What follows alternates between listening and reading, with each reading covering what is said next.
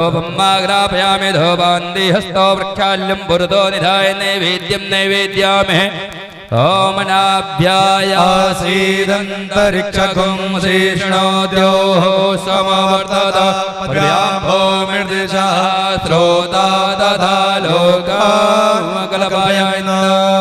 नैवेद्यं नैवेद्यामि नैवेद्यान्ते पञ्चग्रासविशलं सुतमर्पयामि ओम प्राणाय स्वाहा बाणाय स्वाहा व्यानाय स्वाहा समानाय स्वाहा उदानाय स्वाहा मध्ये बाणे मन्त्रावृषमः प्रक्षाल्यमस्तो प्रक्षाल्यं जलं समर्पयामि ततो द्रव्यदक्षिणाम् ओम जद्दत्तं जदपरादानं जदवर्धं जोष्य दक्षिणादादग्निर्वै स्वाकर्मणः स्वर्देवे कुनो दधत त्रेताय भोजा साधुगुण्यार्थे सफलप्राप्त्यर्थं द्रव्यदक्षिणां समर्पयामि सीतारामाभ्यां नमः द्रव्यदक्षिणान्ते ततो मन्त्रपथवाञ्जलिम् ओम नानासुन्दपथवाणे यथा कालोद्भवानि यावस्वाञ्जलिर्मया दत्त्वा गृहाण परमेश्वर सीतारामाभ्यां नमः मन्त्रपथवाञ्जलिम् समर्पयामि नमस्करोमि अथ व्यास पूजनम पुनः अक्षर फूल लेकर के पूज्य व्यास जी का पूजन करें ओम गुरुर्ब्रह्मा गुरुर्विष्णु गुरुर्देवो महेश्वरा गुरुर्साक्षात् परब्रह्म तस्मै श्री गुरुवे नमः व्यासाय नमः व्यासचरणकमलेभ्यो ज्ञानार्धयक्षतुष्वाणि समर्पयामि ततो चन्दनानुलेपनम् ओम गन्धद्वारां दुरात् नित्यपुष्टां गरीषणीमेश्वरीं सर्वभूतानां तामिहो भावयद्रियम् चन्दनानुलेपनं समर्पयामि व्यासाय नमः चन्दनान्ते पुष्पं पुष्पमालाम् ओम माल्यादेन सुगन्धेन मालित्यादेन प्रभो मया हितानि पुष्पाणि पूजार्थं प्रतिगृह्यताम् पुष्पं पुष्पमालां समर्पयामि व्यासाय नमः पुष्पमालान्ते द्रव्यदक्षिणाम् ओम हिरण्यगर्भः समवर्तताग्रे भूतस्य जातः पतिरेक आसीत् सदाधार पृथिवी ध्यामुने मां कुसमेत् देवाय हविषा विधेम। अब सभी लोग अपने स्थान में खड़े हो जाएं। पूज्य ठाकुर जी की आरती होने जा रही है। ओम ह्रीं ज्वालामाल्यै नमः सर्वोपचारार्थे गन्धक्षतपुष्पाणि समर्पयामि। ओम अग्निर्ज्योतिर्ज्योतिरग्निः धवाः सूर्यो ज्योतिर्ज्योतिः धौर्यः धवाः अग्निर्वर्जो ज्योतिर्वर्चः स्वाहा सूर्यो वर्जो ज्योतिर्वर्चः स्वाहा ज्योतिः सूर्यः सूर्यो ज्योतिः धवाः। आरती श्री रामायण जी की कीर्ति कलित ललित सिंपी की। आरती श्री रामायण जी की कीर्ति कलित ललित सिंपी की। गावत ब्रह्मादिक मुनि नारद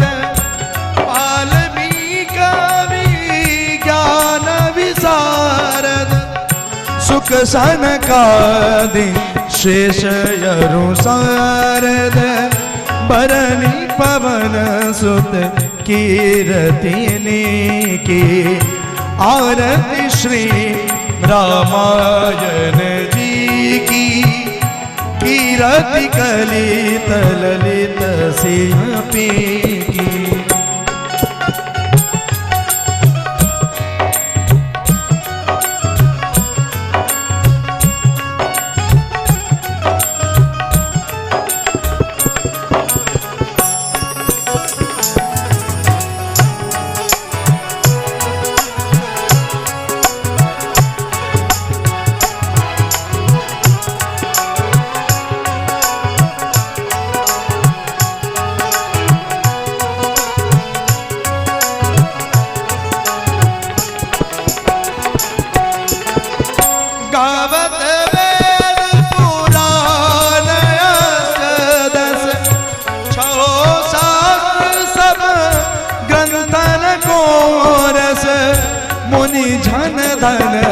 संतन को सरवस सारंस सम्मत सबई की।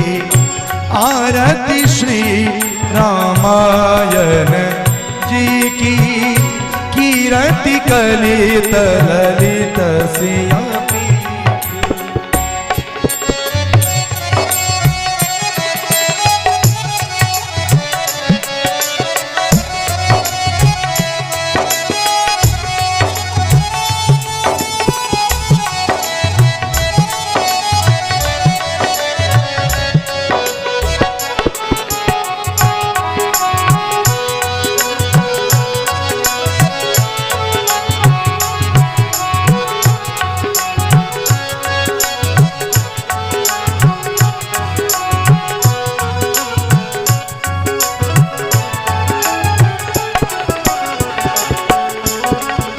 गावत संत शंभु भवानी अरुघट संभव मुनि विज्ञानी व्यास आदि कवि ब्रज बखानी कागम सुने गरुण के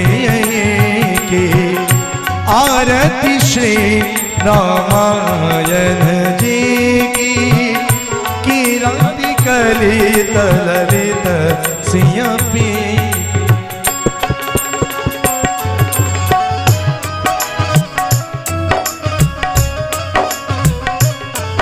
आप सभी लोग खड़े हो जाएं, जो भी पंडाल में बैठे हैं सभी लोग खड़े हो जाएं।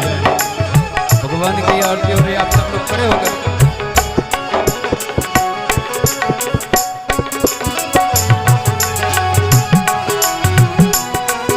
जय हो।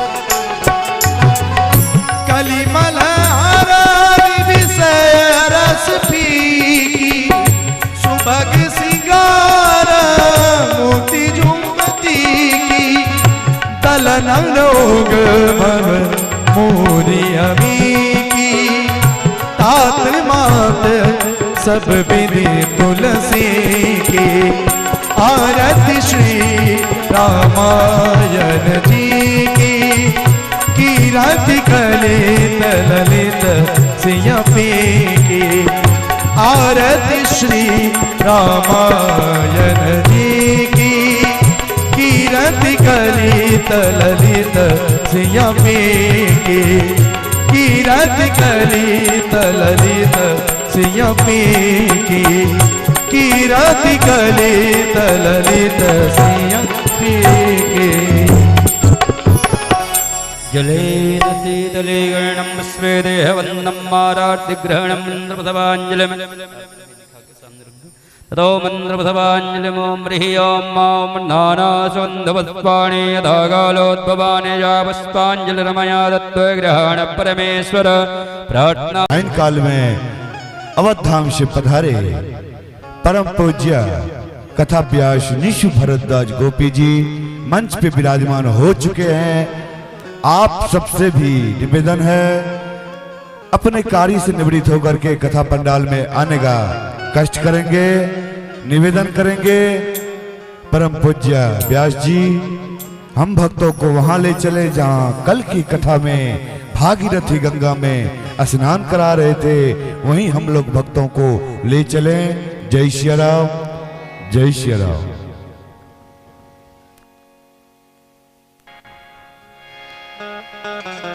अंत भला सब भला। आज कथा का अंतिम दिवस है। अभी तक जो नहीं आ पाए हैं वो आज की कथा में आने का प्रयास करेंगे, अपने जीवन को धन्य बनाएंगे।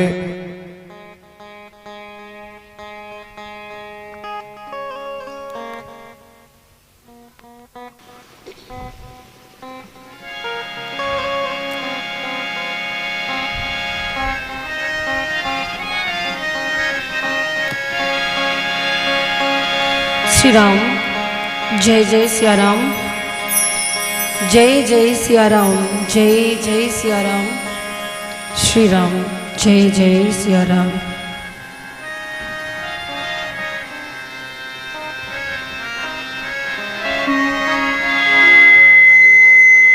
जय जय सिया राम। जय जय सिया राम, जय जय सिया राम। श्री राम जय जय सिया राम, जय जय सिया राम, जय जय सिया राम। श्री राम जय जय सिया राम, जय जय सिया राम।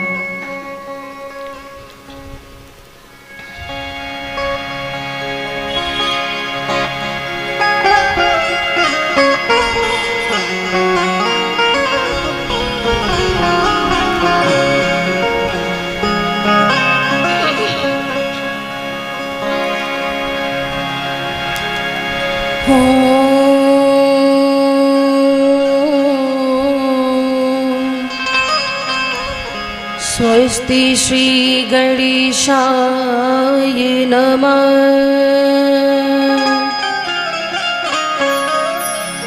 श्री गुरुवे नमः।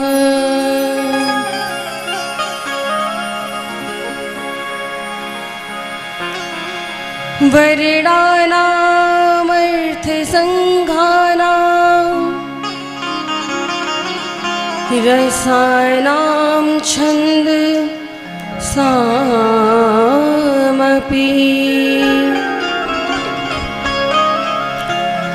मङ्गलानां च कर्तारो वन्दे वाणी विनायको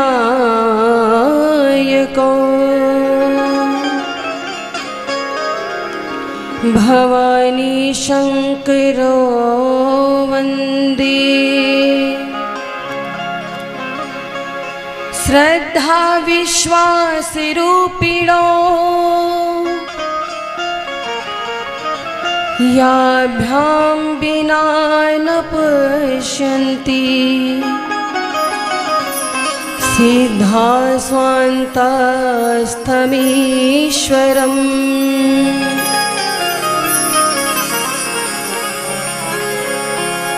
श्री सीतानाथ समारंभा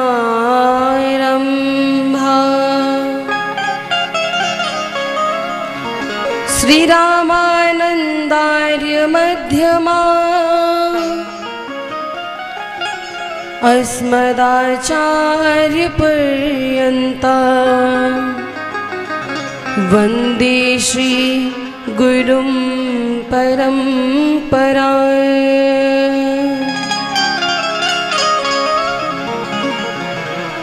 ध्येयं सदा परिभवग्नं भीष्टदोहम्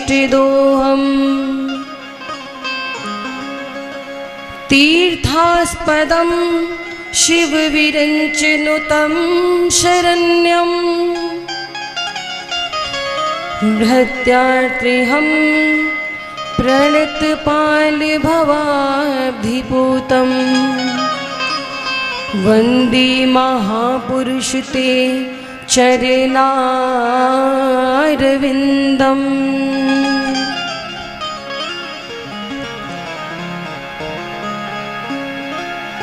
अतुलित बलिधामं हेमशैलाभदेहम्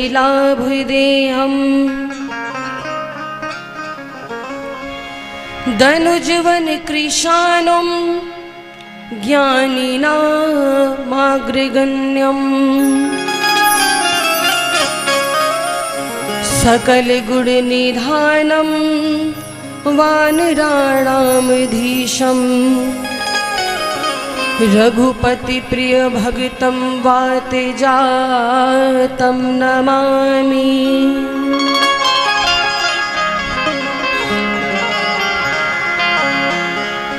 लेत सदा सुधि दीन की सहज दया के धाम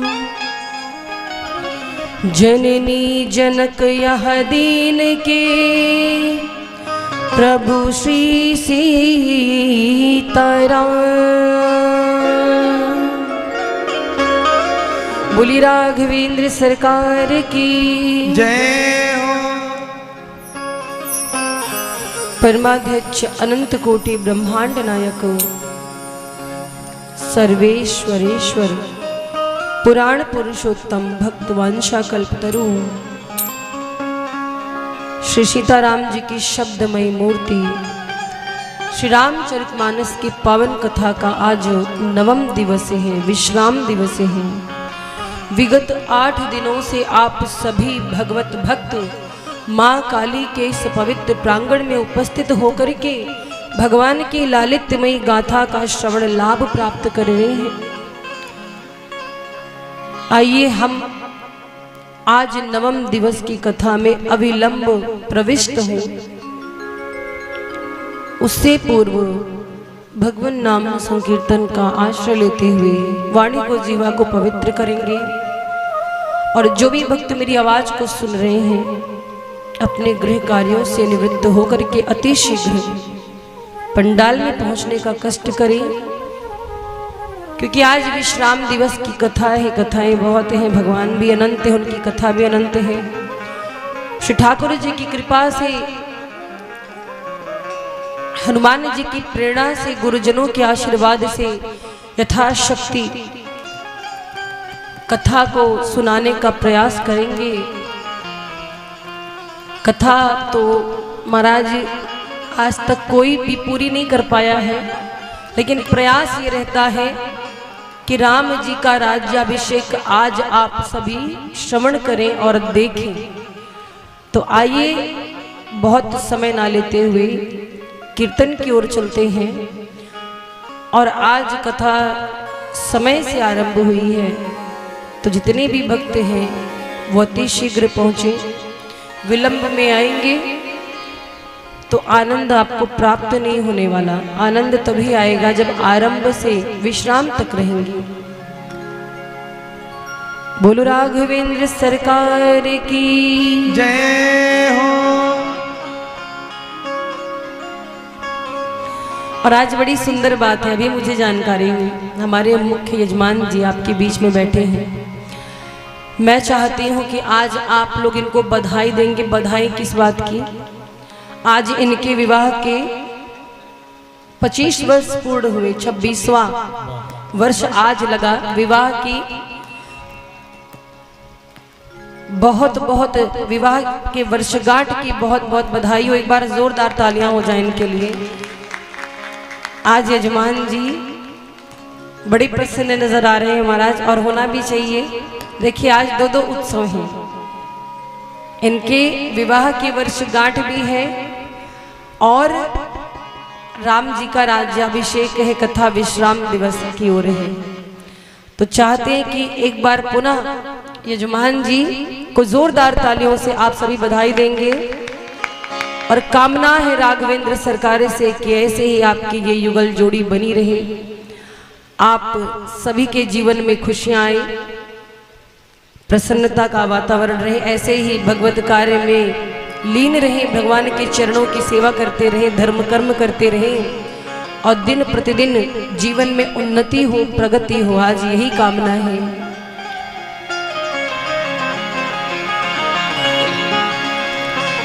हरे रामा राम राम हरे हरे,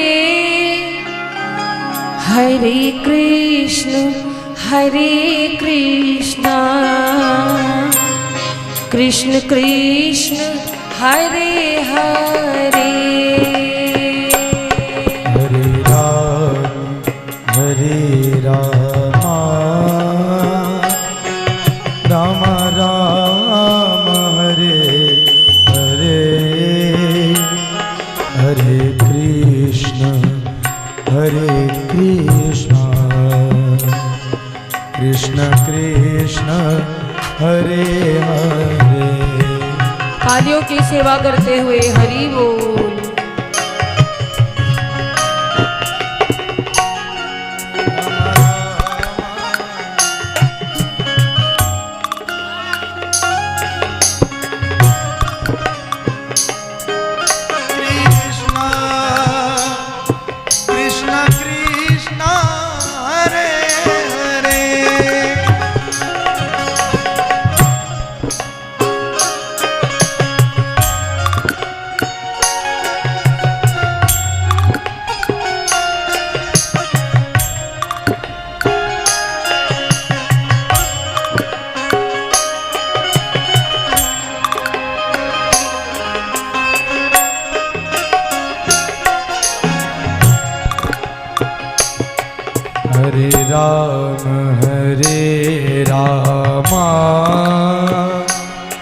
राम राम हरे हरे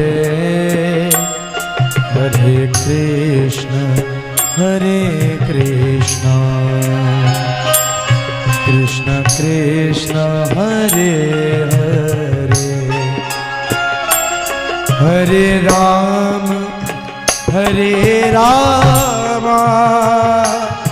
राम राम हरे हरे हरे राम राम राम हरे हरे हरे कृष्ण कृष्ण कृष्ण हरे हरे हरे राम राम राम हरे हरे हरे राम राम राम हरे हरे हरे कृष्ण कृष्ण कृष्ण हरे हरे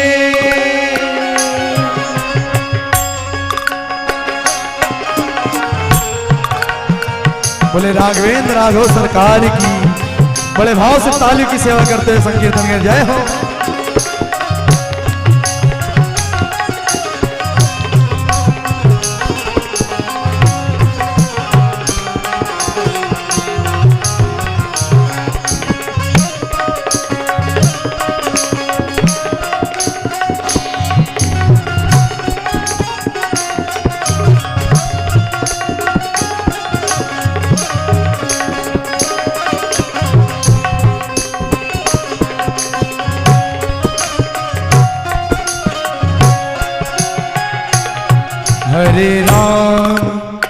हरे राम राम राम हरे हरे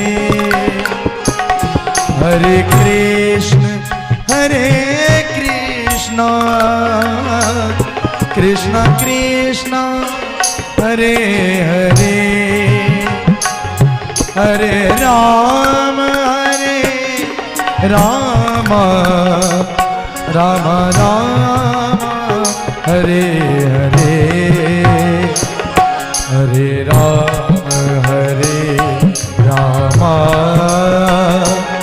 राम राम हरे हरे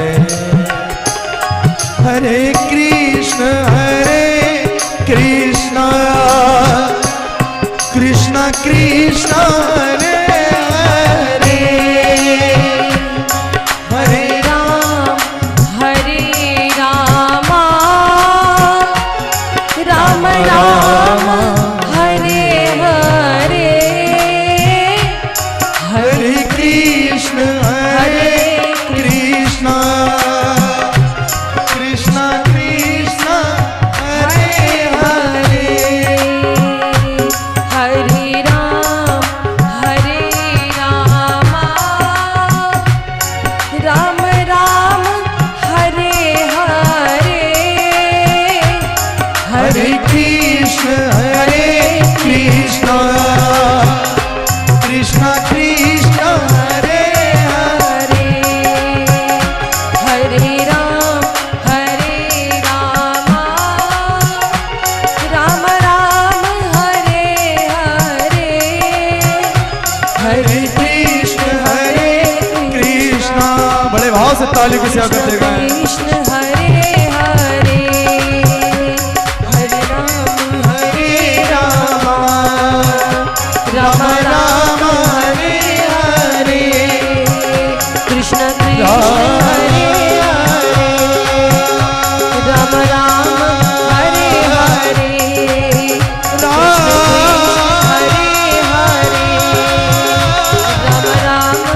कृष्ण हरे हरे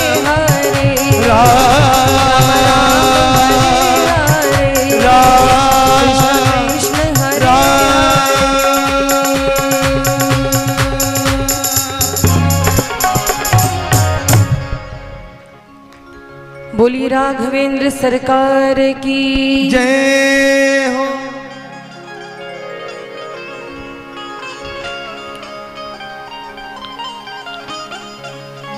कल तक आप सभी भक्तों ने जो कथा सुनी है वो अयोध्या कांड तक की कथा है। बाल कांड, अयोध्या कांड, अभी इतनी कथा आपने सुनी है। आज हम लोग अरण्य कांड में प्रविष्ट हो रहे हैं। कल आप सभी ने भरत जी की चर्चा सुनी, किस प्रकार से भरत जी ने राज पद का त्याग करके राम जी के पद का चयन किया। और माँ कैकेयी यही जानना चाहती थी कि मेरा भरत राजपद का लोभी है या राम पद का। और जब भरत जी ने राजपद का त्याग करके राम जी का पद मांगा तो कैकेयी अपने को धन्य धन्य कहती हैं। और महाराज भैया भरत भगवान श्री राम जी से भेंट करते हैं, चरण पादुका लेकर वापस आते हैं। आगे गोस्वामी जी भगवान की वन लीलाओं की चर्चा करते हैं। अरण्य कांड, अरण्य का मतलब होता है जंगल।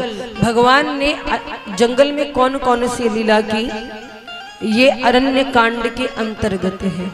और महाराज गोस्वामी जी सावधान करते हैं, कहते हैं कि हे देवी पार्वती, ये जो राम जी की कथा है ये बड़ी गूढ़ कथा है।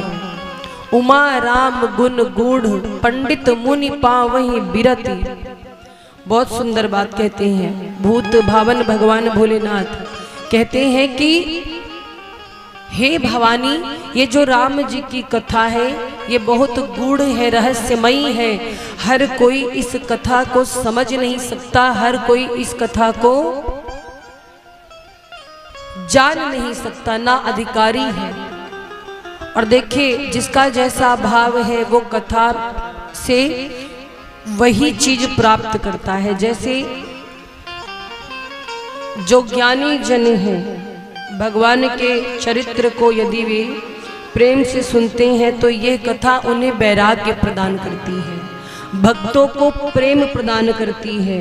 और जो मूर्ख है महाराज, जो तार्किक है, कुछ लोग तार्किक होते हैं किंतु परंतु लेकिन उनका दिमाग इसी में रहता है, तो तार्किक लोगों के लिए ये भगवान की जो कथा है वो मोह उत्पन्न करने वाली है।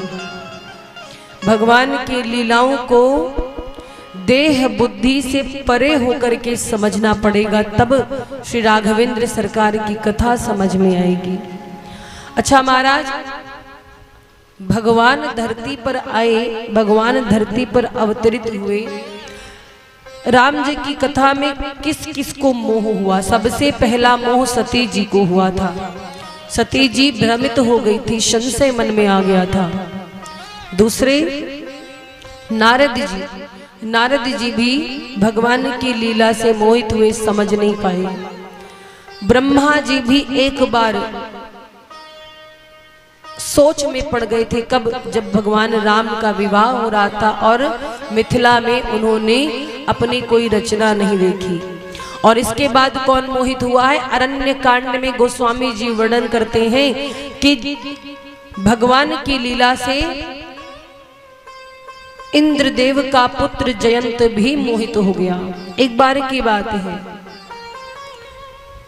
चित्रकूट में रह करके भगवान बड़ी सुंदर लीला करते। कौन सी? भगवान श्री राम बैठे थे, मन में सोचा कि वनवास तो मुझे हुआ था, पर जानकी जी जो हैं उन्होंने मेरे कारण से बहुत कष्ट सही, क्यों ना आज थोड़ा सा इन्हें आदर दिया जाए। और क्या किया राम जी ने?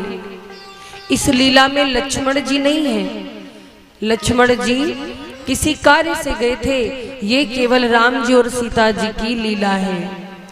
तो जानकी मैया बैठी हुई हैं, राम जी अपने हाथों से पुष्प का चयन करते हैं। एक बार चुन कुसुम सुहाई, निज कर भूषण राम बनाई।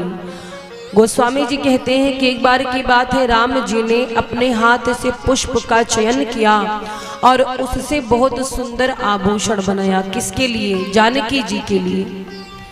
देखो महाराज, ये पति का कर्तव्य होता है। क्या? पति का भी कर्तव्य है पत्नी को सम्मान देना, आदर देना। केवल ये सारी जिम्मेदारी पत्नी की नहीं होती। जैसे नारी धर्म का उपदेश नारियों को दिया गया है, तो मानस में पुरुषों के लिए भी कुछ सिद्धांत हैं, कुछ मर्यादाएं हैं, कुछ आदेश हैं। पति का धर्म क्या है? पति का धर्म ये है कि जब वो अपनी पत्नी से विवाह करके उसे अपने घर लेके आता है, तब से पत्नी की जिम्मेदारी पति की होती है। और ये बात केवल मैं नहीं कह रही हूँ महाराज, ये शास्त्रों में लिखा है, पुराणों में, कि जो भी पति अपनी पत्नी को कष्ट पहुंचाता है, मानसिक, आर्थिक, शारीरिक किसी भी प्रकार की यातना देता है, उसे नरक में जाना पड़ता है। क्योंकि आप विचार करो, कोई भी बेटी अपना घर छोड़ करके अपने पति के भरोसे आती है, सब कुछ छोड़ देती है, पति के भरोसे आती है, अपने माता पिता को भी छोड़ देती है। तो ये पति का कर्तव्य है कि पत्नी का भरण पोषण करे, पति के रहते पत्नी को भटकना ना पड़े, ये पति की जिम्मेदारी होती है। पत्नी अगर सेवा करती है तो पतियों का भी धर्म है कि पत्नी के मान सम्मान की रक्षा करे। इसीलिए महाराज, मानस में एक चौपाई आती है, पतियों के लिए ये बात कही गई है, पुरुषों के लिए। सो पर नार लीलार गोसाई, तजौ चौथ के चंद की नाई। राम जी की कथा कहती है कि संसार में अपनी पत्नी के अतिरिक्त और किसी नारी पर कुदृष्टि रखने वाला व्यक्ति घोर नरक में जाता है। तो पत्नी का सम्मान करें। और जो लोग महाराज पत्नी को पीटते हैं, मारते हैं, एक बात जान लो, इसका उदाहरण अभी हम आपको देते हैं। जिसने पत्नी को सताया, घर की लक्ष्मी को सताया, पिटाई लगाई, बिन बात के उसे भरी सभा में अपमानित किया, उसका सर्वनाश हो जाता है। बुरा नहीं मानिएगा, पर ये बात हमारे शास्त्र कहते हैं। उदाहरण दूं आपको, बहुत से लोग पत्नी को पीटते हैं, केश पकड़ के खींचते हैं, मारते हैं। नहीं करना चाहिए। क्यों? पत्नी के केश जो है, एक नारी के जो केश हैं, वो उसकी प्रतिष्ठा होते हैं, उसका सम्मान है। और नारी के केश जिसने भी पकड़े, उसका सर्वनाश हो गया। किसका किसका हुआ? कंस ने माता देवकी के केस पकड़े, कंस समाप्त हुआ। दुर्योधन ने द्रौपदी जी के केश पकड़े, दुर्योधन का सर्वनाश हो गया, सारे कौरव मारे गए। और रावण ने मां जानकी के केश पकड़े, रावण का सर्वनाश हो गया। इसीलिए कहा गया महाराज, 1,00,000 पूत 1,25,00,000 नाती, ता रावण घर दिया ना बाती। जिसके पास इतने बड़े परिवार है, उसके वंश में कोई भी बचा नहीं। एक बचा कौन? विभीषण जी। क्यों? क्योंकि वो राम जी की शरण में गए, बाकी सब परिवार समाप्त हो गया। तो इस बात का ध्यान रखें, आपके रहते आपकी पत्नी को दूसरों से भीख ना मांगना पड़े, दूसरों की शरण में न जाना पड़े। ऐसा काम कीजिए, आप उनका जीवन यापन आपकी जिम्मेदारी है, ये पतियों की जिम्मेदारी है। बहुत से घर में कहा जाता है, नारियों को बहुत तुच्छ समझा जाता है, लेकिन महाराज एक बात जान लो, हमारे समाज में नारियों का बहुत उच्च स्थान है। हमारे यहाँ देखिए, कड़कड़ में लोग माँ के दर्शन करते हैं। उदाहरण दूं मैं आपको, कड़कड़ में माँ के दर्शन करते हैं। हम लोग गंगा जी को क्या बोलते हैं? एक नदी नहीं मानते, क्या कहते हैं? गंगा मैया की जय। हम लोग नदी के जल में भी माँ को देखते हैं। यहाँ तक कि तुलसी के पौधों को हम लोग क्या कहते हैं? तुलसी महारानी, तुलसी मैया है, कहते हैं ना। पृथ्वी माँ को प्रणाम करते हैं, क्या कहते हैं? पृथ्वी माँ है। इस संसार में माँ सर्वोपरि है। गणेश जी ने माँ की परिक्रमा की, इसीलिए प्रथम पूज्य हो गए। गणेश जी की पूजा इसीलिए होती है। और महाराज देखो, सच पूछो तो ये जो धर्म बचा है नारियों से ही बचा है। राम जी की कथा की शुरुआत कहाँ से हुई? माँ भवानी ने जिज्ञासा प्रकट की तो भगवान भोलेनाथ ने अपने मन में जो मानस की रचना की थी उसको भवानी माँ के सामने प्रकट किया। तो राम कथा का आरंभ भी माँ से ही होता है। और महाराज भगवान भी माँ के गर्भ में ही आते हैं। और देखो, कोई भी देवता हो उनको जब प्रणाम करते, उनकी जय जयकार करते तो उससे पहले पत्नी का नाम आता है। कभी भी आप देख लो, कोई कृष्ण राधा कहता है, क्या कहते हैं? राधे कृष्ण, पहले राधे जी का नाम आता है। अच्छा, एक बात और मन में आई, राधे कृष्ण से याद आया, एक भक्त ने मुझसे पूछा था कि राधा जी का विवाह कृष्ण जी से क्यों नहीं हुआ। देखिए, श्रीमद् भागवत महापुराण में तो इसकी चर्चा नहीं है, राधा जी का स्पष्ट नामोल्लेख नहीं किया गया, पर ब्रह्म वैवर्त पुराण के अनुसार राधा जी का विवाह भगवान श्री कृष्ण से हुआ था और ब्रह्मा जी ने कराया था। कहाँ? भांडीर वन में। तो राधा भी कृष्ण भगवान की पत्नी है। तो लोग क्या कहते हैं? राधे कृष्ण। कोई राम सीता नहीं कहता, क्या कहते हैं? सीताराम, पहले सीता फिर राम। कोई शंकर गौरी नहीं कहता, क्या कहते हैं? गौरी शंकर। यहाँ तक कि जब कोई प्रणाम करता है तो उसे आशीर्वाद भी देते हैं, तो क्या? सबसे पहले मातृ देवो भव, फिर पितृ देवो भव। यहाँ भी माँ सबसे पहले। और मानस में एक चौपाई है राम जी के बाल्यावस्था की, प्रातः काल उठ के रघुनाथा मात पिता। यहाँ भी माँ पहले आई है, मात पिता गुरु नामहि माता। इसलिए जीवन में नारियों का विशेष स्थान है।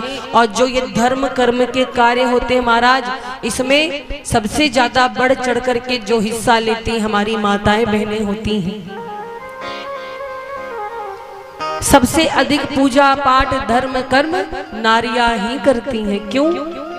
क्योंकि नारियां घर की लक्ष्मी है। वो चाहती हैं कि हमारे बाल बच्चे सुखी रहे, हमारे पति स्वस्थ रहे, घर की सुरक्षा हो। और महाराज इसीलिए देखो माताएं कितना व्रत रखती हैं, है ना, कितना पूजा पाठ करती है। तो धर्म को बढ़ावा देने में सबसे पहला स्थान माताओं का है। जब भी कथा होती है तो कलश यात्रा में देखिए माताएं नंगे पांव पद यात्रा करती हैं।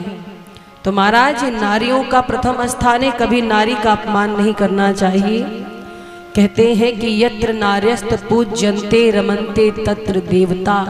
जहाँ पर नारियों का सम्मान होता है, जिस घर में नारी मुस्कुराती है, खुश रहती है, उस घर में देवता निवास करते हैं। और जहाँ नारी आंसू बहाती है, घर में पति से दुखी होती है, उसकी ताड़ना होती है, वहां पर कभी देवताओं का वास नहीं होता, घर की लक्ष्मी रूठ जाती है। इसलिए नारियों का सम्मान करें, घर की लक्ष्मी का सम्मान करें। आपकी जिम्मेदारी उनका भरण पोषण करना, उनका पालन करना। तो महाराज जानकी जी का आदर करते हैं प्रभु श्री राम। और जो आभूषण अपने हाथ से राम जी ने बनाया, क्या क्या बनाया? मांग टीका बनाया फूलों से, कर्ड फूल बनाए, हंसली बनाई, हाथ के कंगन बनाई। और महाराज ये सारे पुष्पों से बने आभूषण राघवेंद्र सरकार माँ जानकी को बड़े आदर के साथ पहनाते हैं। एक बार चुनी कुसुम सुहाए, निज कर भूषण राम बनाए। एक बार चुनी कुसुम सुहाए, निज कर भूषण राम बनाए। सीतहि पहिराए प्रभु सादर, बैठे फटिक शिला पर सुंदर। सीतहि पहिराए प्रभु सादर, बैठे फटिक शिला पर आदर। सुरपति सुत धरि बायस बेसा, सठ चाहत रघुपति बल देखा।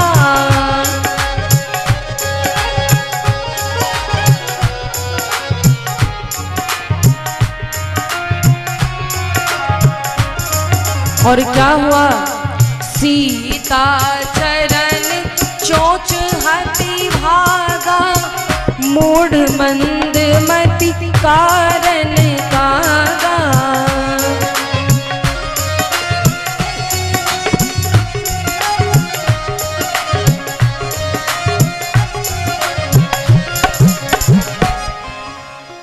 भगवान जब ये वन लीला कर रहे थे उस समय कोई नहीं था।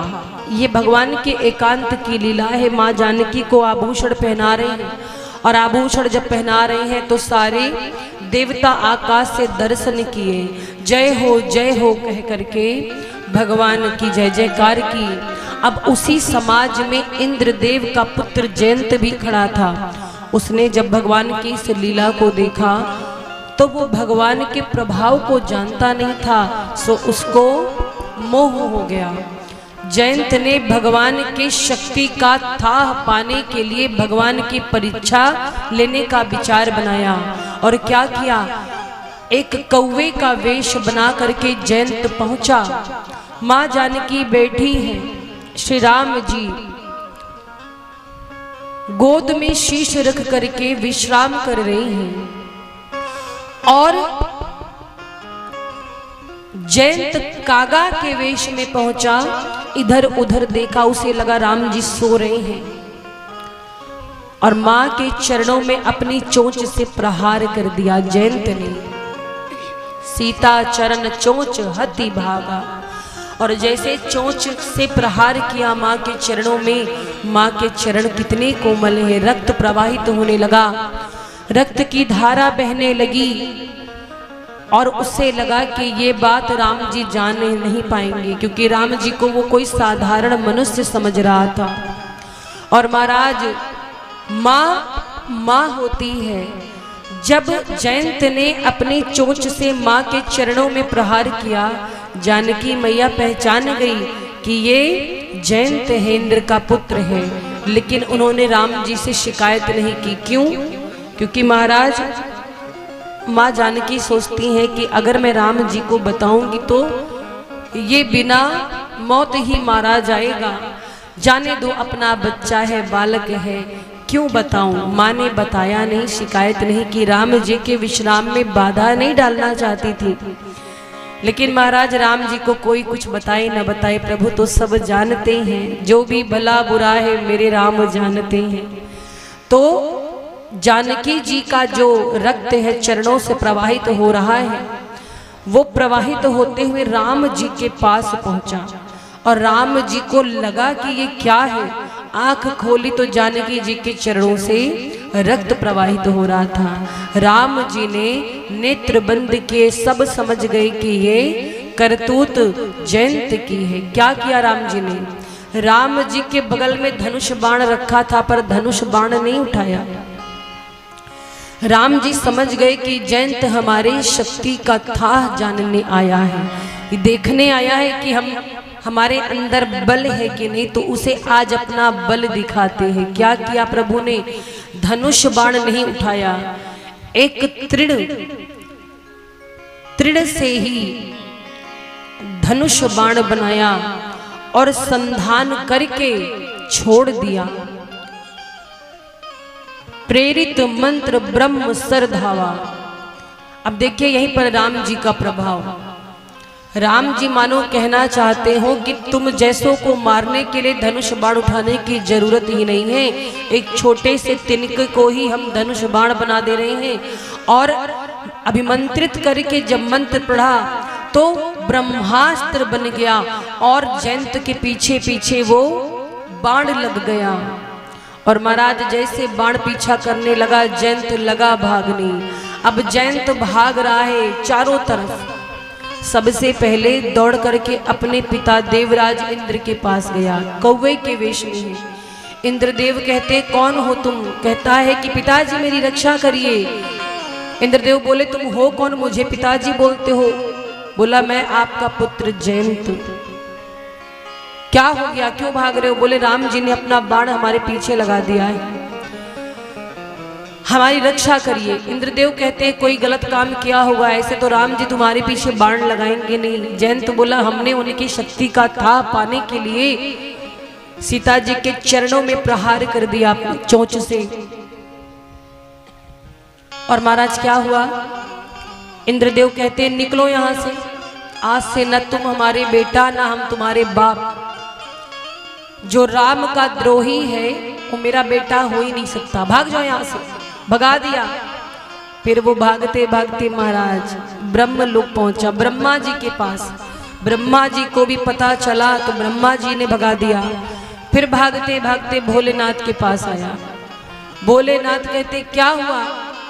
कहता है प्रभु हमारी रक्षा करो, राम जी का बाण हमारे पीछे लगा है। शिव जी कहते काम ऐसा क्या किया तुमने कि राम जी का बाण तुम्हारे पीछे लग गया? जयंत बोला हमने जानकी जी के चरणों में अपनी चोंच से प्रहार कर दिया। शिव जी बोले सुनो, तुमको राम जी का बाण तो बाद में मारेगा, अभी त्रिशूल लेके हम तुम्हें पहले भोग देंगे, भाग जाओ यहाँ से, दिखाई मत पड़ना। राम जी से द्रोह करते हो, हमसे शरण मांगते हो, तुम्हें कोई ठिकाना नहीं देगा, भाग जाओ यहाँ से। और महाराज जयंत पूरे संसार में भटक रहा है, उसकी कोई रक्षा करने वाला नहीं है। क्यों? कथा कहती है कि जो राम जी के द्रोही होते हैं, राम जी का विरोध करते हैं, राम जी के काम में बाधा डालते हैं, राम जी के चरित्र पर प्रश्न उठाते हैं, उन्हें संसार त्याग देता है, उनको कोई शरण नहीं देता, वो किसी लायक नहीं होते। और महाराज जयंत घबराया, अब तो कहीं शरण नहीं मिल रही, भाग रहा था, रास्ते में नारद जी मिल गए। अब नारद जी कौन है? संत है, और संत का हृदय तो नवनीद की तरह होता है, कोमल। कहा गया है कि संत हृदय नवनीद समाना। नारद जी ने पूछा क्या हुआ जयंत? जयंत ने पूरी कथा सुनाई। नारद जी कहते सुनो, काम तो तुमने बहुत गलत किया है, लेकिन हाँ अगर तुम्हें लगे कि कोई तुम्हारी संसार में रक्षा करेगा तो कोई नहीं करेगा, एक ही उपाय है। जयंत हाथ जोड़ करके बोला गुरुदेव बताओ। नारद जी कहते हैं तुम्हें राम जी की ही शरण में जाना होगा, जिनका बाण है उन्हीं की शरण में जाओ। जयंत कहता इतना बड़ा अपराध किया है, राम जी के शरण में जाने लायक हूं? राम जी के शरण में जाने लायक तो नहीं हूं, क्रोध करेंगे, मार डालेंगे। नारद जी कहते वैसे ही तुम कौन बचने वाले हो, वैसे भी तो तुम बचने वाले नहीं हो, एक उपाय बताता हूं अगर बचना चाहते हो। जयंत कहता है गुरुवर बताइए। नारद जी कहते हैं कि सुनो, जब भगवान के सामने जाना, उनसे रक्षा की गुहार करना और कह देना कि प्रभु मैं आपकी शक्ति का था पाना चाहता था, इसीलिए आपकी परीक्षा ली, जानकी मैया के चरणों में अपनी चोंच से प्रहार किया, और अब मैं आपकी भक्त वत्सलता को देखना चाहता हूँ, आपकी कृपा को देखना चाहता हूँ, इसलिए आपकी शरण में आया हूँ। ऐसा बोलोगे तो तुम्हारा बचाव हो सकता है। नारद जी ने मंत्र दिया, पहुंचा जयंत। अब बाण पीछे पीछे लगा है। जयंत राम जी की शरण में पहुंचा, हाथ जोड़ करके विनती करने लगा, हे प्रभु क्षमा कर दीजिए, मुझसे अपराध हो गया, मैं आपकी शक्ति का था पाने आया था, आपकी लीला को समझ नहीं पाया, लीला पर मैंने शंका व्यक्त की, अब इस अपराधी को क्षमा करे। भगवान कहते हैं सुनो, ये जो ब्रह्मास्त्र तुम्हारे पीछे लगाया है, ये बाण वापस तो नहीं हो सकता, इसे तो वापस किया नहीं जा सकता। एक बार ये हमारे हाथों से छूट गया तो ये अपना कर्म करके मानेगा। जयंत कहता है सरकार आपके चरणों में हूं, कुछ तो कृपा करिए। भगवान कहते हैं कि तुमने हमको और जानकी जी को दो दृष्टि से देखा। सच तो ये है कि हम और जानकी अलग नहीं है, तो तुम्हारे अंदर ये भेद दृष्टि आई, इसीलिए हम तुम्हें दंड देते हैं। चलो तुम मेरे शरण में आ गए, हम तुम्हारा वध नहीं करेंगे, लेकिन अपराध किया है तो कुछ तो दंड मिलेगा। सो महाराज वो बाण जाकर के जयंत की आंख में लगा, उसकी एक आंख फूट गई। और महाराज भगवान ये संदेश देते हैं कि जो भेदभाव करता है उसके साथ वही होता है जो जयंत के साथ हुआ। जानकी जी और राम जी में भेद ना करें। श्री राम जानकी एक ही तत्व है, अलग नहीं है। और महाराज जयंत हाथ जोड़ करके भगवान की वंदना करता है। भगवान ने उसे एक आंख वाला बनाकर छोड़ दिया, वध नहीं किया। तो श्री राम जी ने जयंत पर कृपा की और चित्रकूट में कुछ दिन तक रह करके भगवान ने बहुत से चरित्र किए। एक दिन की बात है, भगवान ने सोचा कि अब थोड़ा आगे बढ़ते हैं। भगवान श्री राम जी, जानकी जी और लक्ष्मण जी पहुंचे अत्रि मुनि के आश्रम में। अत्रि जी और अनुसुईया जी। महाराज अत्रि और अनुसुईया ही ऐसे हैं जिन्होंने चित्रकूट में मंदाकिनी नदी को बुलाया है। चित्रकूट में ये जो मंदाकिनी नदी बह रही है, ये मुनि अत्रि और मां अनुसुईया की ही कृपा है। उन्होंने अपने तपोबल से प्रयाग से चित्रकूट की ओर गंगा जी को बुलाया। अत्रि मुनि से भगवान की भेंट हुई। अत्रि मुनि ने भगवान को प्रणाम किया और स्तुति गाते हैं, नमामि भक्त वत्सलम कृपालु शील कोमलम। हे प्रभु, हम आपको नमन करते हैं, आप कृपालु है, दया के सागर हैं। भजामि ते पदाम्बुजम, जिसके चरणों का स्पर्श पा करके जीव मुक्त हो जाता है, जिसके चरणों से ये गंगा बहती है, उन चरणों को आज ये अत्रि प्रणाम करता है। महाराज अत्रि मुनि ने भगवान को प्रणाम किया, वंदना की और अनुसुईया मैया मां जानकी से भेंट करती हैं। अनुसुईया मैया ने जानकी जी को दो वस्तुएं भेंट की। कौन कौन सी? गोस्वामी जी लिखते हैं, दिव्य बसन भूषण पहिराए, जे नित नूतन अमल सुहाई। अच्छा देखो, यहाँ पर एक सोचने वाली बात है। जानकी जी कौन है? राज घराने की बहू है। उन्हें आभूषणों की कोई कमी नहीं थी, गहने जेवर की कमी नहीं थी। फिर अनुसुईया मैया ने उन्हें दिव्य वस्त्र और आभूषण क्यों दिए? एक ऋषि पत्नी ने, एक मुनि की पत्नी ने राजघराने की बहू को दिव्य वस्त्र और आभूषण क्यों दिए? कारण क्या था? देखो, अनुसुईया मैया कोई साधारण नारी नहीं है। भूत वर्तमान भविष्य तीनों को जानने वाली है। यही अनुसुईया जी है जिन्होंने ब्रह्मा विष्णु और महेश को 6 माह का बालक बना दिया था। तपस्विनी है, तपोबल से सब कुछ जान जाती हैं। तो अनुसुईया जी को पता है कि आगे चल करके जानकी जी का हरण होगा, और जब हरण होगा तो ये एक ही वस्त्र पहने लंका में कुछ दिनों तक रहेंगे। लंका में इनके वस्त्र मैले ना हो जाएं, इसीलिए दिव्य वस्त्र दिया और आभूषण। ये वस्त्र और आभूषण ऐसे थे जो कभी मलिन नहीं होते थे, सदा नए रहते थे, कितना भी पहनो ये गंदे नहीं होते थे। तो महाराज दिव्य वस्त्र आभूषण माता अनुसुईया ने जानकी जी को भेंट किया और मां जानकी जी को पतिव्रत धर्म का अनुसरण करने की शिक्षा प्रदान की। क्या कहा कि संसार में अगर कोई नारी भगवान की भक्ति करना चाहती है तो उसे कुछ नहीं करना, केवल पति के चरणों में उसकी निष्ठा हो, प्रेम हो, पति का आदर सम्मान करे, पति की सेवा करे। नारियों के लिए पतिव्रत धर्म से बढ़कर के कुछ नहीं है। अगर भगवान को प्रसन्न करना है तो पति परमेश्वर की आज्ञा का पालन करे। कहते हैं बिनु श्रम नारी परम गति लहाई, मोक्ष प्राप्त होता है इससे पतिव्रत धर्म छाड़ी छलक गई। पति के चरणों की सेवा करके कोई भी नारी परम गति को प्राप्त कर सकती है। और सुंदर उपदेश दिया।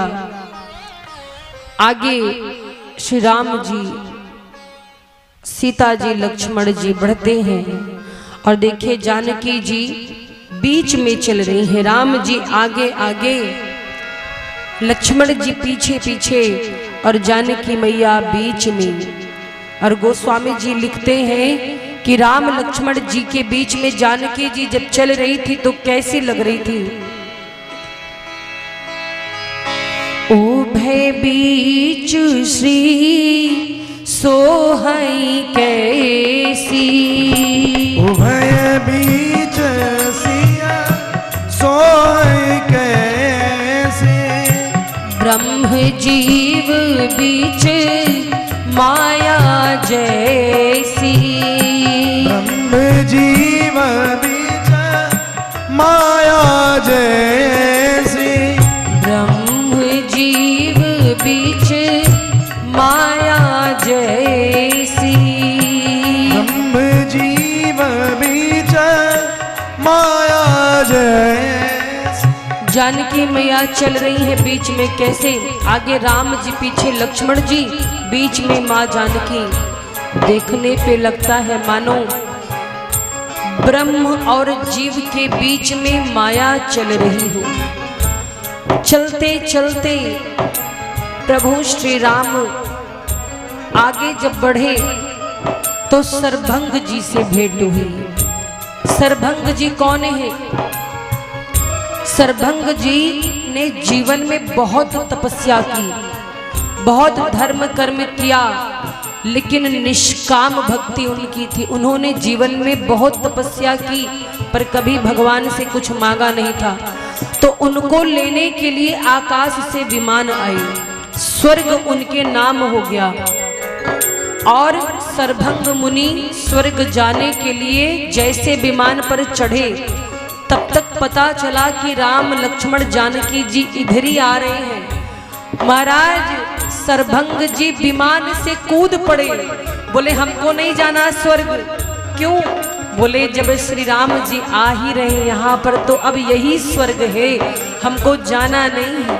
और महाराज पुनि आए जहाँ मुनि सरभंगा, पुनि आए जहाँ मुनि सरभंगा, सुंदर अनुज जानकी संगा, सुंदर अनुज जानकी संगा, कहा मुनि सुनो रघुबीर कृपाला, मुनि सुनो रघुवीर कृपाला, शंकर मानस राजमराला, शंकर मानस राजमराला, शंकर मानस राजमराला, शंकर मानस राजमराला। सरभंग जी विमान से कूद पड़े और क्या कहा कि हमें अब स्वर्ग नहीं चाहिए, जहाँ मेरी राम जी हैं वही स्वर्ग है। महाराज ऐसा कौन व्यक्ति होगा जिसे स्वर्ग की भी कामना नहीं, मोक्ष की भी कामना नहीं है। इतनी तपस्या जीवन में की कि स्वर्ग से स्वयं उनके लिए विमान आया और वो विमान का त्याग कर दिए। और महाराज जैसे ही भगवान श्री राम जी उनके सम्मुख पहुंचे, बड़े ही प्रसन्न हो गए सरभंग जी। सरभंग जी कहते हैं कि हे प्रभु, आपने आज अपना दर्शन दे दिया, यहाँ आकर के मेरा जीवन धन्य हो गया। मुझे कुछ कामना नहीं है, मैं कुछ चाहता नहीं हूँ, बस थोड़ी देर आप यहीं खड़े रहना। राम जी कहते हैं वो क्यों? सरभंग जी कहते हैं कि अभी तक तो मैं स्वर्ग जा रहा था, लेकिन अब मैं सोच रहा हूं कि स्वर्ग से बढ़ करके मेरे लिए आपके सामने अपना शरीर छोड़ना है। मैं आपके सामने अपना ये शरीर त्यागना चाहता हूँ। शरीर स्वर्ग जा रहा था, आपके दर्शन हो गए, शरीर की कोई कामना नहीं है, इसे यहीं पर छोड़ देना चाहता हूँ। राम जी कहते अच्छा। अब महाराज सरभंग मुनि इधर उधर दौड़ने लगे। क्या किया? अपनी ही चिता तैयार करने लगे। आपने कभी सुना है आज तक कि कोई व्यक्ति खुद अपनी चिता तैयार करे? सरभंग जी आसपास लकड़ी खोजने लगे और ला करके लकड़ियों का ढेर लगाया। लकड़ियों का ढेर जब लगाया, उसके ऊपर खुद बैठ गए। बोले बस प्रभु, 1 मिनट और हम अपने शरीर को समाप्त कर दें, अपने जीवन के अंतिम क्षणों में आपका दर्शन कर लें, बस यही इतना कृपा कीजिए। और महाराज प्रभु देख रहे हैं, सामने मुस्कुरा रहे हैं। सरभंग जी ने क्या किया? जोग यज्ञ जप तप व्रत करने वाले आज सरभंग जी ने राम जी से ऐसा कह करके अपने शरीर में योगाग्नि प्रकट की और योगाग्नि से उनका शरीर धू धू करके जलने लगा। भगवान के देखते ही देखते सरभंग मुनि का शरीर छूट गया, शरीर जल गया और भगवान के धाम पहुंचे हैं। बोलिए राघवेंद्र सरकार की जय हो। महाराज आगे बहुत सारे ऋषि मुनि मिले प्रभु को। ऋषि मुनि मिले, साथ में चल रहे थे। राम जी जब वन यात्रा कर रहे थे तो उन्हें रास्ते में बहुत सी अस्थियां दिखाई दी, हड्डियां। राम जी ने देखा तो पूछा कि ये किसकी हड्डियां हैं इतनी सारी? एक ऋषि कहते हैं कि प्रभु ये ऋषि मुनियों की अस्थियां हैं। इतनी सारी? बोले हाँ, जितने भी ऋषि मुनि जप तप करते हैं, योग करते हैं, साधना करते हैं, निशाचर उन सभी को मार कर खा जाते हैं और ये उन्हीं मुनियों की अस्थियां हैं प्रभु। राम जी ने देखा तो बहुत ही दया आई, बहुत दुख लगा कि हमारी आराधना करने वालों का ऐसा हाल, ये तो बहुत गलत बात है। राम जी मन ही मन ग्लानि करने लगे कि हमारे रहते हमारे भक्तों के साथ इतना बड़ा अन्याय कैसे हो सकता है। और उसी समय भुजाओं को उठा करके राम जी ने संकल्प लिया। राम जी ने कौन सा संकल्प लिया? उसी दिन शपथ लिया कि शपथ लेता हूं अब मैं इस धरती से सारे निशाचरों का अंत कर दूंगा। भुजा उठा करके कसम खाता हूं कि इस पृथ्वी पर एक भी राक्षसों को रहने नहीं दूंगा, सबको समाप्त कर दूंगा। निशिचरहीन करऊं मही भुज उठाई पनकीन और सकल मुनिन के आश्रमनि जाई जाई सुख दीन। राम जी ने भुजा उठा करके प्रण किया कि राक्षसों से विहीन कर दूंगा इस धरती को। और बहुत से ऋषि मुनियों के घर जाकर के भगवान ने दर्शन दिया, आश्रम पर जाकर के दर्शन दिया। अगस्त्य मुनि के एक शिष्य हैं जिनका नाम है सुतीक्ष्ण जी।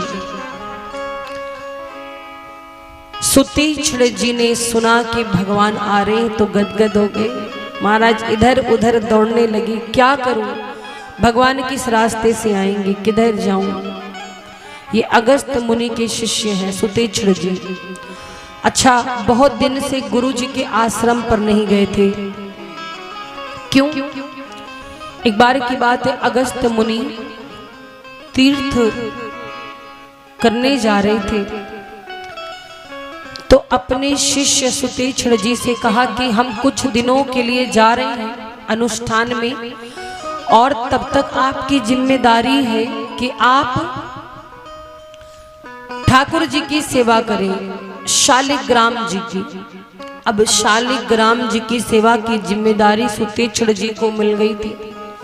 सुतीक्ष्ण जी ने प्रातः काल उठ करके गुरु जी के वचनों का पालन किया। क्या किया? उठे, स्वयं स्नान किया और शालिग्राम जी को उठा करके स्नान करने लगे। कहाँ? तालाब में, सरोवर में। और महाराज स्नान करते समय क्या हुआ, हाथ से ठाकुर जी फिसल गए, जल में डूब गए। अब इन्होंने बहुत खोजा पर भगवान ही गायब। अब सोचने लगे अब मैं गुरु जी को क्या मुंह दिखाऊंगा। हमारे गुरु जी ने कहा था भगवान की सेवा करना, और नहलाते नहलाते हमने भगवान को ही गायब कर दिया। तो डर के मारे क्या किया सुतीक्ष्ण जी ने, पता है? सुतीक्ष्ण जी भगवान शालिग्राम जी के बराबर एक जामुन ले आए।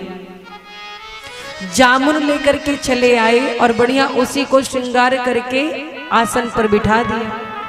अब महाराज जामुन तो फल है, कितने दिन चलने वाला, 2 दिन 3 दिन बीते, जामुन सड़ गया। जब उनके गुरुजी लौटे तो अपने हाथ से भगवान की सेवा करने गए अगस्त्य मुनि, और जब सेवा करने गए तो क्या हुआ, सुतीक्ष्ण जी मन में राम राम कर रहे, डर रहे थे अब क्या होगा। गुरुदेव ने जैसे मल मल के ठाकुर जी को नहलाना शुरू किया, अब वो ठाकुर जी हो तब ना। जामुन सड़ा हुआ था सो आधा भाग हाथ में आ गया।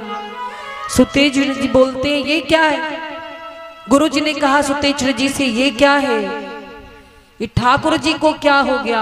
अब देखो महाराज सुतीक्ष्ण जी का भाव, हंसने लगे। अपनी बचत में कहते हैं कि गुरुदेव ये बताइए, रोज रोज जब ठाकुर जी को नहलाओगे तो नुकसान तो करेगा ना। नित नित चंदन पुन पुन पानी, और ठाकुर जी सड़ गए हम का जानी। गुरुदेव को बड़ा क्रोध आया। अगस्त्य मुनि ने कहा अब निकल जाओ आश्रम से, दिखाई मत पड़ना, और जब आना तो भगवान को लेकर के आना, वरना अपना मुख मत दिखाना। सुतीक्ष्ण जी तब से अपने गुरु के आश्रम पर नहीं गए थे डर के मारे। सुना जब राम जी आ रहे हैं, आज नेत्र सजल हो गए, मेरे प्रभु आ रहे हैं। बड़े दिनों से जिस समय की प्रतीक्षा थी, आज वो समय आ गया। और अपने मन में सोचते हैं कि क्या भगवान की कृपा मुझे मिलेगी। मैंने जीवन में ना कभी सत्संग किया है, ना योग किया, ना कोई जप किया, ना यज्ञ किया, और ना तो मेरा भगवान के चरण कमलों में इतना अनुराग ही है। महाराज जब प्रभु सामने आए तो सुतीक्ष्ण जी जैसे बावले हो गए, पागल हो गए। उन्हें विश्वास नहीं हो रहा था कि भगवान सामने आकर खड़े हैं। सुतीक्ष्ण जी पर भगवान श्री राम ने कृपा करी, दर्शन देकर। सुतीक्ष्ण जी कहते हैं कि प्रभु आपने मुझ पर कृपा की, अपना दर्शन दिया। हम पढ़े लिखे नहीं हैं, ना तो मुझे पूजा करनी आती है, ना कोई तपस्या, ना मैंने कभी सत्संग किया है। मैं आपकी भक्ति के लायक तो नहीं हूँ, लेकिन इतना जानता हूँ कि आपके चरणों में मेरी प्रीति है। भगवान ने अपने भक्ति का दान दिया सुतीक्ष्ण जी को। सुतीक्ष्ण जी कहते हैं कि प्रभु एक कृपा और कर दीजिए। क्या? बोले हमारे गुरु जी के आश्रम पर चलिए। बहुत वर्षों से हम गए नहीं, हम इंतजार कर रहे थे कि आप आइए तो आपको लेके जाएं, क्योंकि गुरु जी ने कहा था अब आना तो भगवान को लेके आना। और आज वो समय आ गया है, तो अब हम गुरु जी के यहाँ जा सकते हैं। और सुतेक्षण जी के साथ माँ जानकी, लक्ष्मण जी, प्रभु श्री राम पहुंचे अगस्त मुनि के आश्रम पर। अगस्त मुनि नेत्र बंद करके भगवान के नाम का जाप कर रहे हैं, वंदना कर रहे हैं, ध्यान लगाए हैं। अब सुतेक्षण जी द्वार पर खड़े होकर बोल रहे हैं, गुरुदेव भगवान आए हैं, पर अगस्त मुनि ध्यान में मगन है। अरे प्रभु आए हैं, नहीं सुना। तब सुतेक्षण जी जाकर जोर से बोलते हैं, अरे गुरुदेव, जिनकी तपस्या कर रहे हो वही राघवेंद्र सरकार माँ जानकी और भैया लक्ष्मण जी के साथ आपके द्वार पर खड़े हैं। और जैसे अगस्त मुनि सुनते हैं, दौड़ करके आए, राम जी को हृदय से लगा लिया। राम जी से अगस्त मुनि की भेंट भई। राम जी ने मन की सारी बातें बताई, सारी कथा कही और कहते हैं कि हे मुनिवर, अब आप मुझको बताइए कि मुझे कहाँ जाना चाहिए, मैं कहाँ रहूं और रावण का वध कैसे हो, कुछ उपाय बताइए। अगस्त जी ने रघु जी का 31वां बाण निकाल करके राम जी को दिया। बोले सरकार, इसी से रावण मरेगा, हम इसे बहुत संभाल के रखे थे, आपके आने की प्रतीक्षा कर रहे थे और आज आप आए हैं तो आपको दे रहे हैं। इस बाण को पकड़िए, इसी से रावण को मारिएगा और आप आदित्य स्तोत्र, आदित्य हृदय स्तोत्र का पाठ करिए, ये आपको विजयी बनाएगा। और सरकार, आपने पूछा कि हम कहाँ रहे, तो इस धरती पर ऐसी कौन सी जगह है जहाँ पर आप नहीं? आप तो हर जगह हैं और मुझसे पूछते हैं कि हम कहाँ रहे। लेकिन प्रभु, हमारा एक सुझाव है कि आप जाकर के पंचवटी में निवास कीजिए, पंचवटी में जाइए और वहाँ पर रहिए। और महाराज भगवान जानकी जी के साथ, लक्ष्मण भैया के साथ पंचवटी पहुंचे। पंचवटी में आए, पर्णकुटी सुंदर बनाई गई, प्रभु उसमें निवास करते हैं। गीधराज जटायु जी से पंचवटी में भेंट भई और महाराज गीधराज जटायु से भेंट करके राम जी गदगद हुए। और एक बार भगवान श्री राम पंचवटी में एक वृक्ष के नीचे ऊंचे से आसन पर बैठे थे। लक्ष्मण जी उनसे पूछते हैं कि प्रभु मुझे बताइए, आपकी भक्ति कौन कर सकता है, किसे किसे प्राप्त होती है और आप किस कारण से भक्तों पर दया करते हैं? भगवान ने लक्ष्मण जी को बहुत सुंदर उपदेश दिया। ईश्वर जीव भेद प्रभु सकल कहो समुझाए। ईश्वर में जीव में क्या भेद है, राम जी ने बताया लक्ष्मण जी को। और भक्ति कैसे करनी चाहिए, साधना कैसे करनी चाहिए, ये बात लक्ष्मण जी को राम जी समझाते हैं। एक बहुत सुंदर बात राम जी ने लक्ष्मण जी से कही। कहते, लक्ष्मण जी, मेरा गुणगान करने वाले जो मेरे भक्त हैं, भक्ति की पहचान क्या है? ये प्रश्न किया था लक्ष्मण जी ने कि कैसे जाने कि कोई आपका भक्त है।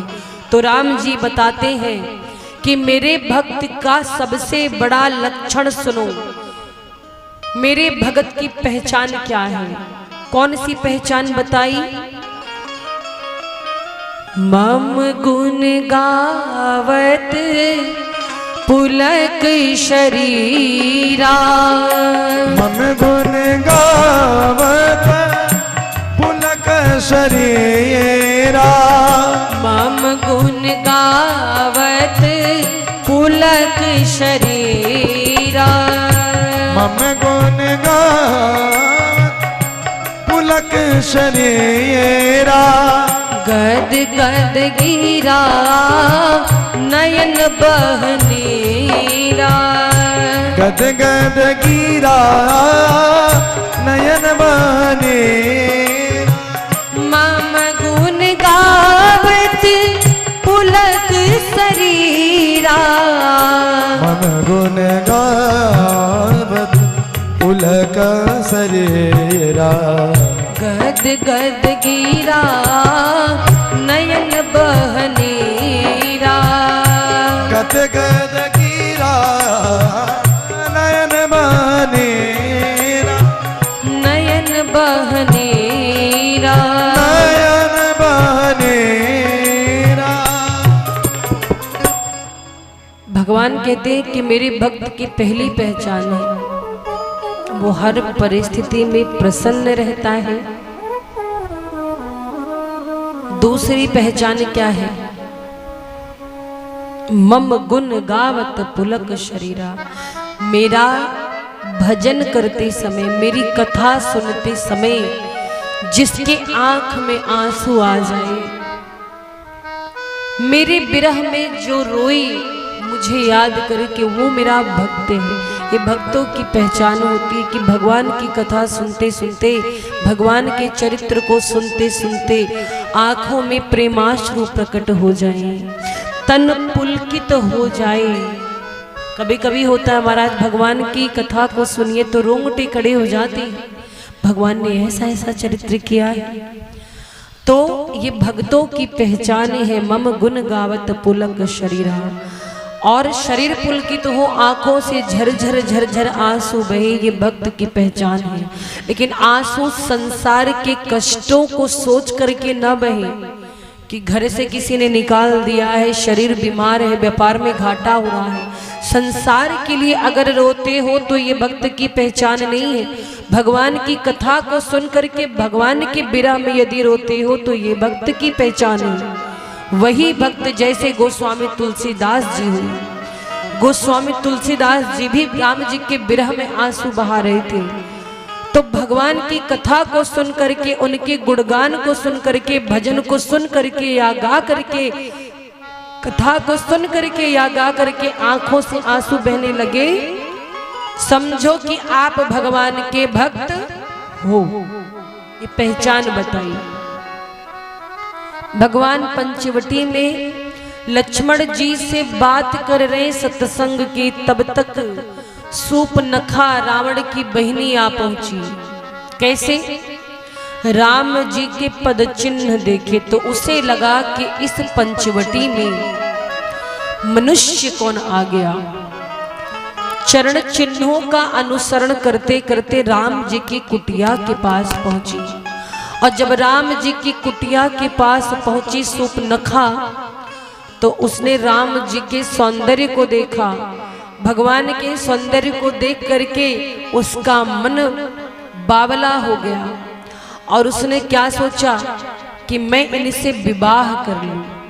लेकिन है तो वो राक्षसी, बड़े बड़े नख है। सूपनखा किसे कहते पता है? सूपनखा का मतलब, सूप जानते हो? सूप जिससे गेहूं चावल आदि आप साफ करते हो, फटकते हो। नखा मतलब नख, सूप के समान जिसके नख हो वो है सूपनखा। अब भाई माताएं नाराज ना हो, ये जो बड़े बड़े ऐसे नाखून रखा के सब लोग घूमते हो ना, बड़े नाखून कभी नहीं रखने चाहिए, आप ही को घायल कर देंगे। आजकल तो फैशन चला है बड़े बड़े नाखून। महाराज नाखून हमेशा छोटे होने चाहिए, कभी बड़ा नाखून नहीं रखना चाहिए। बीमारियां फैलती हैं, लेकिन आजकल तो फैशन का दौर है। शादी ब्याह में जाएंगे यूं बड़े बड़े नाखून, ताकि लोग नाखून देखें, और जिस हाथ के नाखून बड़े उसको बार बार दिखाते। देखो तो सुन लो ध्यान से, सूपनखा के नाखून भी बहुत बड़े बड़े थे। आज से नाखून बड़े मत रखना। प्रेम से बोल राघवेंद्र सरकार की जय। सूपनखा पहुंची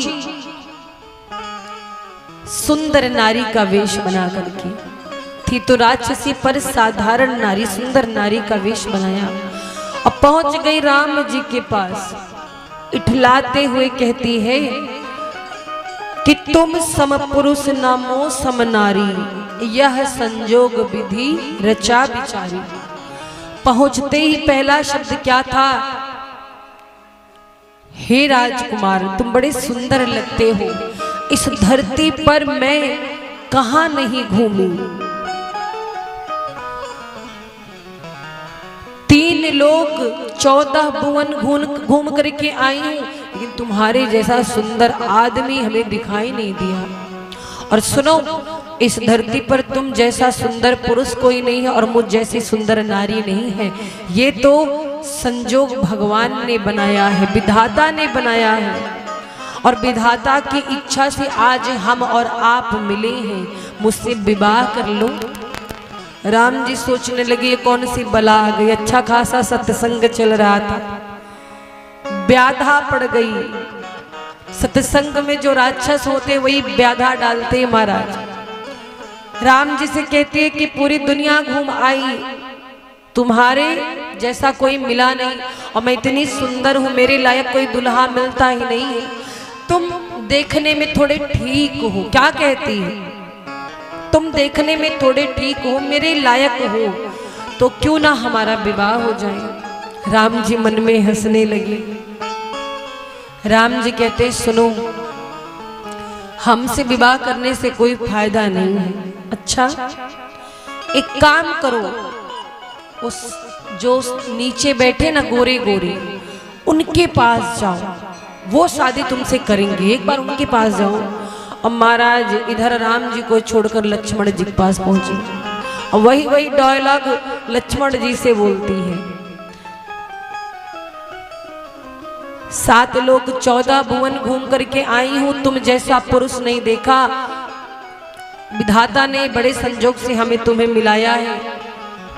राम जी सोचते हैं कि इसका कोई भरोसा नहीं है। देखो, अभी तक कह रही थी कि तुम जैसा पुरुष नहीं देखा, अब लक्ष्मण के ऊपर इसकी दृष्टि पड़ गई, अब हमको भूल गई। ये तो एक क्षण में बदल जाती। कैसी नारी है ये, इतनी जल्दी, गिरगिट से भी तेज रंग बदलने वाली। लक्ष्मण जी के पास गई, सारी बातें कही। लक्ष्मण जी कहते हैं तुम्हें यहाँ भेजा कौन? बोली वो जो सांवली वाली बेटी वही। लक्ष्मण जी ने दिमाग लगाया, बोले सुनो, हमसे शादी करके तुम्हारा कोई फायदा नहीं होगा। क्यों? बोले वो स्वामी है, वो मालिक है, हम उनके दास हैं। हमसे विवाह करोगी तो दासी बनकर रहोगी, उनसे विवाह करोगी तो मालकिन बन के रहोगी। बोलो तुम्हें मालकिन बनना है कि नौकरानी? बोली मुझे नौकरानी नहीं बनना है, मुझे दासी नहीं बनना, मैं तो मालकिन बन के रहना चाहती हूँ। लक्ष्मण जी बोले तो चली जाओ उन्हीं के पास, वो तुम्हें बढ़िया से स्वीकार करेंगे। अब महाराज एक बार राम जी लक्ष्मण जी के पास भेजते हैं, लक्ष्मण जी राम जी के पास भेजते, फिर राम जी के पास आई, फिर राम जी ने लक्ष्मण जी के पास भेजा, और इस बार खींच करके लक्ष्मण जी कह ही दिए। बोले तुमसे विवाह करने वाला कोई ऐसा ही व्यक्ति होगा जिसका लाज शर्म से कोई लेना देना ना हो, कोई ढीठ ही तुम जैसी नारी से विवाह करेगा। अरे ये ऐसी स्त्री है जो अपने विवाह की चर्चा खुद कर रही है, आगे पीछे कोई नहीं। कोई भी नारी अपने विवाह की चर्चा खुद नहीं करती है, अपना रिश्ता लेकर खुद आई है। ऐसी बेशर्म है, ऐसी नारी से कौन विवाह करेगा? और महाराज लक्ष्मण जी ने बड़े कटु वचन बोले। लक्ष्मण कहा तो ही सो बरई, जो तृण तोरी लाज परिहरई। जिसके अंदर इतनी सी भी लाज शर्म नहीं होगी वही तुमसे विवाह करेगा। आप तो सूप न खा, बिल्कुल क्रोध में कहती अच्छा मेरी बेइज्जती कर रहे हो तुम दोनों लोग, हमें मूर्ख बना रहे हो। तब तक जानकी मैया कुटिया से बाहर आई और सूपनखा ने अपना राक्षसी रूप प्रकट किया, राक्षसी रूप में आ गई और माँ जानकी को मारने के लिए दौड़ी। जैसे माँ जानकी को मारने के लिए दौड़ी वैसे ही राम जी कहते हैं लक्ष्मण उठो, इसके नाक कान काट लो। और महाराज लक्ष्मण जी ने सुना, देर नहीं लगाई, तुरंत शूर्पणखा के नाक कान काट लिए। नाक कटने का मतलब प्रतिष्ठा समाप्त हो जाना। लोग कहते हैं ना आपने तो नाक कटा ली, समाज में नाक कटवा ली। तो महाराज नाक कटी यानी सारा सम्मान चला गया। रोती हुई खरदूषण के पास आई, भैया खरदूषण के पास आ करके जोर जोर से अभिनय करने लगी रोने का। कहते तुम जैसे भाइयों के होते बहन की रक्षा ना हो, जीवन तुम्हारा बेकार है। खरदूषण कहता है किसकी इतनी मजाल जो मेरी बहन के मान सम्मान को ठेस पहुंचाए। कहती है सुनिए, दो राजकुमार पंचवटी में आए हैं, उनके साथ एक नारी है। उस नारी के चक्कर में छोटे वाले ने मेरे साथ बड़ा दुर्व्यवहार किया। अब तुम मेरे सच्चे भाई हो तो जाओ बदला लेकर के आओ। खरदूषण आया, भगवान ने उसे समाप्त कर दिया। साथ में जो और निशाचर थे उनको मार पीट के भगा दिया। खरदूषण मर गया। अब इसकी दाल नहीं गल रही थी। सूर्पनखा फिर रावण के पास गई और रावण के पास जा करके फिर रोने लगी, भैया मेरी रक्षा करो, दुहाई हो। रावण अपनी सभा में बैठा। क्या हुआ बहन तुम्हारे साथ? तुम्हारी नाक किधर गई? बोली कट गई।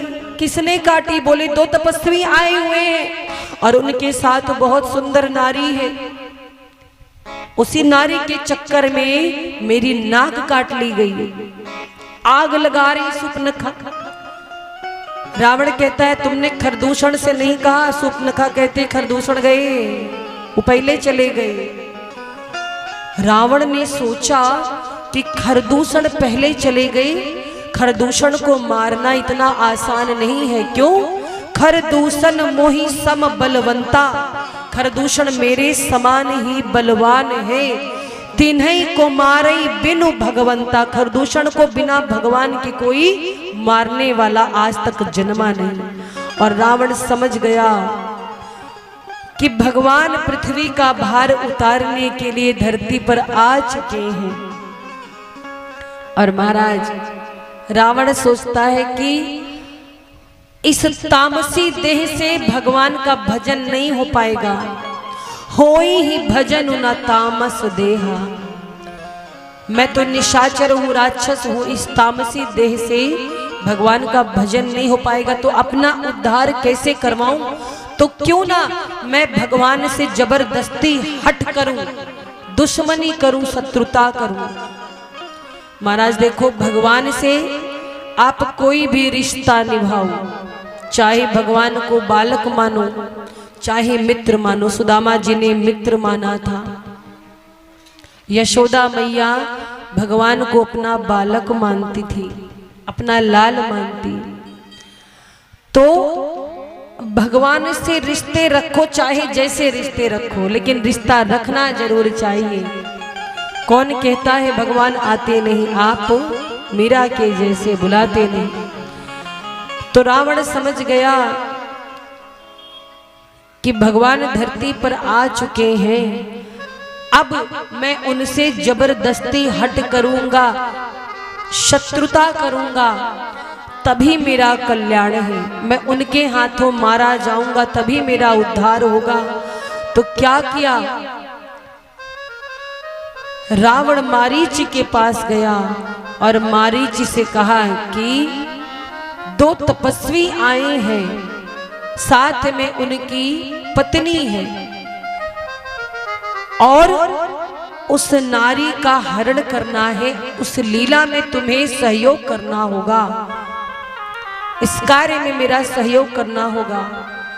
मारीच से रावण कहता है कि तुम सोने का हिरण बन करके जाओ और तपस्वियों को बहलाओ, तब तक मौका देख करके मैं आऊंगा और हरण कर लूंगा नारी का।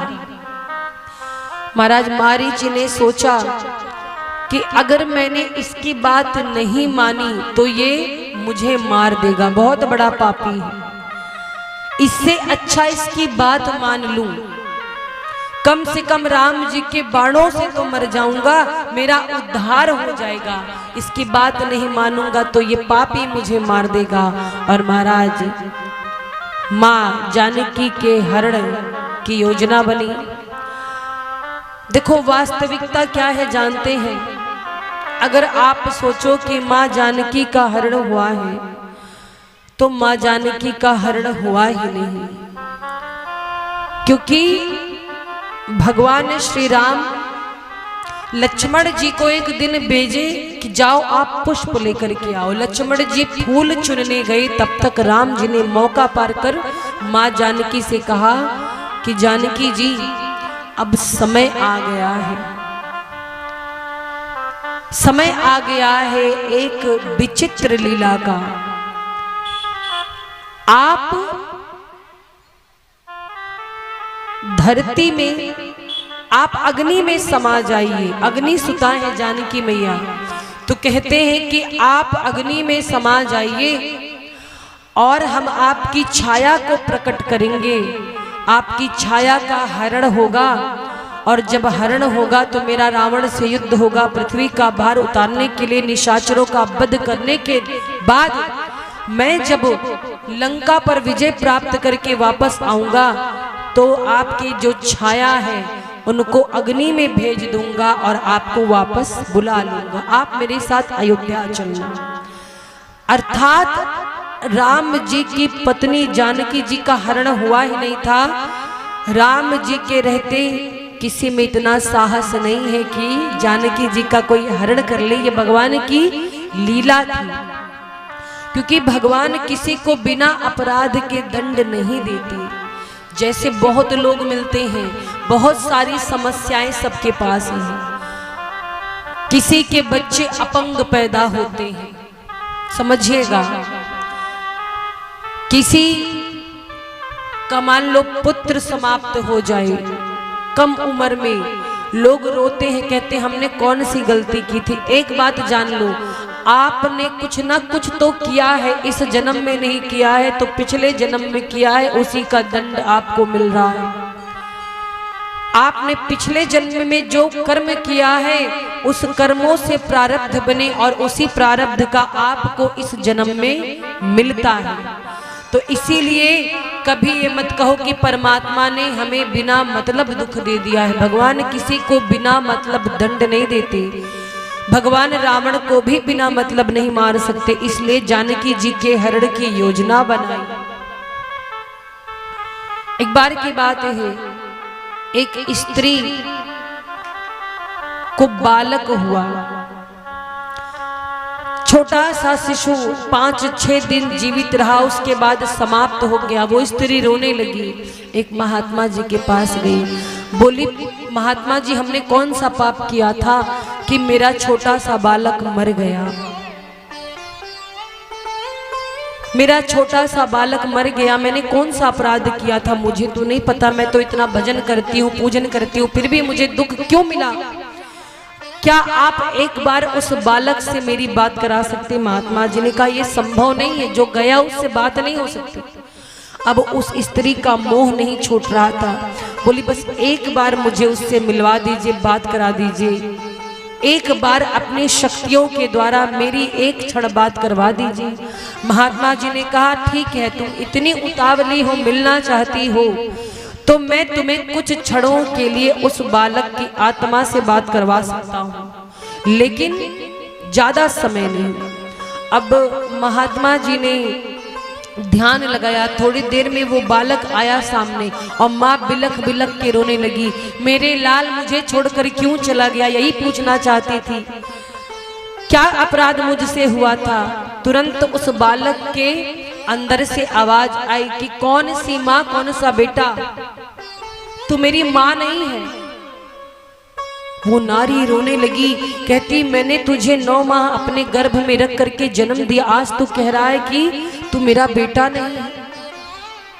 बालक बोला कि सुनो, पिछले जन्म में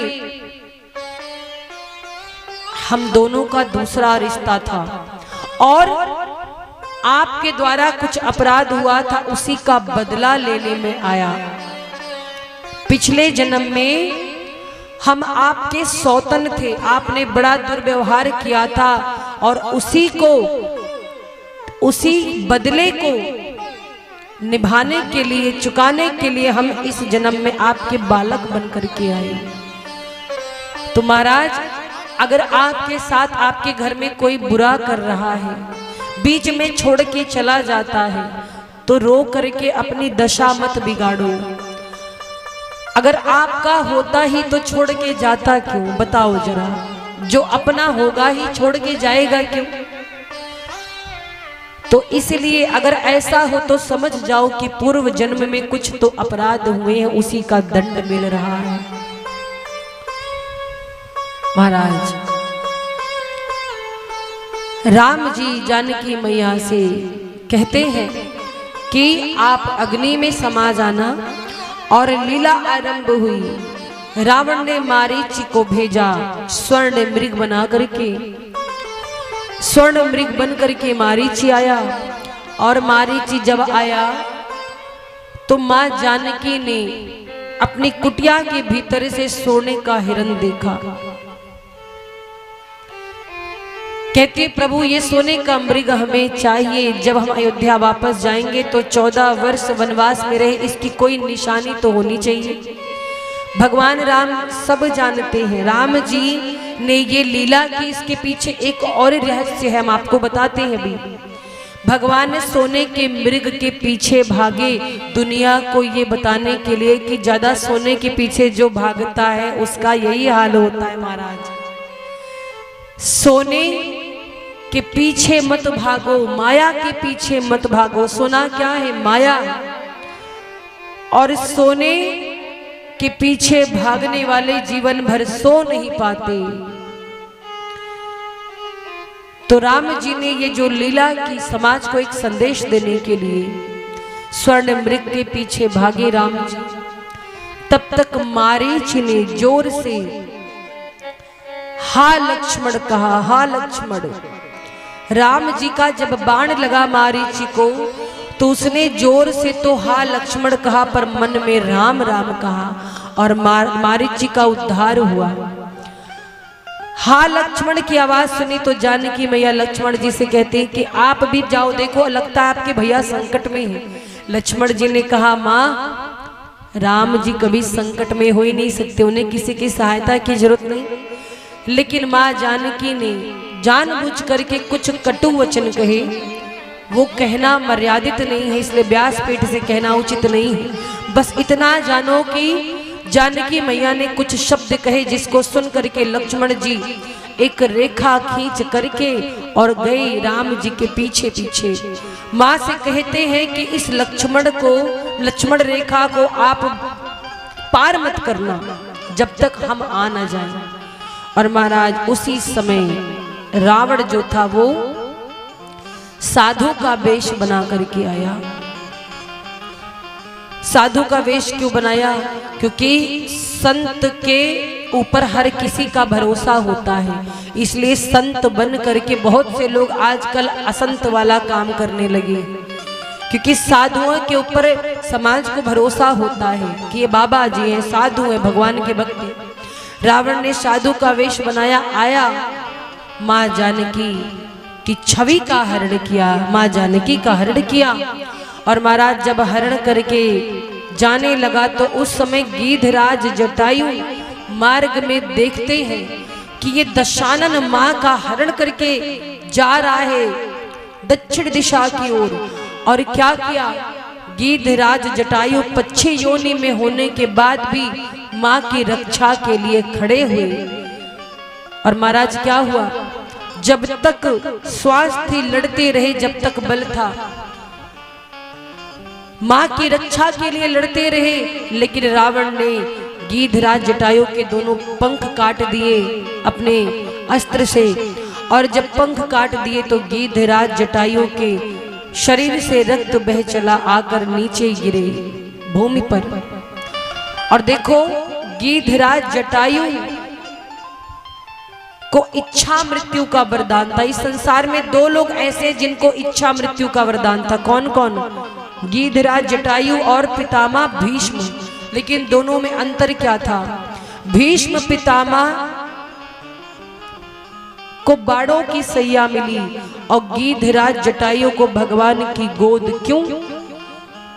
गीधराज जटायु नारी के सम्मान में लड़े थे, नारी की रक्षा करने के लिए उन्होंने अपने प्राणों की आहुति दी, इसीलिए उन्हें अंत में राम जी की गोद मिली।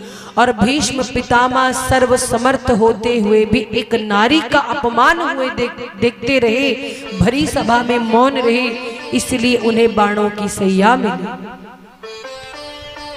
तो महाराज गीधराज जटायु ने मृत्यु से कहा कि तू दूर खड़ी रहना, जब तक मेरे प्रभु ना आ जाए मैं माँ के बारे में उन्हें बता मत ना दूं, तब तक मुझे स्पर्श मत करना।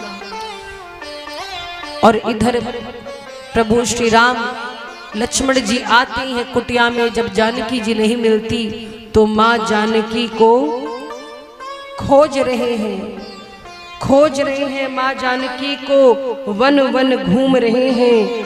और प्रभु यहाँ पर वन लीला करते हैं, रोते हैं, प्रभु रो रहे हैं और मानो संसार को ये बता रहे हैं कि गृहस्थ जीवन इतना आसान नहीं होता।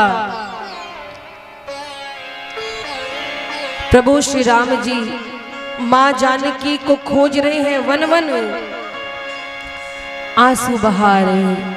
हे खग मृग हे मधुकर श्रेणी, हे खग मृग मधुकर श्रेणी, हे खग मृग हे मधुकर श्रेणी, हे खग मृग हे मधुकर श्रेणी, हे खग मृग हे मधुकर श्रेणी, हे खग मृग मधुकर श्रेणी।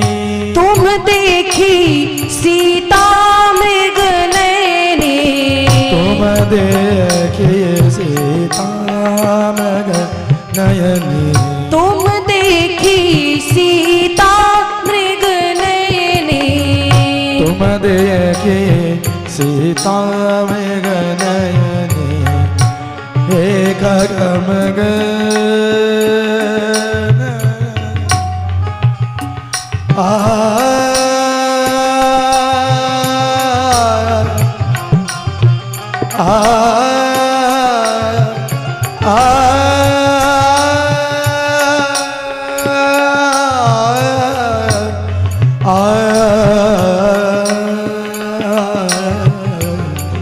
हे खग मृग मधुकर श्रेणी, हे खग मृग हे मधुकर श्रेणी, तुम देखी सीता मृग नयनी, तुम देखी सीता मृग नयनी, सीता मृग नयनी, सीता मृग नयनी, तुम देखी सीता मृग नयनी, तुम देखी सीता मृग नयनी, तुम देखी सीता। आज भगवान मां जानकी को खोजते खोजते वन में भटक रहे हैं। वन के वृक्षों से पूछते हैं, क्या आपने जानकी को देखा है? और महाराज राम जी की आंखों से आंसू गिर रहे हैं। तब तक मैया जानकी के कर्ण फूल जो थे वो भूमि पर दिखाई दिए, कर्ण फूल दिखाई दिए तो भगवान श्री राम ने उसे उठा लिए और लक्ष्मण जी से पूछा कि लक्ष्मण क्या ये आभूषण मेरी जानकी के हैं? महाराज मर्यादा देखिए, राम जी ने लक्ष्मण जी से कहा कि लक्ष्मण जी आप देखो और पहचानो, क्या ये आभूषण जानकी जी के हैं? मुझे लगता है कि जानकी जी इसी दिशा की ओर गई हैं, इनके आभूषण यहाँ गिरे हुए हैं। आज लक्ष्मण जी ने क्या उत्तर दिया? लक्ष्मण जी कहते हैं, भैया क्षमा करें, अगर आप नूपुर को दिखाते तो शायद मैं पहचानता भी, पर कानों के कर्णफूल को मैं नहीं पहचान सकता कि ये माँ के हैं कि नहीं है। क्यों? लक्ष्मण जी कहते हैं, प्रभु आज तक मैंने जानकी मैया के चरणों के अतिरिक्त कहीं दृष्टि ही नहीं डाली, तो अगर उनके चरणों की नूपुर मुझे मिल जाती तो मैं बता सकता कि ये नूपुर मेरी माँ के हैं। चरणों के अतिरिक्त मेरी दृष्टि गई ही नहीं तो मैं उनके आभूषण कैसे पहचानूं। मैं तो सिर्फ मां के चरणों को निहारता था। और महाराज राम जी लक्ष्मण जी आगे बढ़े तो गिद्धराज जटायु जी को देखा। गिद्धराज जटायु जी को लहूलुहान अवस्था में देखा, रक्त प्रवाह हो रहा है शरीर से। गिद्धराज जटायु की सांसें रुक रही हैं। प्रभु पहुंचे और गिद्धराज जटायु से पूछा कि गिद्धराज आपकी ये स्थिति कैसे हुई। गिद्धराज जटायु ने बताया कि प्रभु आप विलंब ना कीजिए। क्यों? बोले मां को दशानन दक्षिण दिशा की ओर लेके जा रहा था। मैंने मां की रक्षा के लिए बहुत प्रयास किया, जब तक हिम्मत थी लड़ता रहा, पर प्रभु क्षमा करना इस दास को। मैंने मां को बचाने का प्रयास तो किया लेकिन बचा नहीं पाया। मेरी मां को लेकर के दशानन चला गया और प्रभु आपको ये समाचार सुनाने के लिए अपने मृत्यु को रोक रखा था। अब मेरा कर्तव्य पूर्ण हुआ, अब मैं जाना चाहता हूं। और महाराज ऐसा कह करके गिद्धराज जटायु ने भगवान के सामने अपने प्राण त्याग दिए। आज गिद्धराज जटायु को हृदय से लगा करके भगवान श्री राम इतना रोए, इतना रोए, इतना तो चक्रवर्ती जी के मरण की सूचना पाकर के प्रभु नहीं रोए थे जितना आज गिद्धराज जटायु को हृदय से लगा करके मेरे प्रभु राम रो रहे। प्रभु आगे बढ़े, मां को खोजते खोजते पहुंचे उनकी अनन्य भक्त के कुटिया पर। अनन्य भक्त कौन? जिसने अपना पूरा जीवन राम जी की प्रतीक्षा में बिता दिया। शबरी मैया, शबरी माता का चरित्र ऐसा है महाराज, आंखों में आंसू आ जाते हैं। शबरी जी का नाम जब आप सुनते हैं तो आपके मन में एक छवि उभर आती है बूढ़ी माता की, जो बूढ़ी हो चुकी, बाल पक चुके हैं, राम जी की प्रतीक्षा में पूरा जीवन गुजार दिया। शबरी जी ने अपने घर का त्याग क्यों किया पता है? जब छोटी थी, बाल्यावस्था में ही इनके विवाह की तैयारी होने लगी थी। और वास्तव में इनका नाम शबरी नहीं था, इनका तो कोई नाम ही नहीं था। भील जाति में उत्पन्न हुई थी सो भीलनी कहलाई, शबर जाति में उत्पन्न हुई थी तो सबरी कहलाई। महाराज शबरी मैया बचपन से ही बड़ी उत्तम विचारों वाली थी। जीवों के प्रति इनके अंदर बड़ी दया थी। तो जब ये छोटी ही थी इनका विवाह तय कर दिया गया। तो एक दिन इनके माँ ने इनको बुलाया और श्रृंगार शुरू किया। स्नान करा के बढ़िया वस्त्र आभूषण पहनाई, चोटी बनाने लगी, गूंथने लगी। तो शबरी जी पूछती अपनी माँ से कि माँ आज मुझे इतना सजा क्यों रही हो? बोली बेटी तेरी बारात आने वाली है। और महाराज बारात की तैयारी कैसे हुई थी? जंगल के बहुत से पशु पक्षियों को एक कक्ष में बंद कर दिया गया था कि बाराती आएंगे तो इन्हीं पशु पक्षियों के मांस का भोजन कराया जाएगा। सबरी जी पूछती माँ इन सारे पशु पक्षियों को बंद क्यों किया है कमरे में, कक्ष में? माँ बोली बेटी तेरी बारात आएगी तो बारातियों को कुछ तो जिमाना पड़ेगा, भोजन कराना पड़ेगा। इतनी व्यवस्था नहीं तो हम लोग इसी का भोजन कराएंगे। सबरी माँ के मन में उसी समय वैराग्य आ गया। सबरी जी सोचती हैं कि इंसान अपने स्वार्थ में इतना अंधा हो जाता है कि मूक पशुओं पर अत्याचार करता है। अरे ऐसे विवाह से तो बिना विवाह किए ठीक रहो, जिस विवाह में इतने सारे जीव जंतु बलि की भेंट चढ़ जाई, मैं ये नहीं होने दूंगी। शबरी जी की माँ कुछ कार्य से बाहर गई, शबरी जी दौड़ करके आई और जिस कक्ष में पशु पक्षी बंद थे उस कक्ष का दरवाजा खोला और सारे पशु पक्षियों को मुक्त कर दिया। सारे पशु पक्षी भागने लगे, पक्षी उड़ने लगे, पशु भागने लगे। और पशु पक्षी जब भागने लगे तो जानते हैं उनके मुख से क्या निकला? उनके मुख से निकला, जाओ शबरी, आज तुमने मुझे मुक्त किया है, एक दिन भगवान राम आएंगे और तुम्हें मुक्त करेंगे।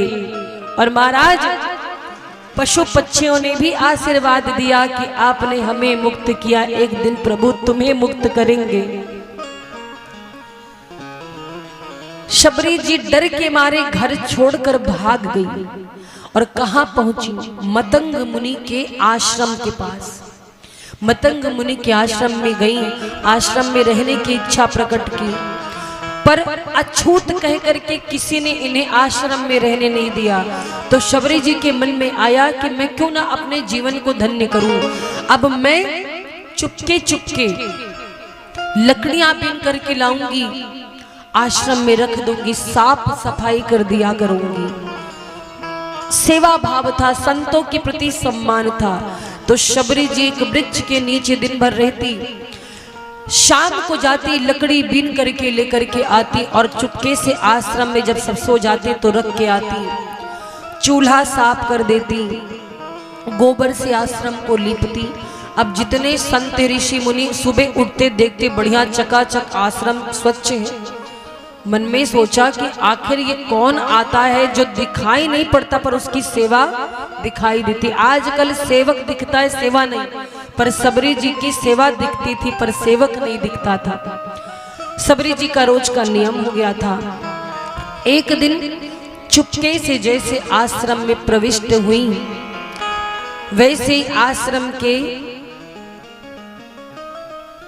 एक पंडित जी ने पकड़ लिया उन्हें। सोचा चोरी करने आई, पकड़ लिया, हे लड़की चोरी करने आती है आश्रम में जब सब सो जाते हैं। तो शबरी जी रोने लगी, बोली मैं चोरी नहीं करती हूँ, मैं तो आपकी सेवा करना चाहती थी, इसलिए आप लोग मुझे छूने नहीं देते थे, मुझे अछूत समझते थे और मेरे हृदय में संतों के प्रति सद्भाव था, बस मैं सेवा करने के लिए आती थी, सच में मैंने कुछ चुराया नहीं।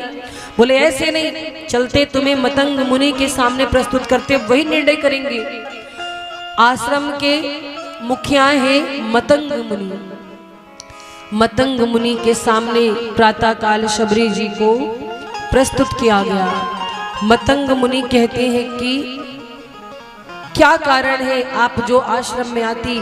शबरी जी ने पूरी कथा सुना दी, कैसे कैसे वो घर छोड़ करके आई और किस प्रकार से वो सेवा करती थी, सारी कथा सुना दी। मतंग मुनि को दया आ गई, मतंग मुनि की आंखों में आंसू आ गए। बोले बेटी, आज से तू मेरी बेटी है और आज से तू इसी आश्रम में रहेगी। दुनिया वाले क्या कहेंगे मुझे नहीं पता, आज से मैं तेरा पिता और तू मेरी बेटी। जब तक मैं जीवित हूं तुझे इस आश्रम से कोई नहीं निकाल सकता। शबरी जी को तुलसी माला पहना दी और राम जी का मंत्र दे दिया। राम जी का मंत्र दे दिया, राम राम किया करो। अब शबरी जी प्रातः काल उठती, सबकी सेवा करती, भजन करती। कुछ दिन बीते, एक दिन मतंग मुनि का स्वास्थ्य बिगड़ गया, उनका अंतिम समय आया। शबरी मैया उन्हें पकड़ के रोने लगी, पिताजी आप मुझे छोड़ करके जा रहे हैं, मेरा इस दुनिया में कोई नहीं, मैं अनाथ हूं। आपने मुझे राम नाम की दीक्षा दी, पर ये तो बताया ही नहीं कि राम जी कहाँ मिलेंगे। अब आप चले जाएंगे, मैं राम जी से कैसे मिलूंगी? कौन मुझे मिलाएगा? मैं कहाँ राम जी को खोजने जाऊंगी? रोने लगी।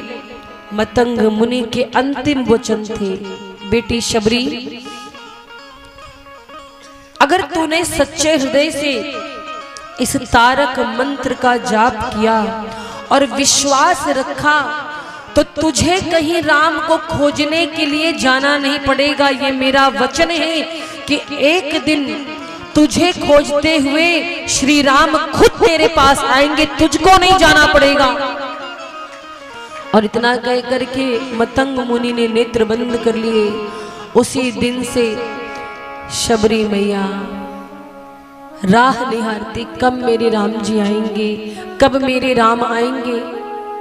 रोज जाती, आश्रम से थोड़ी दूर तक झाड़ू लगा आती, कब भगवान आ जाए। गुरु जी ने कहा है तो आएंगे जरूर। गुरु के वचनों में विश्वास तो देखो। मां शबरी का कहती है कि मेरे प्रभु आएंगे जरूर।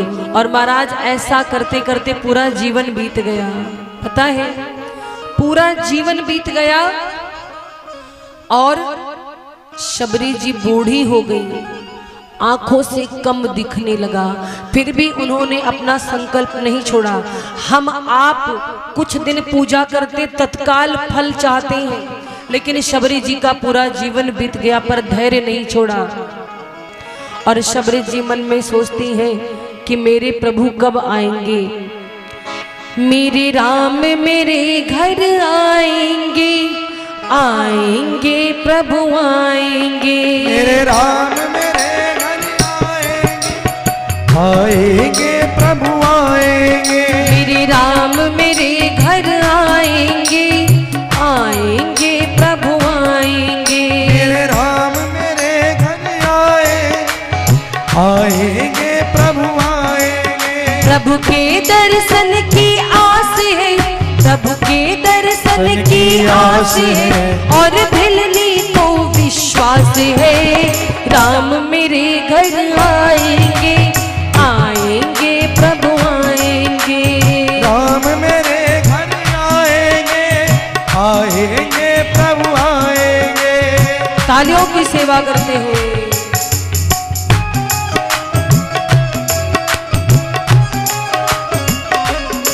बोलो राघवेंद्र सरकार की जय हो।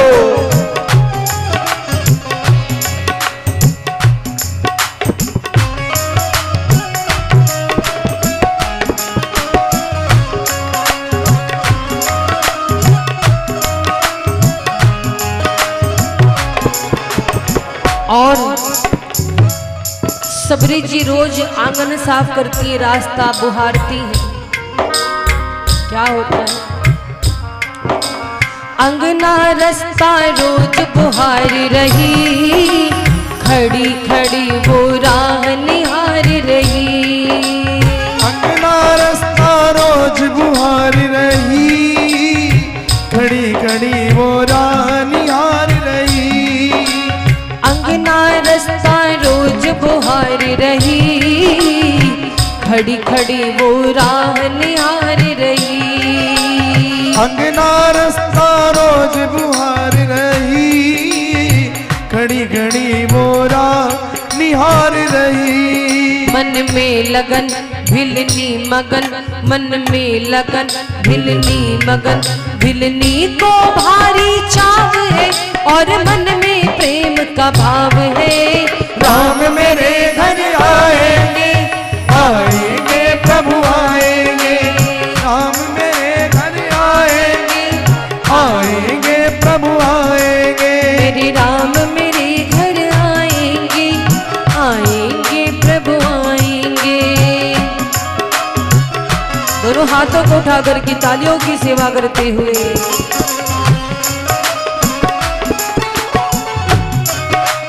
जय हो। बोले राघवेंद्र राघव सरकार की हरि बोल।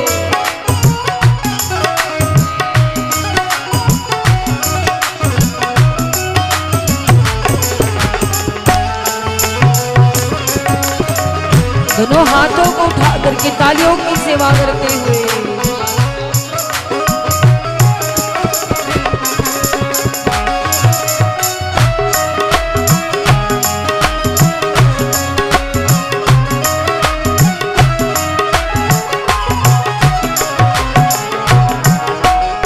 और महाराज ना जानू सेवा पूजा की री, क्या सोचेंगे मेरे मन की मीर। ना जानू सेवा सोचेंगे मेरे मन के मीत। ना जानू सेवा पूजा की रीत, क्या सोचेंगे मेरे मन के मीत। ना जानू सेवा पूजा की रीत, क्या सोचेंगे मेरे मन के मीत। और महाराज शर्मा रही घबरा रही, शर्मा रही घबरा रही, वो भोली भाली नारी है, प्रभु को बोलो से प्यार है। राम मेरे घर आएंगे, आएंगे प्रभु आएंगे, मेरे राम मेरे घर आएंगे, आएंगे प्रभु आएंगे, मेरे राम मेरे घर आएंगे, आएंगे प्रभु आएंगे। श्री राम मेरे घर आएंगे, आएंगे प्रभु आएंगे, हाँ आएंगे प्रभु आएंगे, आएंगे प्रभु आएंगे, आएंगे प्रभु आएंगे, आएंगे प्रभु आएंगे, आएंगे प्रभु आएंगे, आएंगे प्रभु आएंगे, आएंगे प्रभु आएंगे, आएंगे प्रभु आएंगे। शबरी जी रोज सोचती हैं मेरे राम मेरे घर आएंगे। और महाराज एक दिन बैठी हुई थी, आंखों से धुंधला दिखता है, राम जी लक्ष्मण जी आ रहे हैं, आंखों से दिख तो रहा है कि कोई आ रहा पर पहचान नहीं पा रही है। प्रातः आंगन रास्ता सब बुहार करके बढ़िया तैयारी करके बैठी रोज की भांति। उनका ये रोज का नियम था। तो किसी को आते देखा दूर से, जब प्रभु निकट पहुंचे तो शबरी जी उठकर खड़ी हुई, कहती हैं कि आप मेरे राम हैं। प्रभु मुस्कुराने लगे, कहते हैं आज भक्त ने भगवान को पहचान लिया। राम जी कहते हैं हाँ मैं राम हूं। और महाराज अब शबरी जी जब जान गई कि भगवान आ गए हैं, तब दौड़ना शुरू किया। कभी कुटिया में जाती, कभी बाहर आती, सोच रही क्या पाऊं, क्या भगवान के सेवा में लगा दूं। इधर उधर दौड़ती, दिमाग ही काम नहीं करता। अरे जिस समय की प्रतीक्षा बरसों से थी, वो अचानक से खुशी मिल जाए तो कभी कभी खुशी के आंसू बहने लगते हैं और ऐसी बात पर विश्वास नहीं हो पाता। आज शबरी जी को भी विश्वास नहीं हो रहा कि मेरे प्रभु आ गए, आज मेरे गुरु जी के वचन सत्य हो गए। कुटिया में जाती हैं, बाहर आती हैं, कभी बिछावन बिछाती हैं तो कभी बेर की टोकरी लेकर दौड़ती हैं। किस दिशा में भागो, उनको दिशा ही नहीं मिल रही थी। महाराज भगवान ने जब शबरी जी की विकलता देखी, भगवान मुस्कुराने लगे। शबरी मैया की आंखों से झरझर झरझर आंसू बह रहे हैं। और महाराज शबरी जी धन्य है। धन्य इसलिए है कि जिसके नाम से भगवान का नाम जुड़ा हो।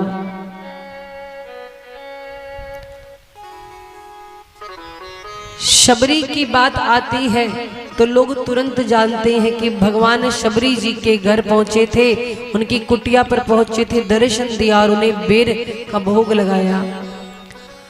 और महाराज धन्य है ऐसे भक्त जिनका अपना कोई नाम नहीं होता पर भगवान भी उनके नाम से जाने जाते हैं। और ऐसे ही भक्त हैं माँ शबरी। आज बरसों की मनोकामना पूर्ण हुई। भगवान के चरणों में प्रणाम किया, चरणों से उठती ही नहीं है, प्रभु ने उठाया और प्रभु ने शबरी जी को नवधा भक्ति का ज्ञान दिया। नवधा भक्ति कौन कौन सी है?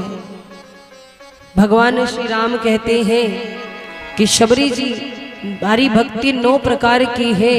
और आप एक बात ध्यान रखना, जाति पाति कुल धर्म से कुछ नहीं होता है। मनुष्य का हृदय सच्चा होना चाहिए, भाव सच्चा होना चाहिए। कोई ब्राह्मण अगर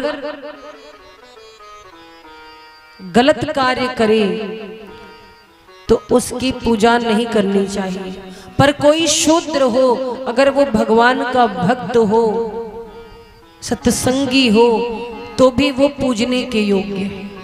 क्यों? क्योंकि जात पात भगवान के घर से मनुष्य लेकर नहीं आता, इस संसार में आने के बाद जाति पाति मिलती है। लेकिन महाराज अच्छे कुल में जन्म लेकर के भी जो रावण जैसा कार्य करे, ऐसे ब्राह्मण की पूजा कौन करेगा, कौन सेवा करेगा? ऐसे ब्राह्मणों का जीवन बेकार है। और धन्य है भीलनी का जीवन, चबर जाति में उत्पन्न होकर के भी जिसने राम जी के कृपा को प्राप्त किया, जिसे दर्शन देने के लिए खुद राम जी वन में गई। धन्य है ऐसी अनन्य भक्ता माँ शबरी जी। तो भगवान नवधा भक्ति शबरी जी को बताते हैं, नवधा भगति कहूँ तो ही पाही, सावधान सुनु धन मन माही। ध्यान दे करके सावधान होकर के सुनो, कौन कौन सी भक्ति बताई है। प्रथम भगति संतन कर संगा, प्रथम भगति संतन कर संगा। दूसर रति मम कथा प्रसंगा, दूसर रति मम कथा प्रसंगा। गुरुपद पंकज सेवा, तीसरी भगति अमान। चौथी भगति मम गुण गण, करई कपट तजिगा। और मंत्र जाप मम दृढ़ विश्वासा, मंत्र जाप मम दृढ़ विश्वासा। पंचम भजन सुवेद प्रकाशा, पंचम भजन सुबे। जथा लाभ संतोषा, आठम जथा लाभ संतोषा। सपने हूँ नहीं देखई पर दोषा, सपने नहीं देखे पर दोषा। और नवम सरल सब संचल हीना, नवम सरल सब जन चलईना। मम भरोष ही हरस न दीना, भरोस यह रस न देना। 9 प्रकार की भक्ति आज राम जी ने नवधा भक्ति शबरी जी को बताई। और वो नवधा भक्ति कौन सी है? इस संसार में 9 प्रकार से भगवान की भक्ति की जा सकती है। सबसे पहली भक्ति जो आप कर रहे हो, प्रथम भगति संतन कर संगा। संतों के साथ में आप हैं, सत्संगियों के साथ में है, सत्संग कर रहे हैं, भगवान की कथा सुन रहे हैं। ये भक्ति का ही प्रकार है। और महाराज दूसरी रति मम कथा प्रसंगा, जिनका रघुनाथ जी की कथा सुनने में प्रेम होता है, समझो वो भगवान की भक्ति कर रहे हैं। कथा सुन रहे हैं तो भगवान की भक्ति कर रहे हैं। तीसरी भक्ति है अभिमान को छोड़ करके रघुनाथ जी की कृपा से गुरु के चरण कमलों की सेवा। और महाराज चौथी भक्ति है क्या? छल कपट अगर जीवन में नहीं है तो समझो ये भी भगवान की भक्ति कर रहे हो आप। पांचवी भक्ति क्या है महाराज? जो मंत्र आपको गुरुदेव से मिले हैं उसे मंत्र जाप में दृढ़ विश्वास है, जैसा शबरी जी को था। तो ये पांचवी भक्ति है जो वेदों में प्रसिद्ध है। और छठी भक्ति कौन सी बताई? इंद्रियों का निग्रह, अच्छा स्वभाव। अगर आप कोई दान पुण्य नहीं करते, पूजा नहीं करते भगवान की, केवल आपका स्वभाव अच्छा है, लोग आपके स्वभाव से आपको पसंद करते हैं, तो ये भी भक्ति का एक प्रकार है। कुछ ना कर पाओ तो स्वभाव अच्छा कर लो, किसी से मिलो तो मुस्कुरा के मिलो, प्रेम से मिलो। पता चले महाराज सामने किसी के आओ, वो आपकी भ्रकुटी चढ़ी रहे, मुंह बना रहे, सामने वाला देख ले, देखते ही सूख जाए। देखो इनको, कभी इनका चेहरा प्रसन्न रहता ही नहीं, हमेशा दुखी रहते, हमेशा क्रोधित ही रहते हैं। कुछ लोग होते हैं बात बात पे लड़ लेते हैं, बात समझते नहीं, बस तुरंत दिमाग गर्म हो जाता है। चलते तूफान से भी पाए तो लड़ ले, पेड़ पौधों से लड़ ले, लड़ने के लिए कोई चाहिए। स्वभाव सरल होना चाहिए, प्रेम होना चाहिए। स्वभाव यदि अच्छा है, कोई आपके पास बैठे तो आपके स्वभाव की प्रशंसा करे, बातें बड़ी अच्छे करते, स्वभाव बहुत बढ़िया इनका। तो ये भी भक्ति का प्रकार है। और महाराज सातवीं भक्ति है मोहिमय जग देखा। भगवान कहते हैं कि हर कड़कड़ में, हर किसी में मेरा आभास करो। अगर किसी को सता रहे हो, सोच रहे हो भगवान नहीं देख रहे, तो महाराज भगवान हर जगह है। सीसीटीवी कैमरा जैसे दुकान में, मॉल में लगा होता है, आप सोचते हो कि हम कैमरे की नजर में कोई गलती ना करें, वैसे संसार में भगवान के नेत्र रूपी कैमरे लगे हुए हैं और उस कैमरे से आप बच नहीं सकते हो।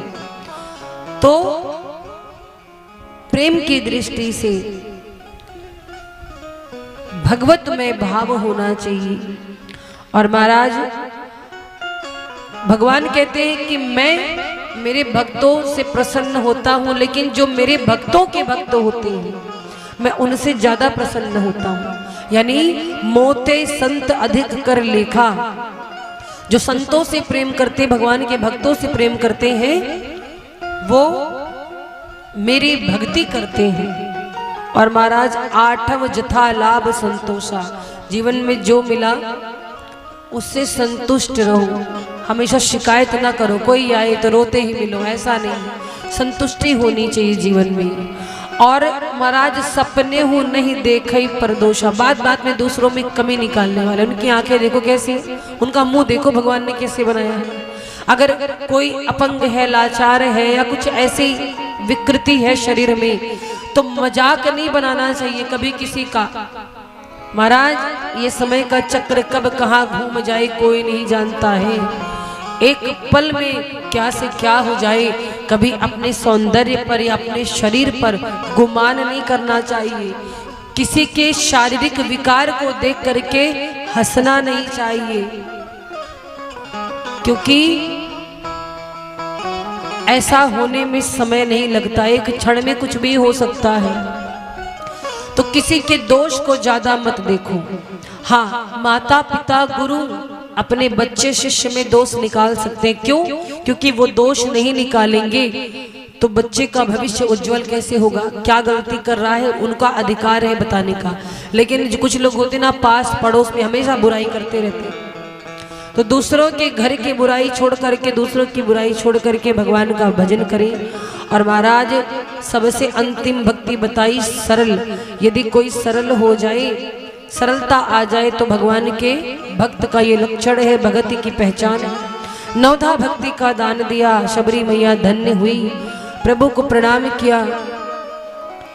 भगवान कहते हैं कि हम जानकी जी को खोजते खोजते यहाँ आए हैं, क्या मेरी कुछ सहायता हो सकती? शबरी मैया कहती, प्रभु अब आप यहाँ से सीधे पंपा सरोवर चले जाइए, वहां पर सुग्रीव जी रहते हैं और उनकी बहुत बड़ी सेना है, बानर सेना। हो सकता है वो आपकी कुछ मदद करे, उनसे कुछ मदद मिल जाए, आप वहां जाइए। प्रभु को माँ शबरी कहती है कि आप पंपा सरोवर जाइए।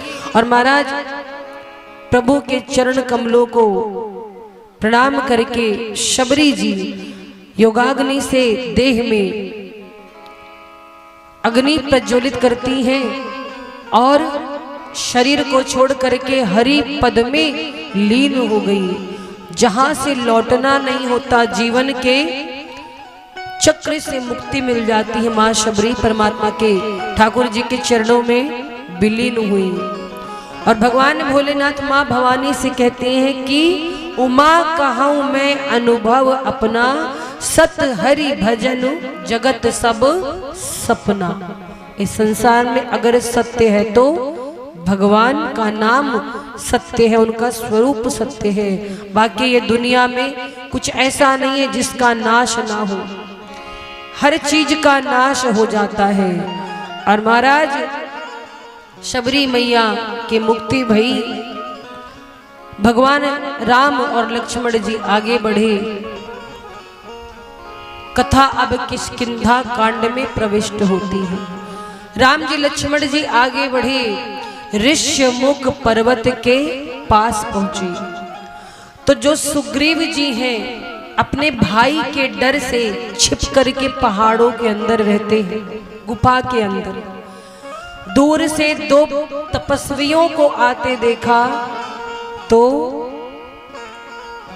हनुमान जी को सुग्रीव जी भेजते हैं कि जाकर देखो कहीं मेरे भाई ने किसी शत्रु को तो नहीं भेज दिया है मुझे मारने के लिए, अपना कोई आदमी तो नहीं भेज दिया। और सुग्रीव जी ने हनुमान जी से जब कहा तो हनुमान जी वेश बदल करके आई। और महाराज जब हनुमान जी वेश बदल करके आई, राम जी के सामने खड़े हुए।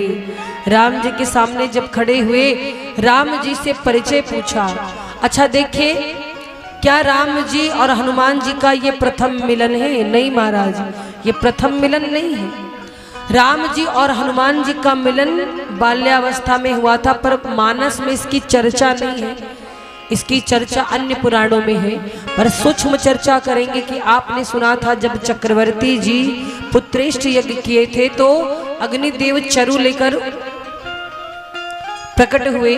उस चरु को जब तीनों रानियां पाने लगी तो सुमित्रा मैया के हाथ में जो दोना था उसे लेकर के एक पक्षड़ी उड़ गई।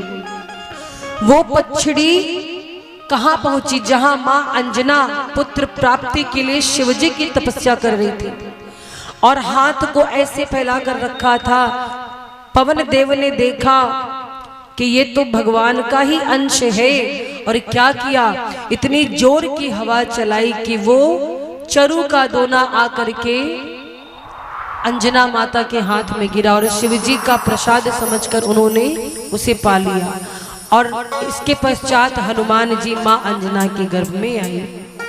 तो हनुमान जी कौन है? शिव जी के 11वें रुद्रावतार है और भगवान के ही अंश हैं। तो बाल्यावस्था में ही एक बार हनुमान जी की और राम जी की भेंट शिव जी ने कराई थी। तब से जब भगवान वन को गए तो हनुमान जी को भेज दिया था सुग्रीव जी के पास। आज बहुत दिनों बाद प्रभु श्री राम आए, पर हनुमान जी वेश बदले हुए हैं तो राम जी पहचान नहीं पाए और हनुमान जी भी राम जी को नहीं पहचाने। जब परिचय पूछा तो राम जी ने अपना परिचय बताया। हनुमान जी तुरंत चरणों में गिर पड़े, रोने लगे, कहे प्रभु एक बार मुझसे अपराध हो सकता है, मैं तो सेवक हूं, पर स्वामी होकर के आपने कैसे इस दास को भुला दिया। आज हनुमान जी राम जी के चरणों में गिर पड़े जब राम जी ने परिचय बताया और उठ नहीं रहे। राम जी ने हनुमान जी को हृदय से लगाया, बोले हनुमान आप तो लक्ष्मण से ज्यादा मेरे प्रिय हो और मैं आपको कैसे भूल सकता हूँ। हनुमान जी कहते प्रभु अब मेरा हाथ पकड़ लो, छोड़ना मत, जीवन में कभी मत छोड़ना। बहुत दिनों बाद आप मुझे आज प्रतीक्षा के बाद मिले हो। राम जी से हनुमान जी कहते हैं कि प्रभु आप मेरा हाथ पकड़ लो, हम आपका हाथ पकड़ेंगे, हो सकता है छूट जाए, यदि आप मेरा हाथ पकड़ेंगे तो कभी नहीं छूट सकता। क्यों? आपने एक चीज देखा होगा, आपने बिल्ली को देखा है? बिल्ली अपने बच्चे को कैसे पकड़ती है पता है? बिल्ली अपने बच्चे को मुख से पकड़ती है। और बंदर को देखा है? बंदर अपने बच्चे को कैसे पकड़ता है? बंदर अपने बच्चे को नहीं पकड़ता, बंदर का बच्चा खुद अपनी माँ को पकड़ता है। कभी कभी बंदर छलांग लगाते हैं, बच्चे की पकड़ छूट जाती, बच्चा गिर जाता है, पर बिल्ली कितनों छलांग लगा ले पर उसका बच्चा मुख से नहीं गिरेगा। क्यों? क्योंकि बंदर का बच्चा अपनी माँ को पकड़ा होता है इसलिए गिर जाता है, लेकिन बिल्ली जो माँ होती है वो खुद अपने बच्चे को पकड़े रहती है, इसलिए बिल्ली का बच्चा गिरता नहीं। तो इसलिए हनुमान जी कहते हैं प्रभु हम आपका हाथ पकड़े शायद छूट जाए, पर आप मेरा हाथ पकड़ोगे तो कभी छूट नहीं सकता। इसलिए हे प्रभु पकड़ लो हाथ रघुराई, नहीं तो डूब जाएंगे। पकड़ लो हाथ रघुराई, नहीं तो डूब जाएंगे। हमारा कुछ न बिगड़ेगा, हमारा कुछ न बिगड़ेगा, तुम्हारी लाज जाएगी। हमारा कुछ न बिगड़ेगा, तुम्हारी लाज जाए। तालियों की सेवा करते हुए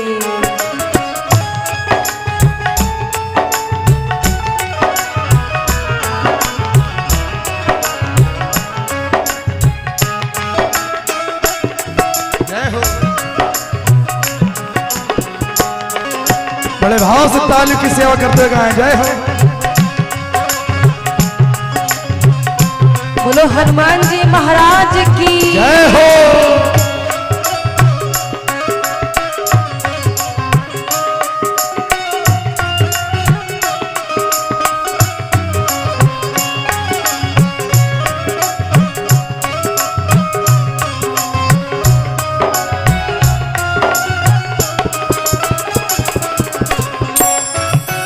और हे प्रभु धरी है पाप की गठरी हमारी सिर पे ये भारी। धरी है पाप की गठरी हमारे सिर पे भारी। हे प्रभु ये पाप की गठरी जो है इसका बोझ बहुत बड़ा है। धरी है पाप की गठरी हमारी सिर पे ये भारी, वजन पापों का है भारी, वजन पापों का है भारी, इसे कैसे उठाएंगे। पकड़ लो हाथ रघुराई, नहीं तो डूब जाएंगे।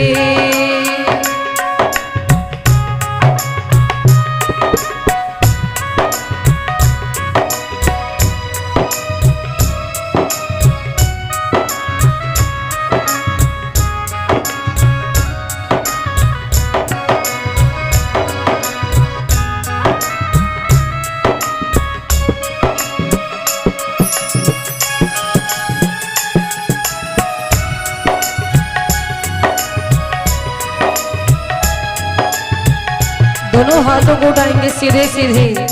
जिन्हें प्रभु पर विश्वास है और जो चाहते कि प्रभु आपका हाथ पकड़ ले जो कभी छूटे ना, तालियों की सेवा करते हैं। बोलो राघवेंद्र सरकार की।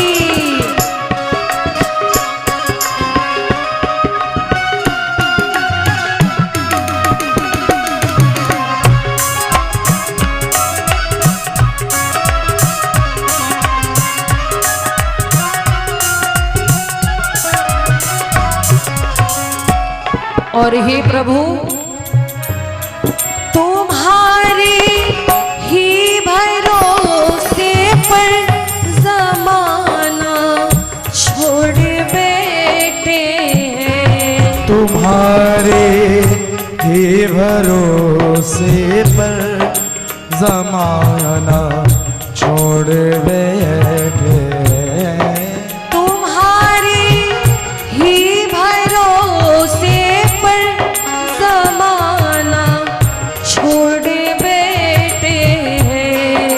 तुम्हारे भरोसे पर जमाना छोड़ बैठे। ज़माने की तरफ देखो, ज़माने की तरफ देखो, इसे कैसे निभाएंगे। पकड़ लो हाथ रघुराई, नहीं तो डूब जाएंगे। पकड़ लो हाथ रघुराई, नहीं तो डूब जाएंगे। पकड़ लो हाथ रघुराई, नहीं तो डूब जाएंगे। नहीं तो डूब जाएंगे। नहीं तो डूब जाएंगे। नहीं तो डूब जाएंगे। नहीं तो डूब जाएंगे। बोली राघवेंद्र सरकार की। जय हो। हनुमान जी मिले प्रभु से, आज रोने लगी। झरझर झरझर आंसू बह रहे हैं। पकड़ करके कहते हैं कि प्रभु अब छोड़ना नहीं। हनुमान जी भगवान राम और सुग्रीव जी की मित्रता करवाते हैं। राम जी ने जब बताया कि जानकी जी का हरण हो गया है, हम उन्हें खोज रहे हैं, खोजते खोजते यहाँ आए हैं, तो महाराज हनुमान जी कहते हैं कि सुग्रीव जो कि वानर राज है, उनके पास बहुत बड़ी सेना है प्रभु। यदि आप उनसे मैत्री कर लो तो आपकी ये मुश्किल, आपकी ये समस्या हल हो सकती है। राम जी से सुग्रीव जी की मैत्री कराइए। यही तो साधु का काम है, भगवान के भक्त का काम है, जीव को भगवान से जोड़ना। सुग्रीव जी बड़े डरते हैं, किससे? बाली से, अपने भाई से। बाली ने राजसत्ता का भी, राजसत्ता को छीन लिया और सुग्रीव को मार पीट कर भगा दिया और उनकी पत्नी को भी छीन लिया। अब महाराज सुग्रीव जी डर के मारे गुफा में आकर रहते हैं। अब बाली को कोई मार नहीं पाता, क्यों? क्योंकि बाली बहुत बलशाली है। उसे वरदान मिला था कि तुम जिससे युद्ध करोगे सामने वाले की आधी शक्ति आप में आ जाएगी। तो जो भी युद्ध करने की चेष्टा करता बाली हमेशा जीत जाता। तो सुग्रीव और जब राम जी मिले तो सुग्रीव जी से राम जी ने कहा कि जानकी जी की खोज करनी है। सुग्रीव ने कहा प्रभु आप हमारा काम करो, हम आपका काम करें। क्या? बोले हम जानकी जी की खोज करेंगे, पहले आप मेरी पत्नी और मेरा राज्य वापस दिलवा दो, मेरे भाई को मार डालो। और अपने भाई की पत्नी के ऊपर कुदृष्टि डालने वाला व्यक्ति वध के ही योग्य होता है। क्या किया? प्रभु ने बाली को मारने का निर्णय किया, लेकिन कैसे मारे? बाली को सामने से मार नहीं सकते। तो भगवान ने कहा सुग्रीव जी से, कैसा है तुम बाली से युद्ध करो और जब युद्ध में वो व्यस्त हो जाएगा तो हम छिप करके बाण मार देंगे। अब बाली और सुग्रीव का युद्ध होने लगा। अब मारा दोनों भाई का मुंह एक जैसा, भगवान भी कंफ्यूज हो गए किस पे बाण चलाएं किस पे नहीं। अब बाली ने इतना मारा सुग्रीव को, सुग्रीव आए मार खा करके भगवान से बोले बहुत बड़ा धोखा किया प्रभु आपने। क्या? बोले हम तुम्हारे साथ हैं, हम तुम्हारे साथ हैं बोलते रहे और क्या हुआ कि आपके कारण आज मेरी एक एक नस ढीली हो गई। भगवान कहते हैं क्या करें, तुम लोग हो ही ऐसे, हम कैसे मारते? तुम दोनों का चेहरा एक जैसा है, हम तो खुद ही परेशान थे किस पर बाण चलाएं किस पर नहीं। अच्छा एक काम कर लो, कल जब युद्ध करने जाना तो तुम अपने गले में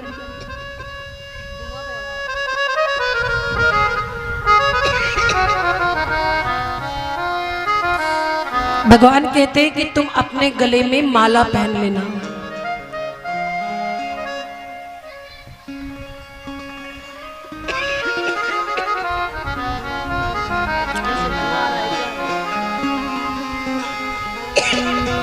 बोले तुम अपने गले में माला पहनना, हम पहचान जाएंगे कि ये तुम हो, फिर हम धीरे से बाली को मार देंगे। और महाराज अगले दिन युद्ध आरंभ हुआ। भगवान एक वृक्ष के पीछे छुपे हुए थे। बाली और सुग्रीव का वध युद्ध हुआ। भगवान ने समय देखा, जैसे ही बाली वृक्ष की ओर आई, भगवान ने छिप करके बाण चला दिया। और जब बाण चलाया तो बाली का मरण हुआ। बाली मर गया, सुग्रीव निर्भीक हुए। बाली के पुत्र अंगद को युवराज पद प्रभु ने दिया। और इसके बाद क्या हुआ? भगवान ने तो अपना वचन निभा दिया। भगवान ने जो वादा किया था वो तो पूरा कर दिया। लेकिन जब सुग्रीव को सत्ता मिल गई, सुग्रीव को उनकी पत्नी मिल गई, तो अपने आनंद में ऐसे खो गए कि भगवान को जो वचन दिया था वो सुग्रीव भूल गए। यही होता महाराज, हम भगवान से कहते प्रभु हमारा ये काम करा दो, हम आपकी कथा कराएंगे या दान करेंगे, लेकिन काम हो जाने के बाद भूल जाते हैं। अरे कहीं भगे जा रहे हैं, करेंगे प्रभु। एक बात याद रखना, जीवन में कभी भी भगवान से अगर कोई संकल्प किया है, भगवान के लिए कोई वचन दिया है, तो उसको जितना जल्दी हो सके पूरा कर देना चाहिए, बाकी नहीं करना चाहिए। कोई यज्ञ कराया है तो उसकी दक्षिणा उधार नहीं रखनी चाहिए। जितना आप देरी करोगे उतना गुना बढ़ता जाएगा। तो सुग्रीव भूल गए। 4 माह बीत गए। भगवान राम बैठे हैं, जानकी जी का कुछ अता पता नहीं। भगवान राम कहते कि देखो सुग्रीव जी तो अपने में ही मस्त हैं, हमको वचन दिए थे, हमने वचन पूरा किया, पर सुग्रीव जी भूल गए। लक्ष्मण जी ने धनुष बाण उठाया। अभी जाकर के बताता हूं, बहुत बड़ा अपराध किया है सुग्रीव ने, अपना काम हो गया, बस अभी जाकर समझाता हूं। राम जी ने कहा रुको लक्ष्मण, आज नहीं कल जाना, आज नहीं कल जाना। राम जी ने ये बात क्यों कही कि आज नहीं कल जाना? इसके पीछे एक रहस्य है। एक बात जान लो, अगर जीवन में कोई अच्छा कार्य करना है तो उसमें देरी नहीं करनी चाहिए। कोई शुभ काम करना है, बढ़िया काम करना है तो उसको तुरंत कर डालो। अगर कुछ बुरा आपके हाथों से होने जा रहा है, आपके घर में कोई किसी से झगड़ा करने जा रहा है, तो उसे कल पे टाल देना चाहिए। क्यों? हो सकता है कल आते आते बुद्धि बदल जाए और झगड़ा समाप्त हो जाए। इसीलिए राम जी कहते हैं कि एक दिन का अवसर दे दो, आज नहीं कल जाना सुग्रीव जी के पास। हनुमान जी पहुंचे, सुग्रीव को याद दिलाया कि आप अपने वचनों से भटक रहे हैं। सुग्रीव आकर राम जी के चरणों में क्षमा मांगे, हे प्रभु क्षमा कर दीजिए, हमसे बहुत बड़ा अपराध हो गया। और महाराज सुग्रीव जी ने अपनी वानर सेना तैयार की। अब वानर सेना तैयार जब की तो क्या हुआ? वानर सेना तैयार हुई, उस वानर सेना में जामवंत है, अंगद जी बड़े बड़े सेनापति।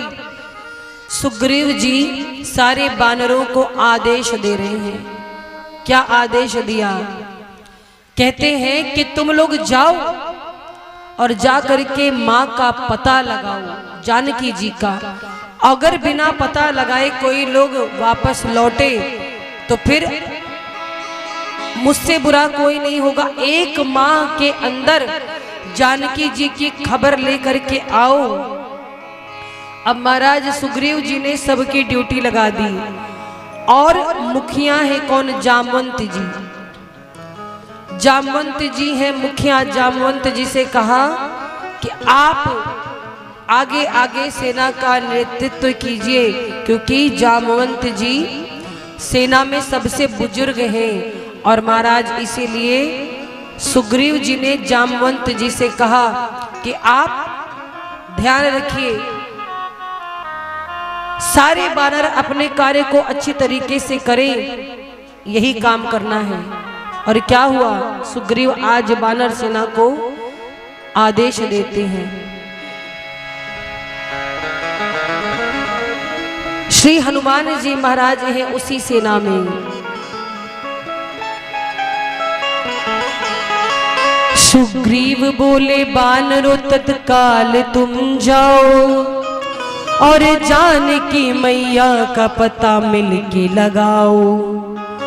होकर निराश तुम जो मेरे पास आओगे, ये सुन लो कान खोल के सब मारे जाओगे। और महाराज जैसे ही सुग्रीव जी ने ये आदेश दिया, ये सुन करके सुग्रीव जी की पलटन बिल्कुल तैयार हो गई और वीरों के वीर हनुमान जी चल पड़े। पूरी सेना लेकर के जामवंत जी चल पड़े। बोलिए हनुमान जी महाराज की जय हो। वीरों के भी शिरोमणि हनुमान जब चले, हनुमान जब चले। वीरों के वीर शिरोमणि हनुमान जब चले, हनुमान जब चले। वीरों के भी शिरोमणि हनुमान जब चले, हनुमान जब चले। वीरों के वीर शिरोमणि हनुमान जब चले, हनुमान जब चले। रावण का तोड़ने को वो अभिमान जब चले, अभिमान जब चले। रावण का तोड़ने अभिमान जब चले, अभिमान जब चले। वीरों के भी शिरोमणि हनुमान जब चले, हनुमान जब चले। वीरों के वीर शिरोमणि हनुमान जब चले, हनुमान जब चले। वीरों के शिरोमणि हनुमान जी चले और श्री राम जी का करते हुए ध्यान सब चले। और महाराज क्या हुआ, जामवंत जी सारी वानर सेना से कहते हैं कि सब लोग एक माह के अंदर जानकी जी का पता लगा करके ही लौटेंगे। सबको बिल्कुल जुट जाना है माँ का पता लगाने।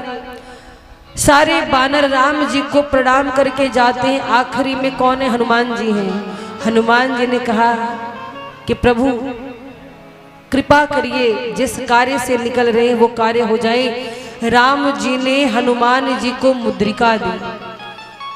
देखो और किसी वानर को नहीं दी, सेना में और किसी को नहीं दिया। हनुमान जी के ऊपर पूरा विश्वास है राम जी को, तो राम जी ने हनुमान जी को अंगूठी दी, मुद्रिका दी और क्या कहा कि हनुमान जब जानकी जी के समक्ष जाना तो ये मुद्रिका उन्हें दिखा देना, तब वो तुम्हें पहचान जाएंगी। और जानकी कैसे है उनका हाल चाल लेकर आना। सारी वानर सेना निकल पड़ी। महाराज बहुत खोजा मैया को, 1 माह बीतने को आया, कोई खोज नहीं पा रहा है, माँ है कहाँ। सब एकदम परेशान है, क्या करे क्या करे। अब तो सोच रहे सभी कि हमारे प्राण संकट में हैं। और महाराज सारे वानर भूखे प्यासे घूमते घूमते गुफा के पास गए। संपाति जी से भेंट भई। संपाति जी ने बताया कि जानकी मैया लंका में है और समुद्र पार करना पड़ेगा। लंका जाने के लिए जो समुद्र लांघ सकेगा वही जानकी मैया का पता लगा पाएगा। अब जामवंत जी कहते हैं क्यों हनुमान जी जाओगे। हनुमान जी अपनी शक्ति को भूल बैठे। हनुमान जी कुछ बोल नहीं रहे। जामवंत जी ने कई बार कहा, हनुमान जी नहीं उठते। तो जामवंत जी ने सोचा कि हनुमान जी को उनकी शक्ति याद दिलानी पड़ेगी। और सबसे पहले क्या कहा, हनुमान जी उठिए, आप पवन पुत्र हैं, पवन जैसा बल है आप में, आप उठिए और उठ करके राम काज के लिए तैयार होइए। महाराज हनुमान जी से कहा कि आप पवन के पुत्र हैं। हनुमान जी उठकर खड़े नहीं हुए। फिर दूसरी बात क्या कहा कि कवन सुकाज कठिन जग माही, जो नहीं हो ये तात तुम पाही। तो भी हनुमान जी नहीं उठे। अब क्या करें। इस बार जामवंत जी कहते हैं क्यों हनुमान जी भूल गए हो। सोचा कुछ ब्रह्मबाण रूपी वचन कहूं जो हनुमान जी के हृदय में जाकर लगे। और महाराज जैसे ही कहा कि आपको पता नहीं है आपका इस धरती पर अवतार क्यों हुआ है? राम काज लगी तब अवतारा, सुनत ही भयाऊं पर्वताकारा। कनक बरन तन तेज विराजा, मानव अपर गिरिल कर राजा। महाराज हनुमान जी ने जैसे सुना कि मेरे अवतार का उद्देश्य राम काज के लिए हुआ है, राम काज के लिए मैं आया हूं, हनुमान जी का शरीर बढ़ने लगा, स्वर्ण के समान कनक तन, स्वर्ण के समान उनका शरीर हो गया और बढ़ने लगे। और महाराज जैसे हनुमान जी बढ़ने लगे, बोले जय श्री राम। अब महाराज हनुमान जी पूरे जोश में हैं, हनुमान जी जोश में हैं और कहते हैं बोलो क्या करना है, क्या करूं मैं? कहो तो अभी लंका में जाऊं, रावण को मार डालूं, त्रिकूट को पाताल में गाड़ दूं, क्या करूं बोलो? अब महाराज हनुमान जी जोश में हैं, सिंहनाद करी बार ही बारा, बार बार सिंह के तरह दहाड़ रहे हैं। जामवंत जी बोले हनुमान जी चुप हो जाओ, शांत हो जाओ, आपको ये सब नहीं करना। देखो हनुमान जी जोश में, जामवंत जी है होश में। जामवंत जी बोले कि आपको ये सब नहीं करना, ये सब काम राम जी करेंगे। रावण को मारने की तैयारी राम जी ने की, वो मारेंगे, आपको तो खाली माँ का पता लगाना है। कपि सेन संग संघार, निशिचर राम सीतई आने, ये राम जी का काम है। हनुमान जी बोले फिर हमें क्या करना है? जामवंत जी कहते आपको केवल समुद्र पार करना है और लंका में जा करके माँ की सुधि ले करके आना है, राम जी को बताना है और जाकर रावण के नगरी में देख करके आओ कैसी व्यवस्था है, कितने सैनिक हैं, जाकर भेद ले करके आओगे तभी ना हम लोग चढ़ाई करेंगे, तभी तो राम जी रावण का वध करेंगे। और महाराज जैसे ही हनुमान जी को जामवंत जी ने आदेश दिया, जामवंत जी की बात बड़ी अच्छी लगी। जामवंत के वचन सुहाए, जामवंत के वचन सुहाए, सुनि हनुमंत हृदय अति भाई, सुनि हनुमंत हृदय अति भाई। तब लगी मोहि पर खेऊ तुम भाई, तब लगी मोहि पर क्यों तुम भाई। सही दुख कंद मूल फल खाई, सही दुख कंद मूल फल खाई। जब लगी आवो सीतहि देखी, जब लगी आवो सीतहि देखी। होई काज मोहि हरस बिसेखी, कोई काज मोहि हरस बिसेखी। यह कही नाई सबन कहूँ माथा, यह कही नाई सबन कहूँ माथा। चलो हरस ही धरि रघुनाथा, चलो हरसी धरि रघुनाथा। यह कही नाई सबन कहूँ माथा, यह कही नाई सबन कहूँ माथा। चलो हरसी धरि रघुनाथा। सिंधु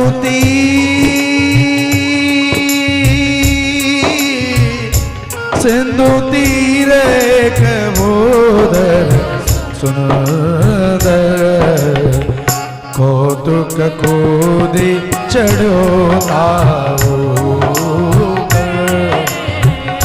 कौतुक कूदी चढ़ो ताऊ।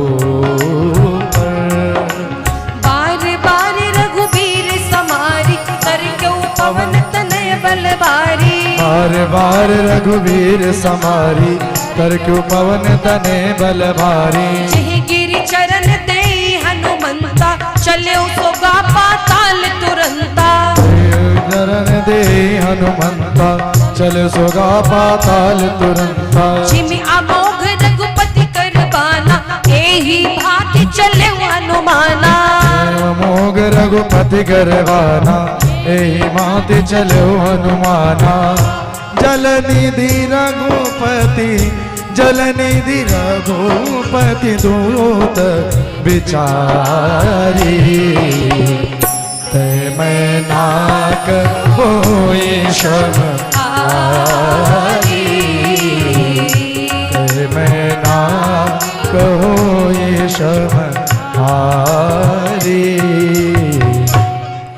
अब महाराज हनुमान जी गरज करके चल पड़े हैं।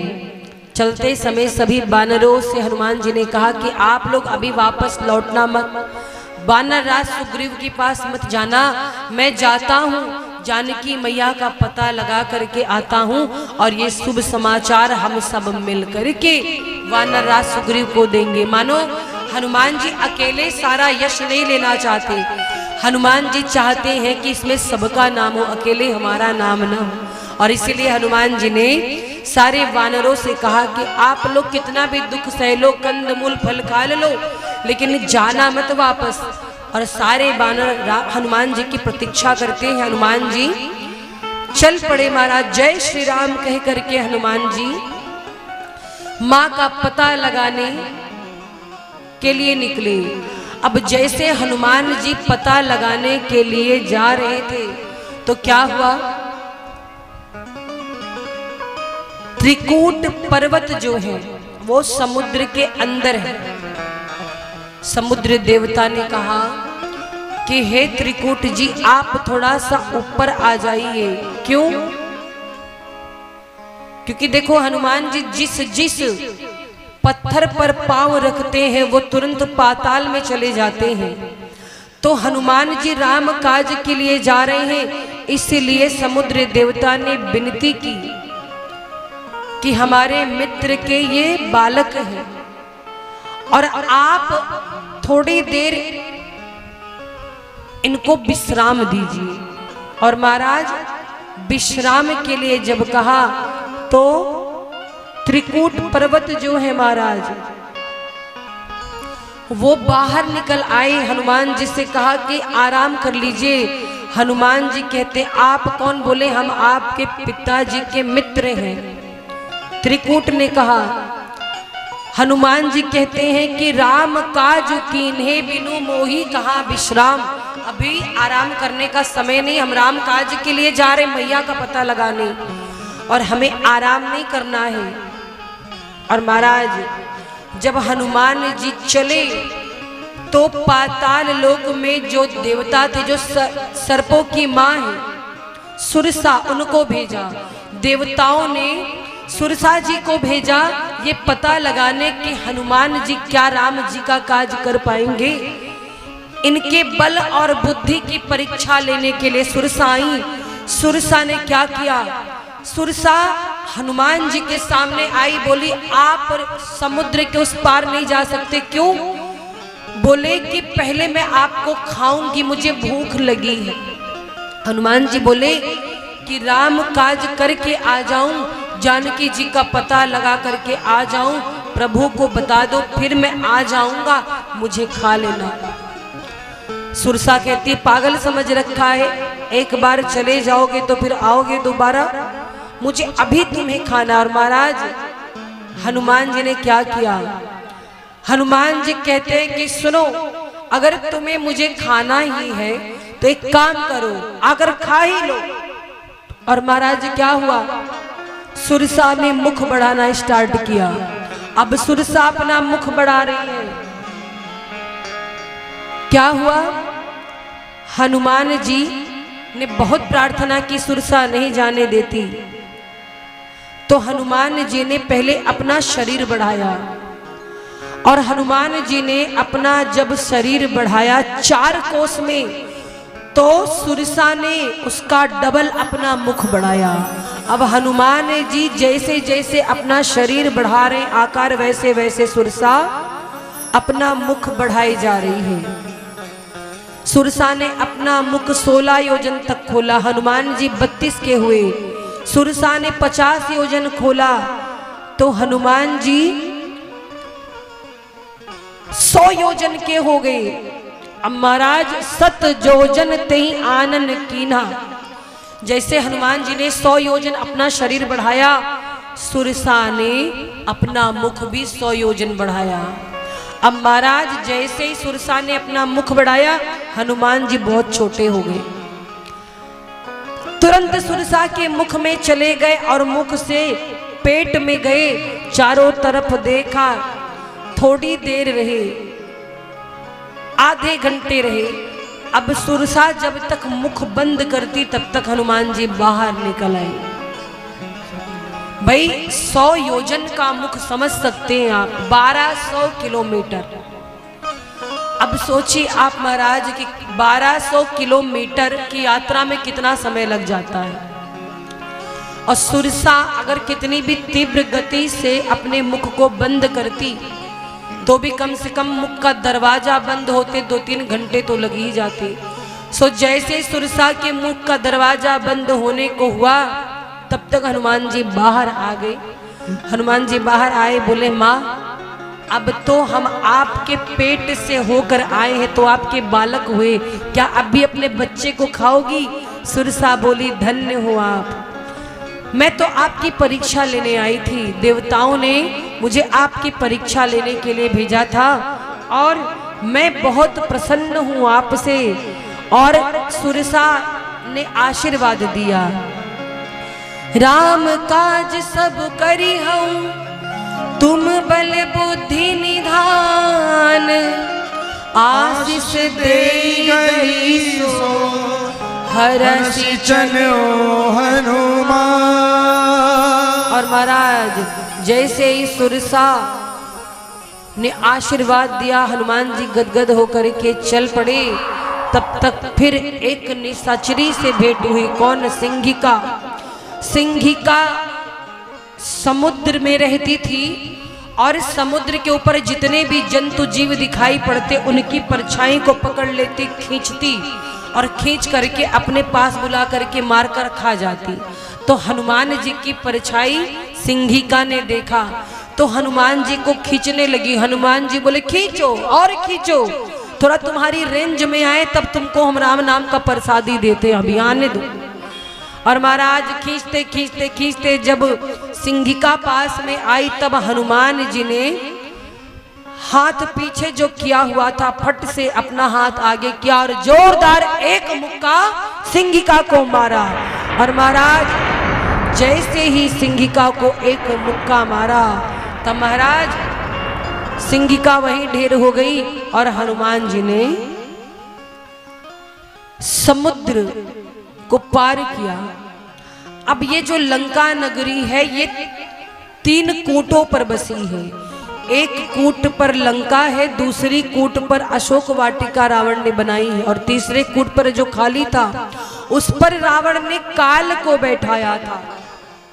कोई लंका में प्रवेश ना करे, काल को बैठाया था। अब महाराज हनुमान जी जब आगे बढ़े और तीसरे कूट पर जब काल को देखा तो हनुमान जी दांत कटकटाने लगे गुस्से से और काल को अपने गाल में रख करके हनुमान जी जोर जोर से चबाने लगे दांत कटकटा के। काल बोला सरकार हमें छोड़ दो, आज के बाद हम कुछ नहीं करेंगे। हनुमान जी बोले छोड़ देंगे, पहले बताओ हमारी बात मानोगे? हाँ मानेंगे। बोलो हमें मारोगे कि रावण को? काल बोला अरे सरकार हम रावण को ही मारेंगे, जिस दिन बोलो तब उठा ले, कब उठाना है रावण को बताओ। हनुमान जी कहते रुको बताएंगे, समय आने दो। और महाराज हनुमान जी आगे बढ़े और जब आगे बढ़े तो लंका के मुख्य द्वार पर एक राक्षसी बैठी हुई है। कौन? महाराज ये ऐसी राक्षसी है जो रात में ड्यूटी देती, पहरा देती है। रात के समय में कोई भी लंका में प्रवेश नहीं कर सकता।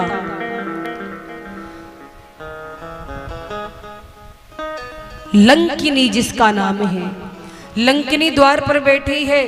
हनुमान जी चुपके से रात में जा रहे हैं लंका में प्रवेश करने। अच्छा किसी ने पूछा हनुमान जी रात में लंका में क्यों जा रहे हैं? हनुमान जी हैं भक्त और जानकी मैया है भक्ति, तो भक्ति के पास जाने के लिए, भक्ति से मिलने के लिए दर्शन की आवश्यकता होती, प्रदर्शन की नहीं। इसलिए हनुमान जी रात्रि के समय में चली। लंकिनी द्वार पे बैठी थी, हनुमान जी चुपके से जा रहे थे, देख लिया। बोली ए कौन है? बिना मुझसे पूछे कहाँ जाता है? हनुमान जी बोले अच्छा तुम्हारी परमिशन लेनी पड़ेगी। बोले सुनो, यहां से वहां तक कोई भी मेरी नजरों से बच नहीं पाया है। मैं चोरों को खाती हूं, मेरे आहार जो वो चोर है। हनुमान जी बोले बड़ी बात करने आई हो, सबसे बड़ा चोर तो तुम्हारे लंका का राजा है रावण, दूसरे की पत्नी चुराता, उसको तुमने नहीं खाया, बड़ी बड़ी बात करती हो। और महाराज हनुमान जी ने अपना हाथ पीछे छुपाया हुआ है। लंकिनी कहती है पीछे क्या छुपाया? हनुमान जी बोले आम खाओगी? लंकिनी कहती है आम क्या होता है? हनुमान जी बोले जो आम को नहीं जानता और जो राम को नहीं जानता उसका जीवन बेकार है। लंकिनी बोले लंका में राम नाम लेना देश द्रोह के बराबर है, राम का नाम मत लेना। हनुमान जी बोले अच्छा राष्ट्रद्रोह है। हनुमान जी ने एक मुक्का मारा, मुठका एक महाकपि हनी, रुधिर बमत धरनी ढनमनी। हनुमान जी ने कहा कैसा लगा मेरे आम का स्वाद? अच्छा लगा। और महाराज रक्त वमन करते हुए पलटी मारने लगी और हाथ जोड़कर बोली तात मोर अति पुण्य बहुता, देखे नयन राम कर दूता। लंकिनी हाथ जोड़कर कहती आज राम जी के दूत को अपनी आंखों से देख लिया, धन्य हो गई। हनुमान जी बोले अभी तक बहुत बड़ी बड़ी बात कर रही थी, अभी राम नाम की प्रसादी मिली तब तुम्हारे अकल आई। और महाराज लंकिनी ने हनुमान जी को नगर में प्रवेश करने दिया और एक बड़ी सुंदर चौपाई है सुंदर कांड की, ये आप भी बोला करो। अगर किसी आवश्यक कार्य से कहीं जा रहे हो तो इस चौपाई का स्मरण करके यदि आप निकलोगे तो आपका कार्य सफल होगा। कौन सा? कबीसी नगर कीजे सब काजा, हृदय राख कौशलपुर राजा। कबीसी नगर कीजे सब काजा, हृदय राख कौशलपुर राजा। बोलो कबीसी नगर कीजे सब काजा, हृदय राख कौशलपुर राजा। कबीसी नगर कीजे सब काजा, हृदय राख कौशलपुर राजा। ये ऐसी चौपाई है, इसको आप किसी यात्रा के समय अवश्य उच्चारण करना।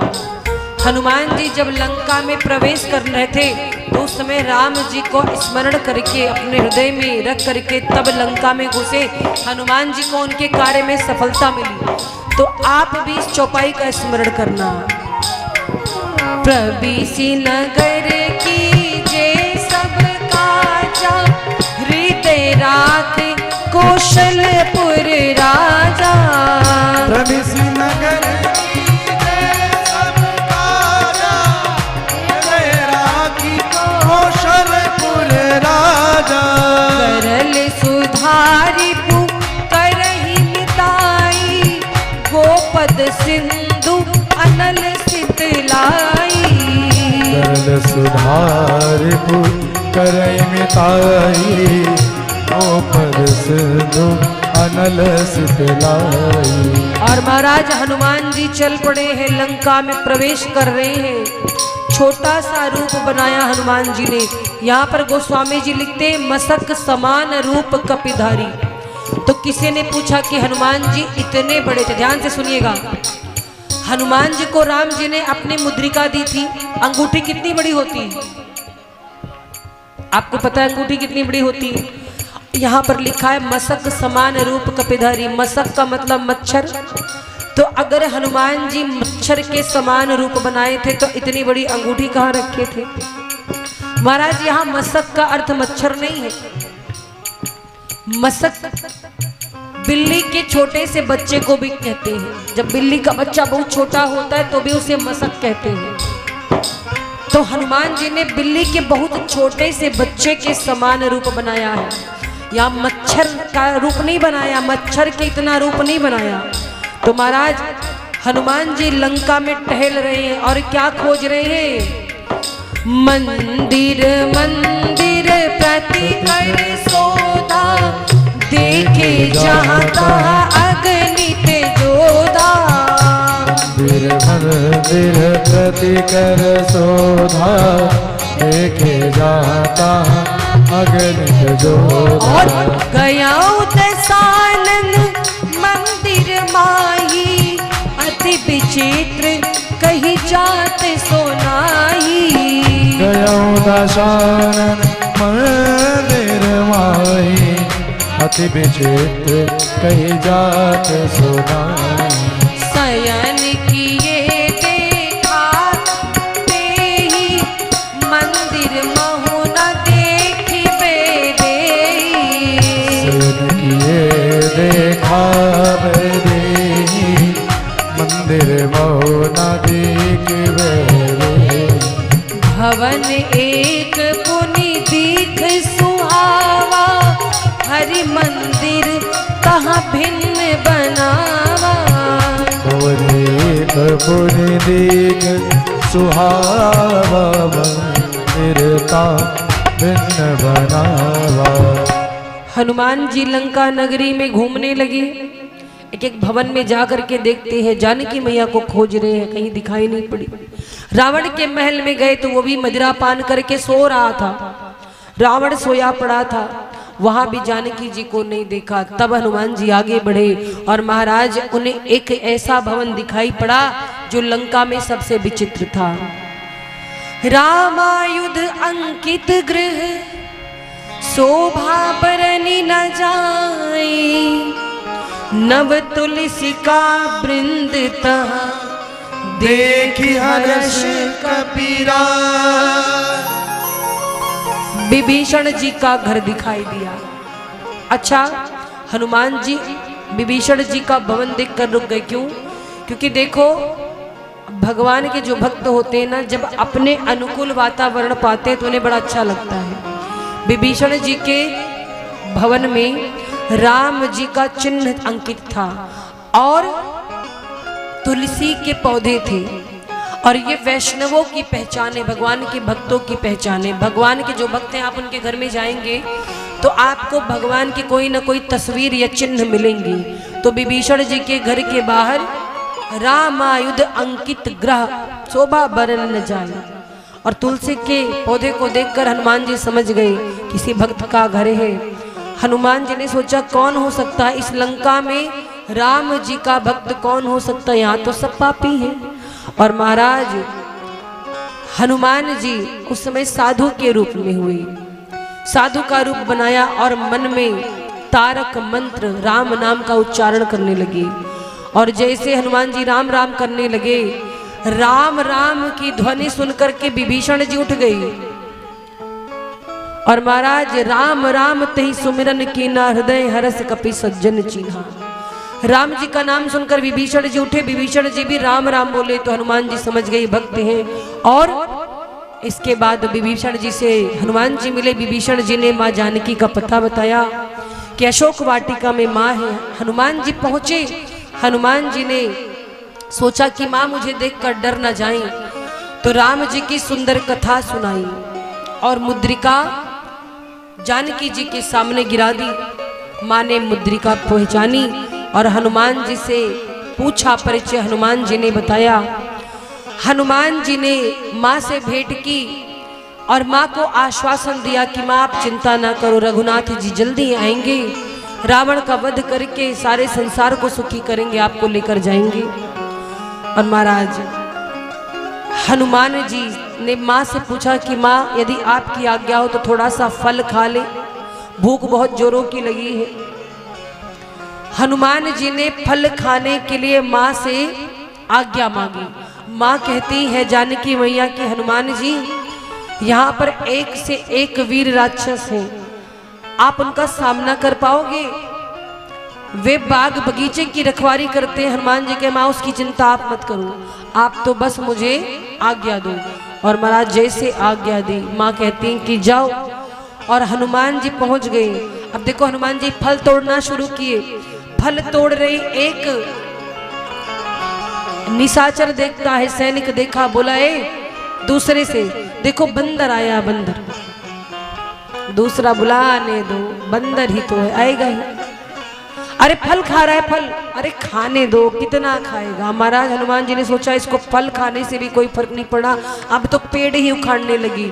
अब जब पेड़ उखाड़ना शुरू किया तो उसने सोचा रावण को क्या जवाब देंगे, हनुमान जी तो पेड़ ही उखाड़ रहे, फल गायब हो तो जवाब है, पर अगर पेड़ ही गायब हो जाए तो क्या करेंगे। तब उसने कहा, ए बंदर क्या करते हो। हनुमान जी ने कहा, तुम्हारा इंतजार, आओ। बुलाया अपने पास और लगे मारने। जब निशाचरों को पीटना शुरू किया महाराज, अब तो सब भागे, सब डर करके भागे।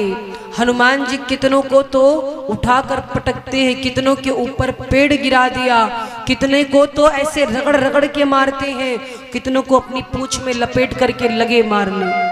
और कैसे मारते हैं, राम सिया राम का कीर्तन करते, बोले हम मजीरा बजा रहे हैं, और राक्षसों को रगड़ देते हैं, जय सिया राम, फिर सीताराम सीताराम जय सिया राम करके राक्षसों को मारना शुरू किया।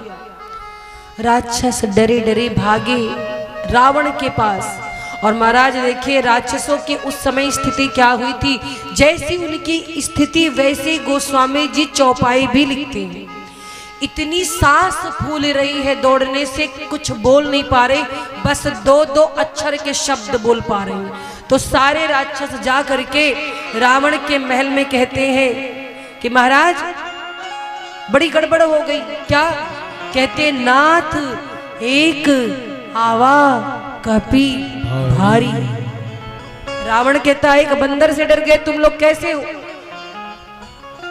क्या किया बंदर ने, बंदर देख के भागते हो। बोले नहीं सरकार। तो अब देखो थोड़ी सांस थमी, आराम मिला, तो तीन तीन अक्षर के शब्द बोलते हैं। क्या कहते हैं, ते ही एक बंदर से डर करके तुम लोग भाग आए, पागल हो, जाओ पकड़ लो उसको। अब महाराज सैनिकों को भेजते हैं, सैनिकों को भेजा, कौन हनुमान जी को पकड़ने वाला है। सैनिक आते हैं हनुमान जी को पकड़ने, पर हनुमान जी को पकड़ नहीं पाते। हनुमान जी पूंछ में लपेट लपेट के मार रहे हैं, रथ के ऊपर रथ वालों को पटक रहे, हाथी के ऊपर हाथी को, और जो पीछे हैं उनको पूंछ में लपेट के मार रहे। फिर गए रावण के पास, सरकार वो बानर तो बड़ा भयानक है, सबको बहुत मार रहा है। रावण कहता है कि एक काम करो, तुम लोग सामना नहीं कर पा रहे तो पीछे से चोर हमला करो। बोले सरकार जो आगे वाले थे थोड़ी देर टिके भी थे, पीछे वाले तो पहले गायब हो जा रहे। क्यों? बोले उसकी पूंछ की वजह से, वो पूंछ में लपेट लपेट के सबको मार रहा है। अब महाराज देखो पूंछ शब्द में श्लेष है, पूंछ अंग विशेष का भी नाम है, और पूंछ कहते प्रतिष्ठा को। समाज में यदि किसी की प्रतिष्ठा बढ़ती तो उसको पूंछ कहते हैं। और आजकल समाज में इसी बात की समस्या, उनकी पूंछ बहुत बड़ी है, आजकल भैया उनकी बड़ी पूंछ हो रही है। तो हनुमान जी की पूंछ से रावण को बड़ी एलर्जी थी। जैसे पूंछ का नाम सुना रावण तिलमिला गया। रावण कहता है कि इस बार जाकर के उसे मारो। किसी ने कहा नहीं सरकार नहीं मार सकते, उसकी पूंछ बहुत बड़ी है और इतना मार रहा है कि क्या बोले। अब महाराज अक्षय कुमार को भेजा, अपने पुत्र को रावण ने। अक्षय कुमार को एक घूसा हनुमान जी ने मारा और ढेर कर दिया। और जैसे ही मेघनाद ने सुना कि अक्षय कुमार की मृत्यु हो गई, विलाप करने लगा और अपने भाई का बदला लेने के लिए चला। इंद्रजित अतुलित जोधा, बंधु निधन सुन उपजा क्रोधा। भाई के निधन को सुनकर के मेघनाद आया और मेघनाद ने हनुमान जी को बांध लिया। किसमें? ब्रह्मास्त्र छोड़ दिया, ब्रह्मास्त्र में बांध लिया। हनुमान जी ने सोचा कि अब अगर मैं ब्रह्मास्त्र नहीं मानता, इसकी मर्यादा का पालन नहीं करता, तो ब्रह्मास्त्र की महिमा जगत में मिट जाएगी, वरना हनुमान जी को कौन बांध सकता है। हनुमान जी को लाया गया और जितने लंका के निवासी ताली बजा करके आनंद ले रहे, हनुमान जी का मजाक उड़ा रहे। कोई लात से मारता है, कोई ताली बजाता है, कोई ढोलक बजा बजा के हंसी उड़ाता है।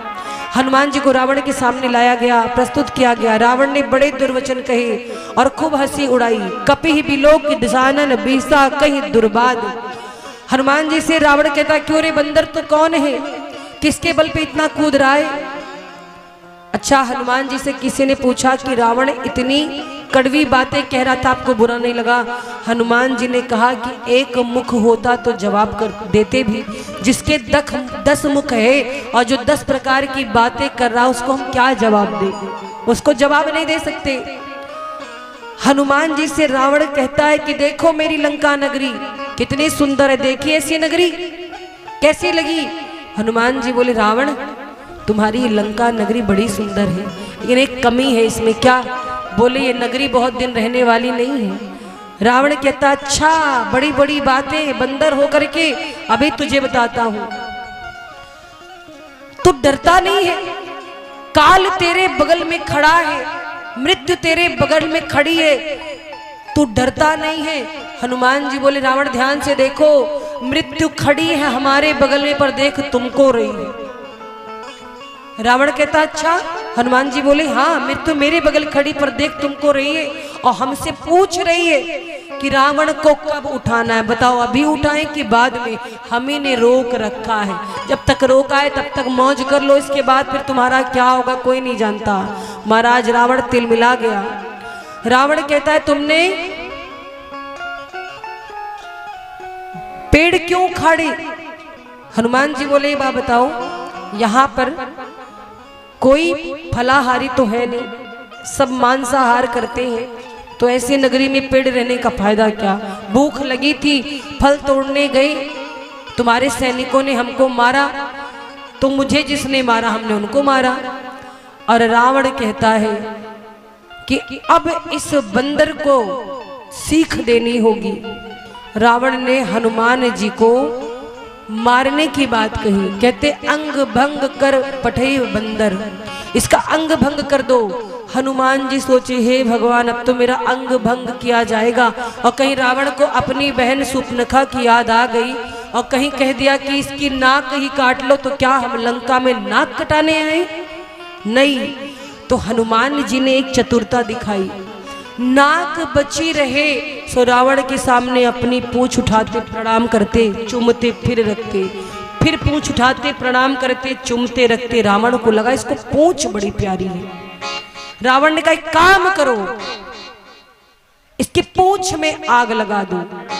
रावण तो वध की आज्ञा दे रहा था, विभीषण जी ने समझाया था कि दूत को मारते नहीं है, तो इसलिए रावण ने अंग भंग करने की बात कही। लेकिन जब देखा कि कभी के ममता पूंछ पर, तो क्या किया, बोले इसकी पूंछ में आग लगा दो। महाराज हनुमान जी की पूंछ में आग लगाई जाने लगी।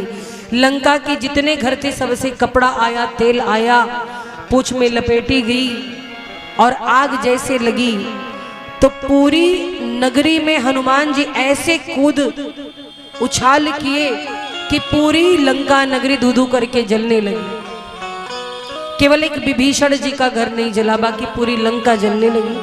और लंका जलने लगी तो किसी ने पूछा कि भैया तुमने लंका क्यों जलाई। हनुमान जी कहते हमने लंका नहीं जलाई, जितने लोगों के घर में घर से भंडारे के लिए चंदा आया था हमने उनको वही प्रसाद दे दिया।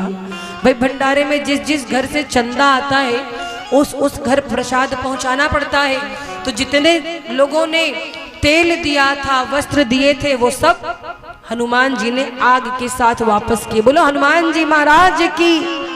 हनुमान जी ने पूछ कि आग जाकर के बुझाई समुद्र में और माँ से अनुमति ली। माँ ने आशीर्वाद दे करके हनुमान जी को विदा किया। आ करके हनुमान जी ने श्री राम जी को सारी बात बताई। राम जी ने सुना। अब लंका पर चढ़ाई करने का विचार बनाया।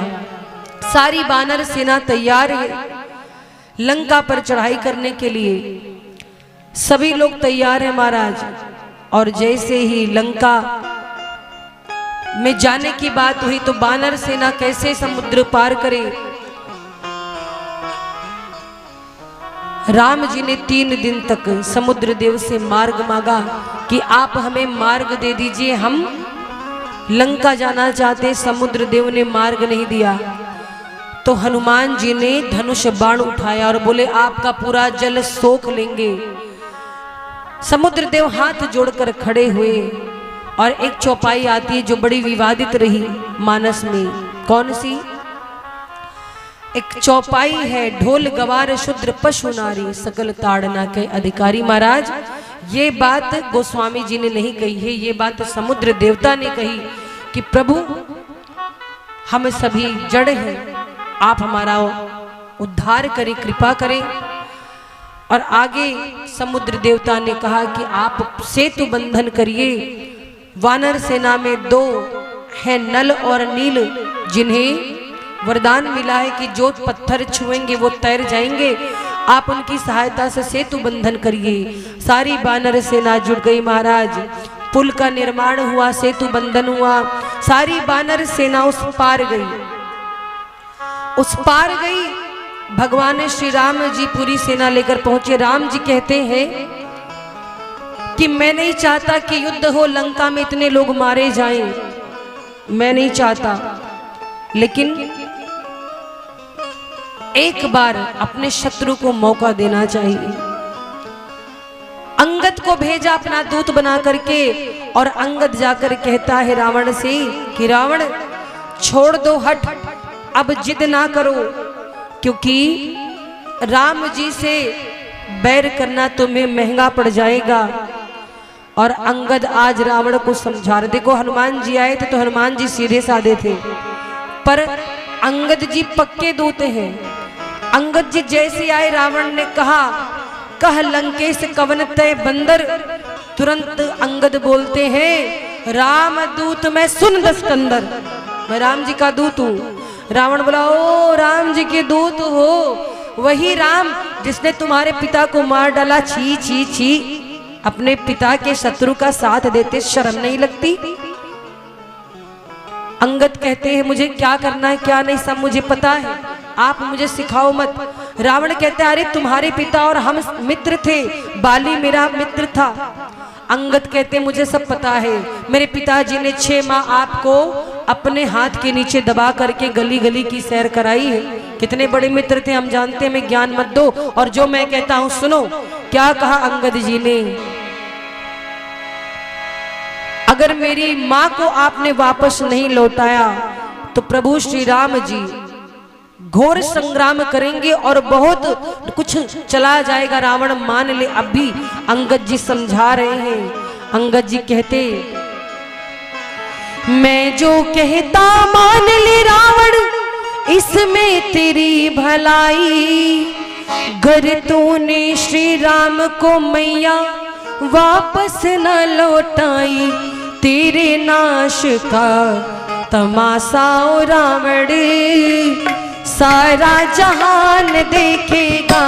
तेरे नाश का तमाशा ओ रावण सारा जहान देखेगा। तेरे नाश का तमाशा ओ रावण सारा जहान देखेगा।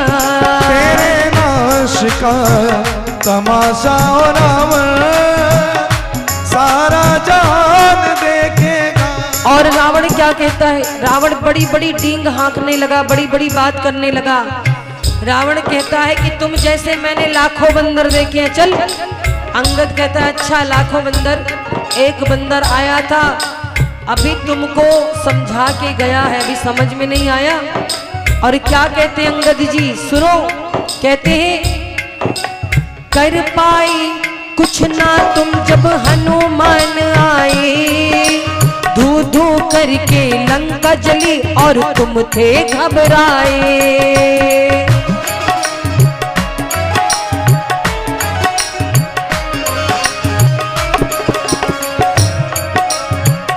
कहते हैं कर पाए कुछ ना तुम जब हनुमान आए, धू धू करके लंका जली और तुम थे घबराए। शरण में आओ न देर लगाओ, बात को समझो न यूं इतराओ।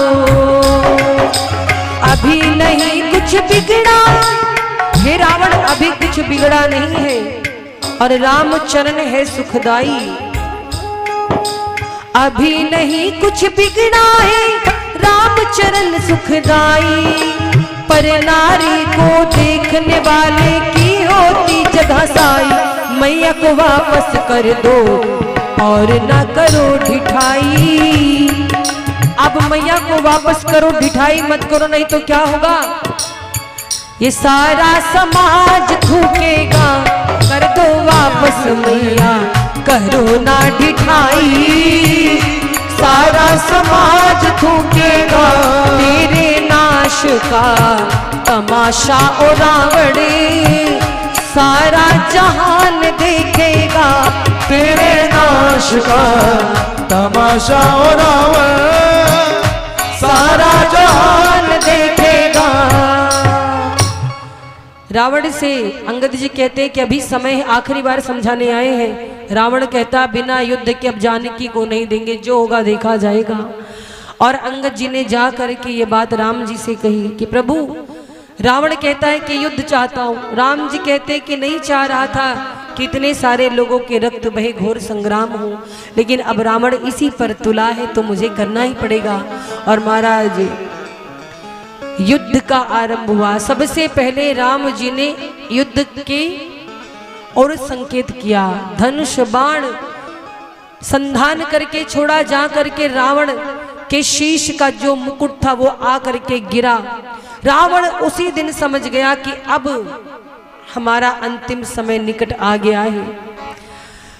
युद्ध आरंभ हुआ दोनों सेनाओं के मध्य में, और महाराज ऐसा युद्ध हुआ, लक्ष्मण जी और मेघनाद जी का युद्ध हुआ। मेघनाद कौन? रावण का पुत्र। मेघनाद ने लक्ष्मण जी को शक्ति बाण मारा, शक्ति बाण लगते ही लक्ष्मण जी मूर्छित हो गए। इससे राम जी घबरा गए, हनुमान जी से संजीवनी बूटी लाने को कहा। संजीवनी बूटी लाने गई तो महाराज कालनेमी मिल गया, और कालनेमी ने रावण जी को हनुमान जी को बरगलाया। संजीवनी बूटी लाने गए तो भैया भरत ने भी आकाश में तीर छोड़ दिया। हनुमान जी मूर्छित हो गई। किसी प्रकार भरत जी ने पुनः हनुमान जी को जीवित किया। हनुमान जी संजीवनी बूटी लेकर आए, भैया लखन के प्राण बचे। वास्तव में लक्ष्मण जी मूर्छित नहीं हुए थे। इस कथा का रहस्य है कि लक्ष्मण जी 14 वर्ष के वनवास में एक दिन भी आराम नहीं किए थे, राम जी की सेवा में रहते थे, क्योंकि लक्ष्मण जी ने अपने हिस्से की नींद अपनी पत्नी उर्मिला जी को दे दी थी। और राम जी ने सोचा कि मेरे लक्ष्मण ने बहुत रातें जाग ली, अब थोड़ा आराम कर ली, इसलिए भगवान ने ऐसे लीला की। तो ये लक्ष्मण जी के मूर्छित होने की लीला थी। मेघनाद की शक्ति बाण से लक्ष्मण जी को मूर्छा आई, संजीवनी बूटी के द्वारा उपचार हुआ, घोर संग्राम हुआ, युद्ध हुआ। महाराज प्रतिदिन लाखों वानर मारे जाते और इधर रावण के सेना के सैनिक मारे जाते। रावण का जो पुत्र है मेघनाद, ये बड़ा ही क्रूर है और बड़ा ही घमंडी था, अभिमानी था। इसके बल पर रावण कूदता। रावण कहता कि राम मेरा कुछ नहीं बिगाड़ सकता, क्योंकि मेरे साथ मेरा बेटा मेघनाद है, कुंभकर्ण है। और महाराज कुंभकर्ण 6 महीने सोता, एक दिन उठता। रावण ने क्या किया, कुंभकर्ण को जगाने के लिए भांति भांति प्रकार के बाजे बजवाई। कुंभकर्ण उठा, उसके सिर पर जब शोर हुआ उठा, तो कुंभकर्ण ने कहा कि क्या हुआ दशानन, क्यों मुंह उतराए? और महाराज कुंभकर्ण ने रावण को भी समझाया, रावण नहीं माना। रावण ने कहा तुम मेरे भाई हो, क्या युद्ध नहीं करोगे? कुंभकर्ण रावण की बात मान करके युद्ध करने के लिए आया। भगवान ने कुंभकर्ण को समाप्त किया। उसका शीश जाकर के रावण के चरणों में गिरा। रावण प्रलाप करने लगा और इसके बाद उनका बेटा मां निकुंभला की आराधना करके चल पड़ा, जिसे लक्ष्मण जी ने समाप्त किया। और रावण के परिवार में अब कोई बचा नहीं। महाराज तब मंदोदरी ने समझाया। आज मंदोदरी समझा रही रावण को कि देखो अभी भी कुछ नहीं बिगड़ा है, क्यों सबकी मांग सुनी करना चाहते हो? मंदोदरी रावण का संवाद हुआ। मंदोदरी कहती है कि मान जाओ स्वामी, अभी भी वक्त है, अगर आप नहीं माने तो बहुत बुरा हो जाएगा, न जाने कितने की मांग उजड़ जाएगी। और आज मंदोदरी रावण को समझा रही है, क्या कहती है? मेरी मानो पिया उनकी दे दो सिया, बस इसी में भलाई तुम्हारी पिया। मेरी मानो पिया उनकी दे दो सिया, बस इसी में भलाई तुम्हारी पिया। मेरी मानो पिया।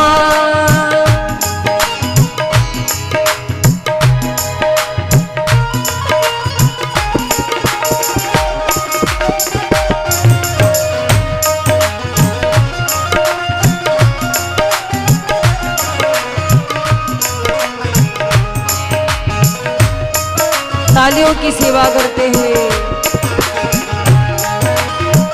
हरि बोल।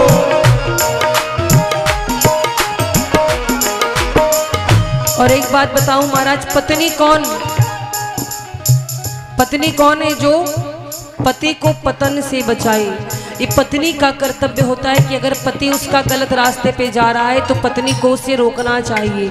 आज मंदोदरी समझा रही रावण को, कहती है कि सुनो, तुमने हमेशा अपनी मनमानी की, लेकिन मैंने कुछ नहीं कहा, अब मत करो, क्योंकि फिर ये लंका नगरी जो तुम्हें प्राणों से प्यारी है, ये तो जल ही चुकी है।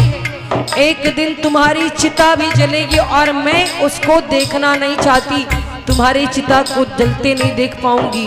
और जब से जानकी जी को आप हरण करके लाए हो, तब से अमंगल ही अमंगल हो रहा है। समझाती क्या कहती है?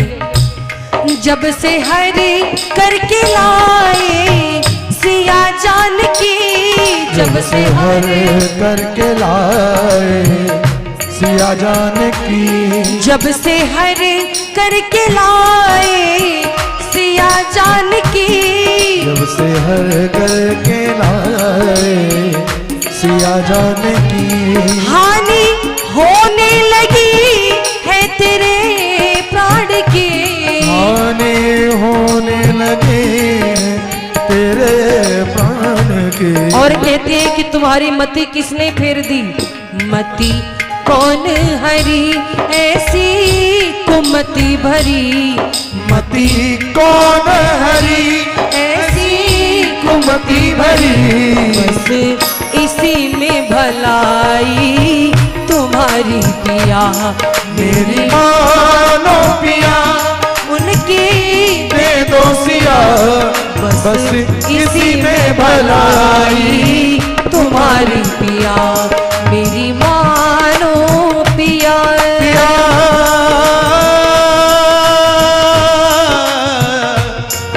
पिया पिया पिया पिया पिया, मेरी मानो पिया उनकी दे दो सिया, बस इसी में भलाई तुम्हारी पिया, बस इसी में भलाई तुम्हारी पिया। बोले राघवेंद्र राघव सरकार की। बड़े भाव से ताली की सेवा करते हैं। जय हो।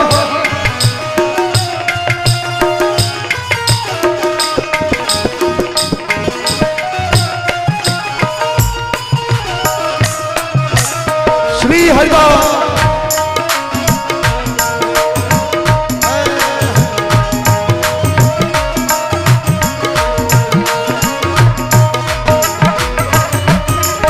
और क्या कहती मंदोदरी कि तुमको लंका भी बहुत प्यारी थी ना, लंका हाथ से गई, मेरा बेटा मेघनाद मार दिया गया, मेरा बेटा अक्षकुमार मार दिया गया, केवल तुम्हारे अभिमान के नाते। बस अब मैं तुम्हारे इस बात को बर्दाश्त नहीं करूंगी।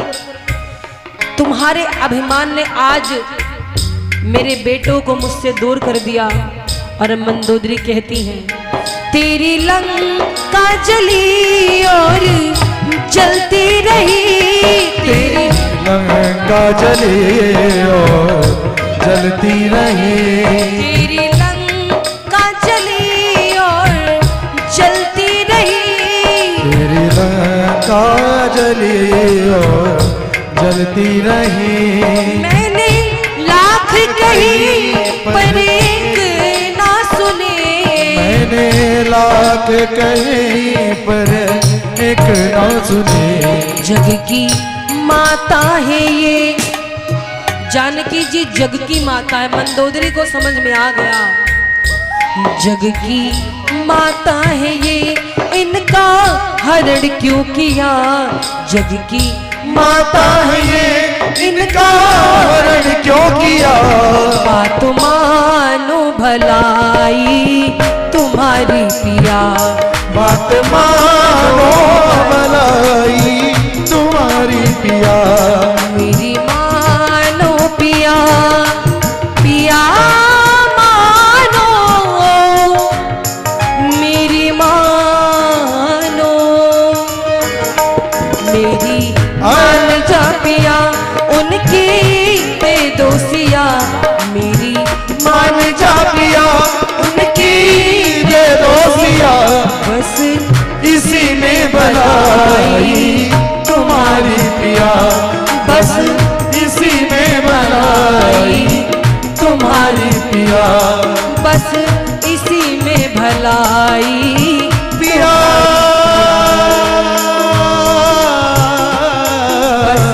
तुम्हारी पिया तुम्हारी पिया, ओ पिया पिया तुम्हारी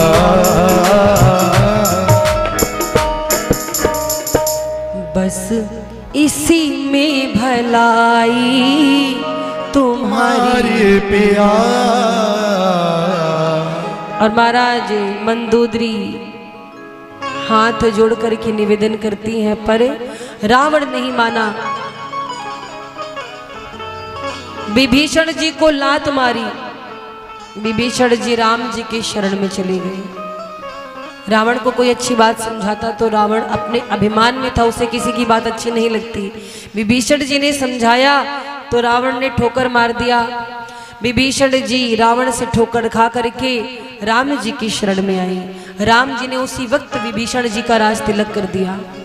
अब महाराज रावण की सेना में दो गुप्तचर हैं।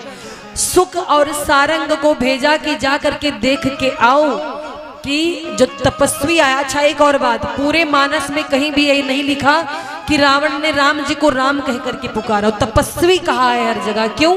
राम कह देता तो उद्धार ना हो जाता, इसीलिए रावण ने कहीं भी राम नहीं कहा। अपने जीवन के केवल अंतिम समय में एक बार राम जी का नाम लिया था, तो रावण ने हर जगह तपस्वी कह करके पुकारा है।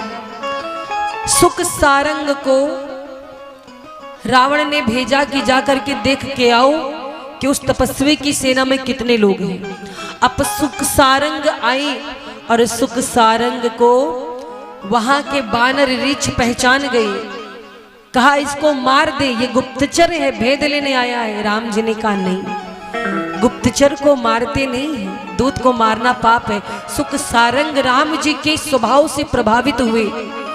एक जगह रावण था कि वो दूत को अंग भंग करने की बात कर रहा था, और आज हम भेद लेने आए हैं, लेकिन राम जी का भाव देखो, हमें मारने की बात नहीं की, हमारा वध नहीं किया।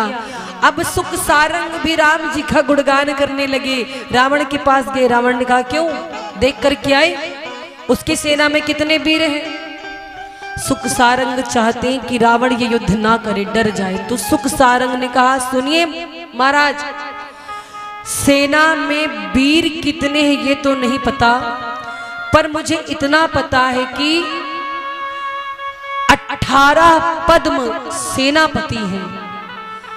18 पद्म सेनापति बहुत बड़ी सेना है। अब पद्म जानते हो कितना होता है, किसी को पता है? पद्म किस संख्या को कहते हैं? चलो आज इसको भी बता देते हैं। उसमें लिखा है पद्म 18 जूथप बंदर। तो 18 पद्म यानी 18 से पद्म सेनापति हैं। अभी सेना की बात छोड़ी, सेनापति 18 पद्म है। अब पद्म का मतलब क्या होता है सुनिए। आपने इकाई दहाई सैकड़ा पढ़ा होगा ना, चलो गिनो। इकाई दहाई सैकड़ा हजार, उसके बाद बोलो बोलो 10,000, उसके बाद लाख, लाख के बाद 10 लाख, उसके बाद करोड़, उसके बाद 10 करोड़ के बाद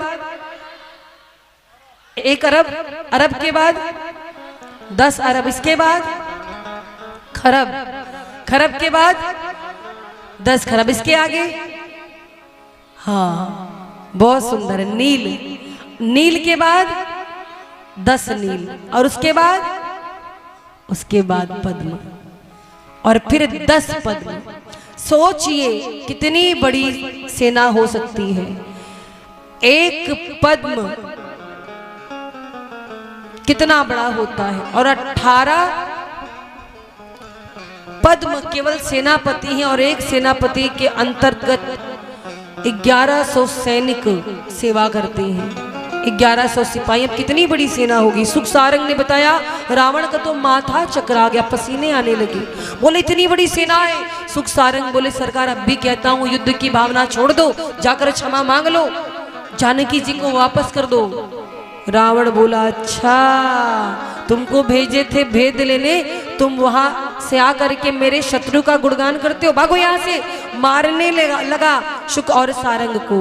और महाराज रावण राम जी से युद्ध करने के लिए आया। देखो ये युद्ध की कथा क्या कहे, युद्ध की कथा सुननी भी नहीं चाहिए। क्यों नहीं सुननी चाहिए? हम भगवान की कथा सुनने बैठे हैं कि युद्धकांड, युद्धकांड सुनने से दिमाग में वही चलता है। तो महाराज एक और बात है, किसी ने गोस्वामी जी से पूछा था कि आप हर चीज की संख्या लिखते हैं पर रामचरितमानस में रावण की सेना में कितने निशाचर मारे गए कोई संख्या नहीं लिखी। गोस्वामी जी ने कहा कौन सी पुण्यात्मा है जो इनकी पुण्यतिथि मनाई जाएगी, इनको श्रद्धांजलि दी जाएगी। ऐसे पापियों की संख्या लिखने का फायदा क्या, क्यों लिखे संख्या? ये कोई महान थोड़ी जो इनकी पुण्यतिथि मनाई जाएगी, कोई महापुरुष थोड़ी। तो महाराज चर्चा तो महापुरुषों की होती, भगवान की होती है, निशाचरों की थोड़ी। रावण की सेना में सब समाप्त है। रावण ने स्वयं अब युद्ध करने का निर्णय लिया। रथ पर आरूढ़ होकर के दशानन आया, तरह तरह की माया करने लगा। भगवान उसे मारने का प्रयास करते हैं पर रावण मरता नहीं। कई बार प्रभु ने बाण छोड़े पर रावण की मृत्यु नहीं आती। तब राम जी ने विभीषण जी की ओर देखा। विभीषण जी ने संकेत किया प्रभु पहले इसके नाभि में जो अमृत है उसको सोखिए तभी ये मरेगा। अच्छा यहाँ एक बात है, क्या राम जी को नहीं मालूम था कि रावण के नाभि में अमृत है, अमृत कुंड है? राम जी जानते थे, फिर विभीषण की ओर क्यों देखा? राम जी विभीषण की प्रीति देखना चाहते थे कि विभीषण की जो प्रीति हमारे लिए सच्ची है कि नहीं, अभी भी ये अपने भाई की ओर से तो नहीं है। और राम जी ये विभीषण जी के मुख से सुनना चाहते थे। और महाराज विभीषण जी ने जब बताया तो राम जी ने एक बाण नाभि कुंड पर मारा और अमृत सूखने लगा। उसके बाद प्रभु ने लगातार बाण चलाई।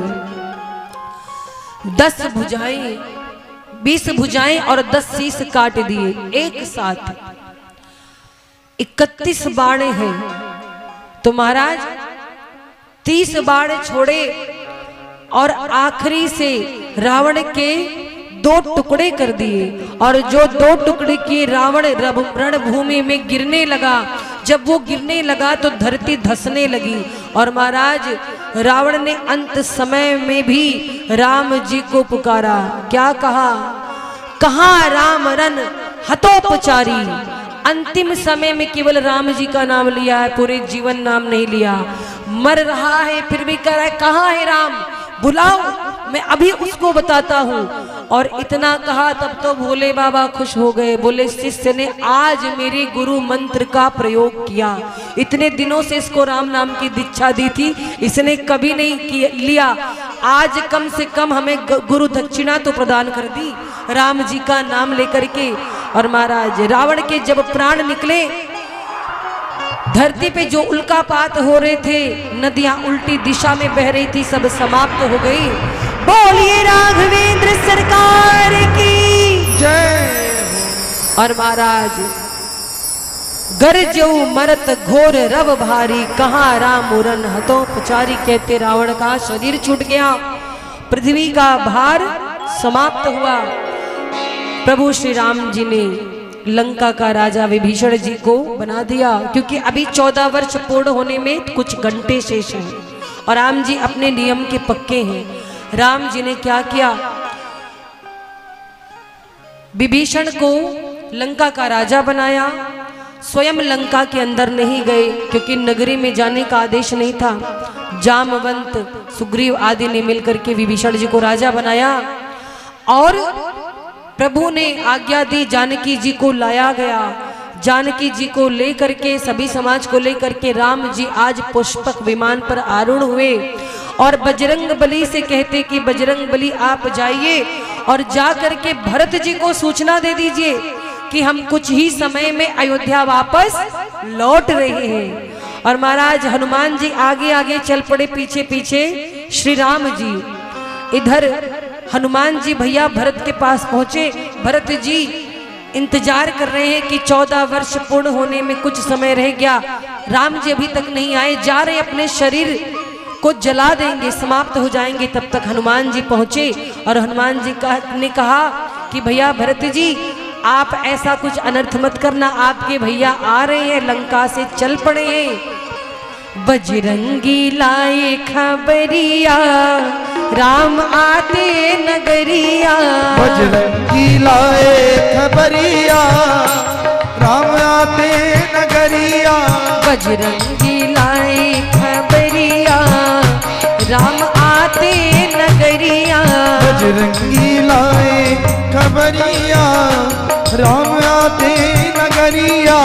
पूरन जीत सुजस सुर गावत, पूरन जीत सुजस सुर गावत, सीता सहित अनुज प्रभु आवत, सीता सहित अनुज प्रभु आवत, सुनत बचन बिसरे सब दुखा, सुनत बचन बिसरे सब दुखा, त्रिशावंत जिमि पाई पीयूषा, त्रिशावर्त जिमि पाई पीयूष। भैया भरत भई बावरिया, आते नगरिया, लाए खबरिया, राम आते नगरिया, बजरंगी लाए खबरिया, राम आते नगरिया, बजरंगी लाए खबरिया, राम आते नगरिया। भगवान श्री राम आ रहे, दोनों हाथों को उठाओ और बोलो श्याम रामचंद्र की जय हो।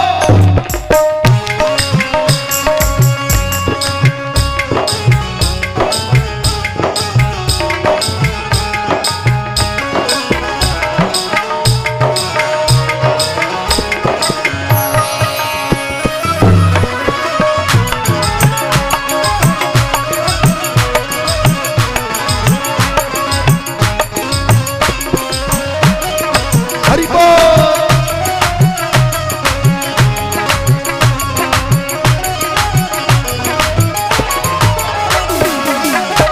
भरत जी हनुमान जी से कहते हैं कहाँ से आए हो। हनुमान जी उस समय साधु का वेश बना करके पहुंचे तो क्या कहा, को तुम तात कहाते आए, को तुम तात कहाते आए, मोहि परम प्रिय बचन सुनाए, मोहि परम प्रिय बचन सुनाए, मारुत सुत में कपि हनुमाना, मारुत सुत में कपि हनुमाना, नाम मोर सुन कृपा निदाना, नाम मोर सुन कृपा निधाना।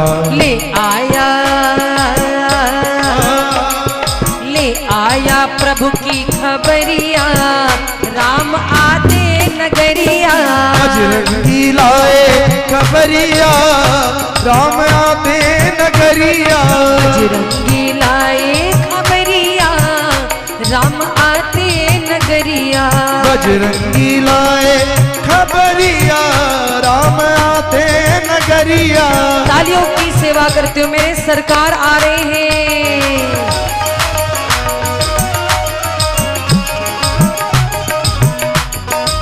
बोले राघवेंद्र राघव सरकार की।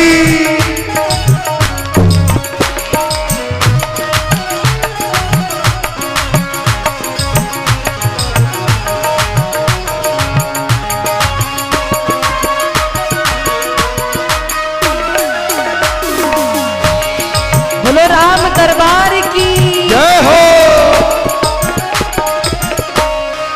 और महाराज हनुमान जी ने जैसे ही आकर के खबर दी कि भगवान आ रहे हैं, बहुत खुश हो गए। भरत जी तैयारी करने लगे, पूरी नगरी सजाए जाने लगी। और इधर प्रभु श्री राम जी पुष्पक विमान में बैठे, जो जानकी जी की छवि थी उनको अग्नि में भेज दिया, और जो वास्तविक जानकी जी थी उनको बाहर निकाला। अब ये मत सोचना कि जानकी जी की कोई अग्नि परीक्षा हुई थी, कभी अग्नि परीक्षा नहीं हुई थी। बहुत से लोग कहते हैं जानकी जी की अग्नि परीक्षा हुई। माँ अग्नि सुता है, इसलिए अग्नि में कुछ समय के लिए थी। भगवान श्री राम जब लौटने लगे, उन्हें विमान पर बिठाया। जामवंत जी हैं, सुग्रीव जी हैं। निषाद राजगुह ने सुना कि भगवान आ रहे हैं, तो वो भी इंतजार करने लगा। केवट ने सुना भगवान आ रहे हैं, तो गंगा जी के किनारे नाव मंगाने लगा। जितने लोग वन यात्रा में मिले थे, सब रास्ते में खड़े हैं, और राम जी सबको विमान पर बैठा करके अयोध्या की ओर चल पड़े। चलत विमान कोलाहल होई, जय रघुबीर कहाए सब कोई।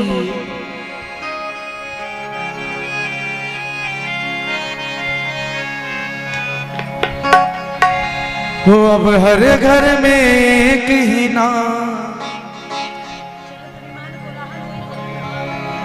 चलत विमान कोलाहल होई।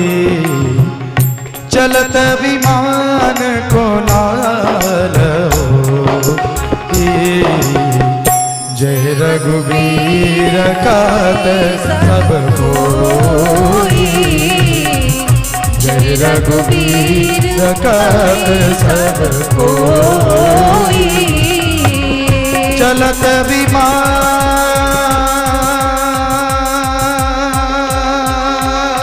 दोनों हाथों को उठा करके चलत विमान, चलत विमान, चलत विमान कोलाहल होई।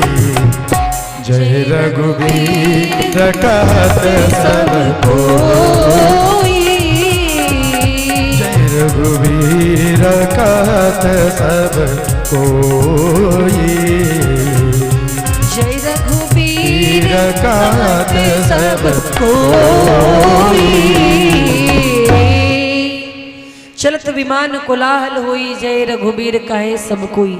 मानस की बड़ी प्रसिद्ध चौपाई है। कभी भी यात्रा करना तो इस चौपाई का उच्चारण करना। कौन सा? चलत विमान कोलाहल होई, जय रघुबीर कहे सब कोई। अगर इस चौपाई का आप उच्चारण करते हैं तो दुर्घटना की संभावना नहीं होती। अब हम ये नहीं कहेंगे कि होगी ही नहीं, ध्यान से गाड़ी भी चलाना चाहिए। कभी कभी अपनी गलती भी होती है, लेकिन ऐसी ये जो चौपाई, इसका स्मरण करने से, इसका उच्चारण करने से दुर्घटना नहीं होती। राम जी की कृपा रहती साथ में। तो महाराज राम जी आज पुष्पक विमान पर जानकी जी और लक्ष्मण जी के साथ बैठ करके अयोध्या की धरती पर पधारे। वेद मंत्र पढ़े जाने लगे। क्यों? जैसे राम जी आए वैसे ही अयोध्या वासियों ने कहा गुरुदेव वशिष्ठ से कि अब हम कल का इंतजार नहीं करेंगे। भरत जी भी कहते हैं आज इसी वक्त राम जी का राज तिलक होगा, क्योंकि एक बार देरी लगाई तो इतना समय लग गया। अब हम देर नहीं करेंगे। और महाराज वेद मंत्र उच्चारण करने लगे। राम जी जानकी जी को बढ़िया सुंदर वस्त्र पहनाया गया, पूरा समाज मिला प्रभु से, जय जयकार होने लगी। और सबसे प्रथम तिलक वशिष्ठ मुनि करते हैं। प्रथम तिलक वशिष्ठ मुनि कीन्हा, प्रथम तिलक वशिष्ठ मुनि कीन्हा, मुनि सब विप्रन आय सुदीन्हा, मुनि सब विप्रन आय सुदीन्हा। वेद मंत्र तब द्विजन उचारे, वेद मंत्र तब द्विजन उचारी। नभ सुर मुनि जय जयति पुकारे, मुनि जय जय त्रिपुरारी। सिंहासन पर त्रिभुवन साई, सिंहासन पर त्रिभुवन साई। एक सुरन दुंदुभि बजाई, एक सुरन दुंदुभि बजाई।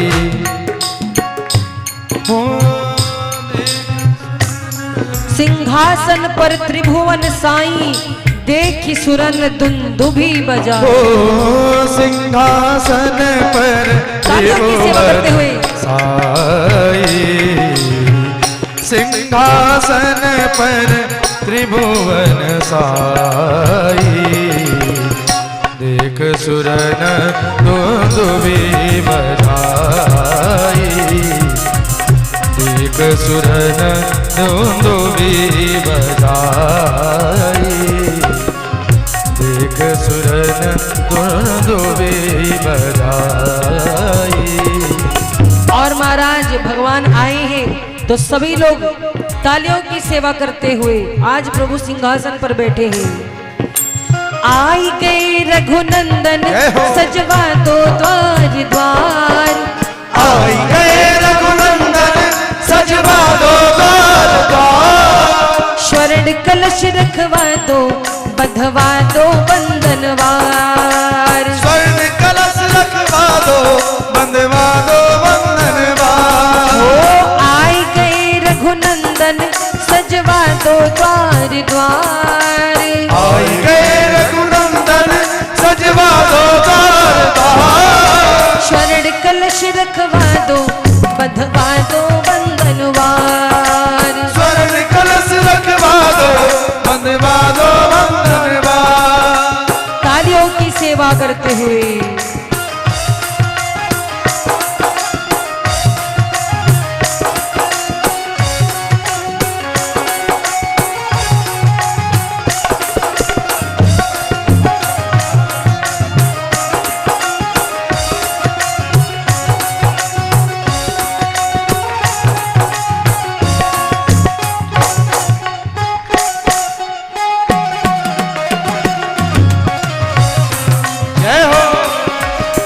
बोले राघवेंद्र राघव सरकार की। बड़े भाव से तालियों की सेवा करते गाए जाए।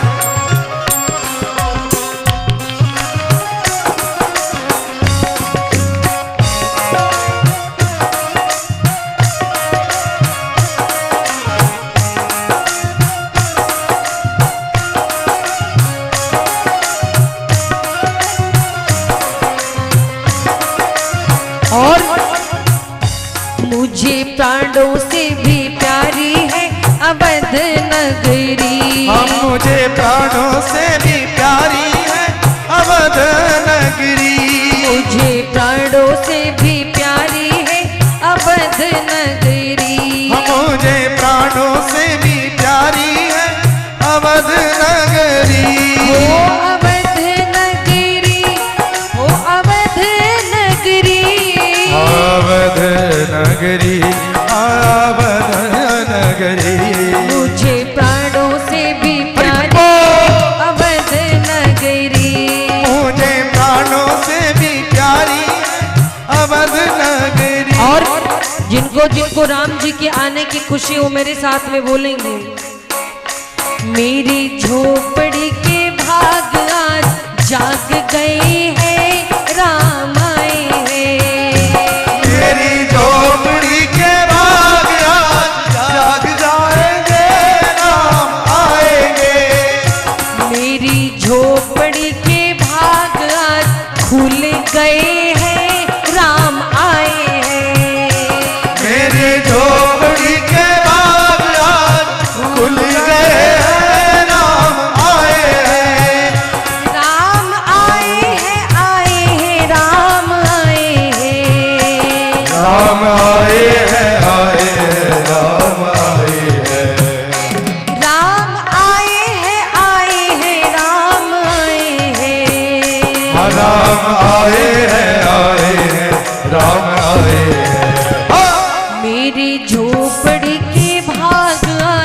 खुल गई है राम आए ओ मेरी झोपड़ी के बाग आज खुल गए हैं राम आए। हाथों को उठा करके तालियों की सेवा करते हुए बोलो राघवेंद्र सरकार की।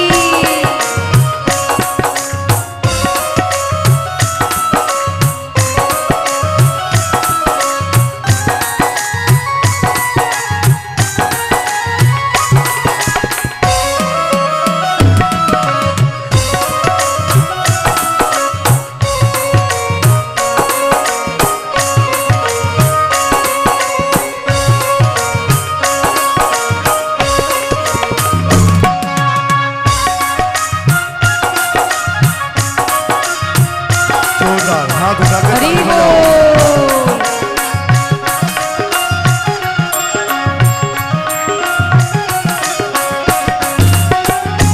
राम आए हैं तो अंगना सजाए हैं राम आए हैं तो अंगना सजाए दीप जला के दिवाली हम मनाए हैं दीप जला के दिवाली हम मनाए हैं। राम आए हैं तो अंगना सजाए हैं ओ राम आए हैं तो अंगना सजाए हैं। एक बात बताओ 22 तारीख को कितने लोगों ने दीपक जलाया था? सबने जलाया था। तो जिसने जिसने जलाया सब ताली बजाएंगे और जिसने नहीं जलाया होगा उसका हाथ नहीं उठेगा।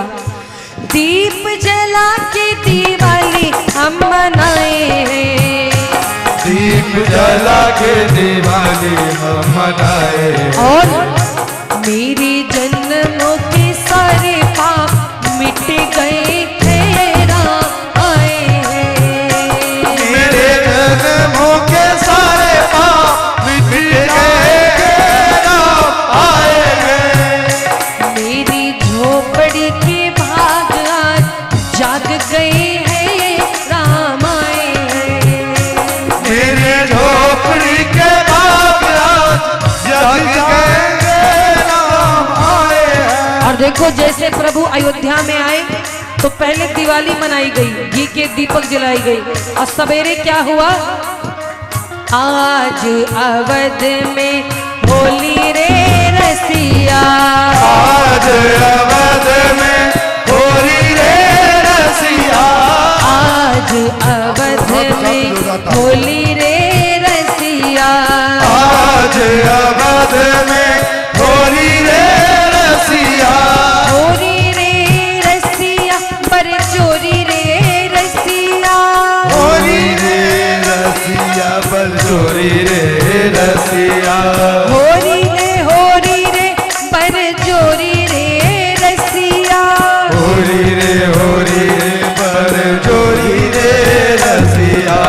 आज अवध हरि बोल। में होली रे रसिया आज अवध में होली रे रसिया आज अवध में होली रे रसिया आज अवध में होली रे रसिया।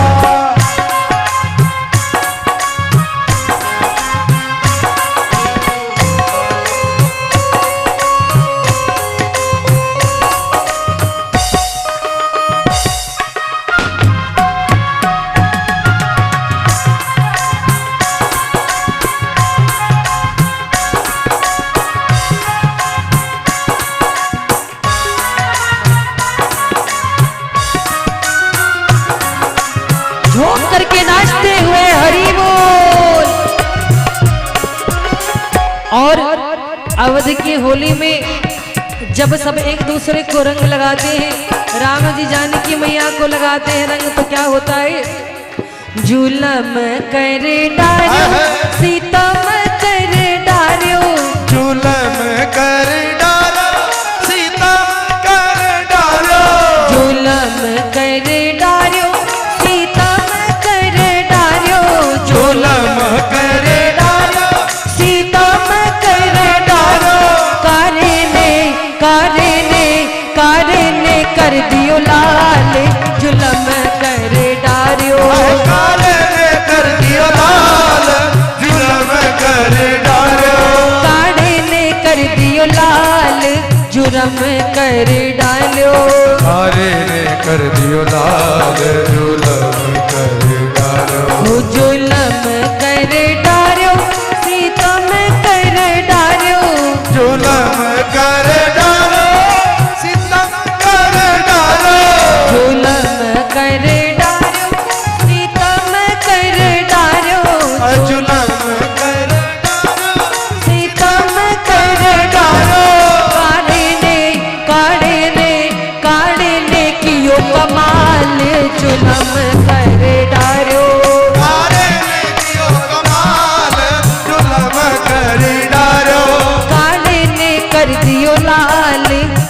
जुलम कर डालो, काले ने कर दियो लाल, जुलम कर डालो।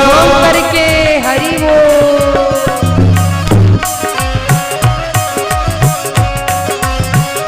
बोले राघवेंद्र राघव सरकार की।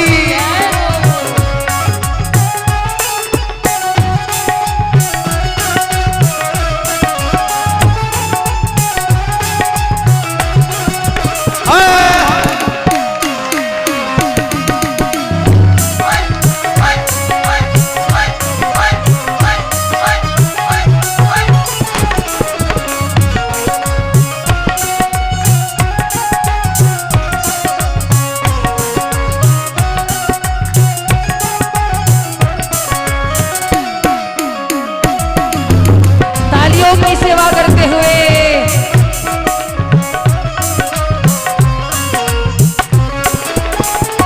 और ताली सबकी बजती रहे, किसको किसको आनंद आ रहा है।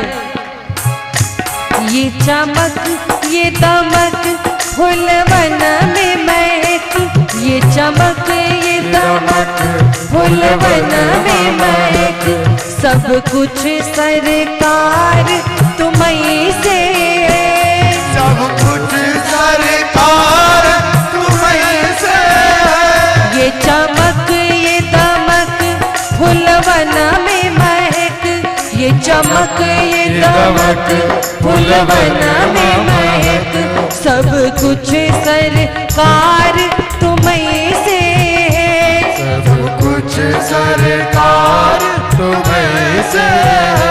सीताराम जी की प्यारी रजदानी लागे, रजदानी लागे, मोहे मीठो मीठो करियो जी को पानी लागे। ओ सीताराम जी की प्यारी राजधानी लागे, राजधानी लागे, मोहे मीठो मीठो सरयू जी को पानी लागे।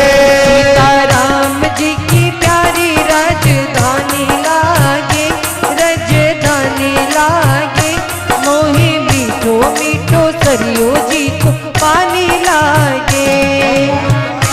जी की प्यारी राजधानी लागे, राजधानी लागे, मोहे मीठो मीठो सरयू जी पानी लागे। मोहे मीठो मीठो सरियो जी को पानी लागे। मोहे मीठो मीठो सरयू जी रो पानी लागे। बोलिए राघवेंद्र सरकार की।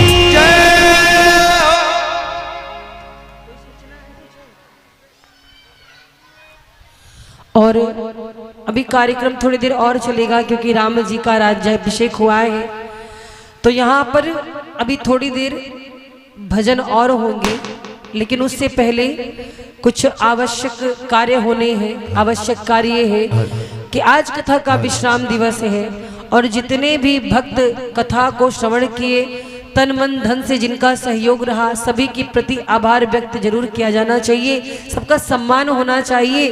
तो बस वो क्षण आ गया है।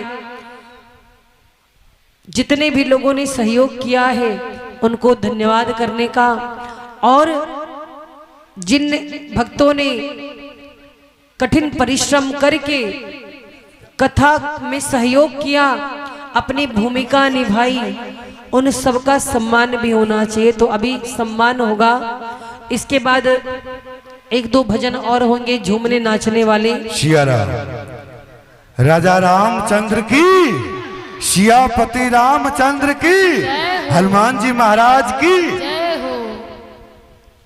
ऐसे नहीं, जोरदार ताली ऐसा बजाना, ऐसा जयकारा लगाओ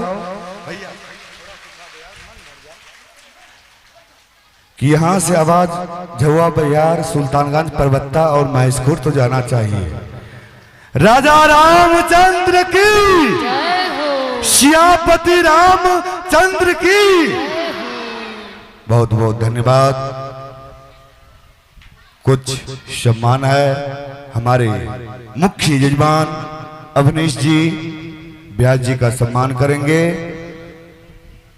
और उनके धर्मपत्नी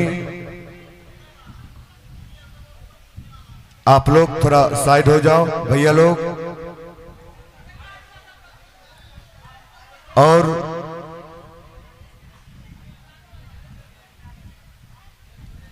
गिरीश मिश्र जी, उनके द्वारा भी हमारे समस्त कलाकार बंधुओं को अंग वस्त्र दिया जाएगा।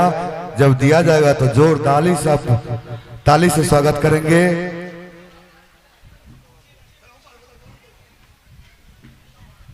और हमारे ऋषभ कुमार उर्फ गोलू बाबा, इनके द्वारा भी अंग वस्त्र दिया जाएगा कलाकारों का।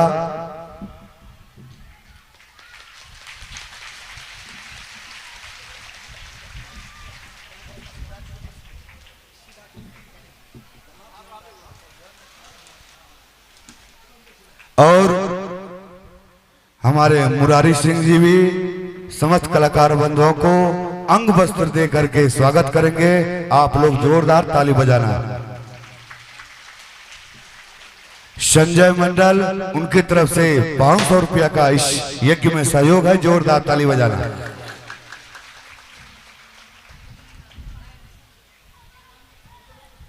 जल्दी जल्दी। आज अंतिम दिवस है, कथा का विश्राम है और ये कल यज्ञ का पूर्ण आहुति होगा। कल पत्रा में देखा गया, आज शाम से अग्निवास है, कल 2 बजे तक। सुबह में हवन होगा। जो भी माताएं बहनें कलश उठाए हैं, जो नहीं भी उठाए हैं, कथा सुने हैं, हवन करना चाहते हैं, आप हवन कर सकते हैं। अपने घर से हवन सामग्री लेकर के यहाँ पे आएंगे। टाइम 9 बजे। आप लोग तैयारी हो करके यहाँ पाइएगा। टाइम 9 बजे यह हवन होगा। यज्ञ का पूर्ण आहुति दी जाएगी। कुमारी कन्या का प्रसाद का व्यवस्था है।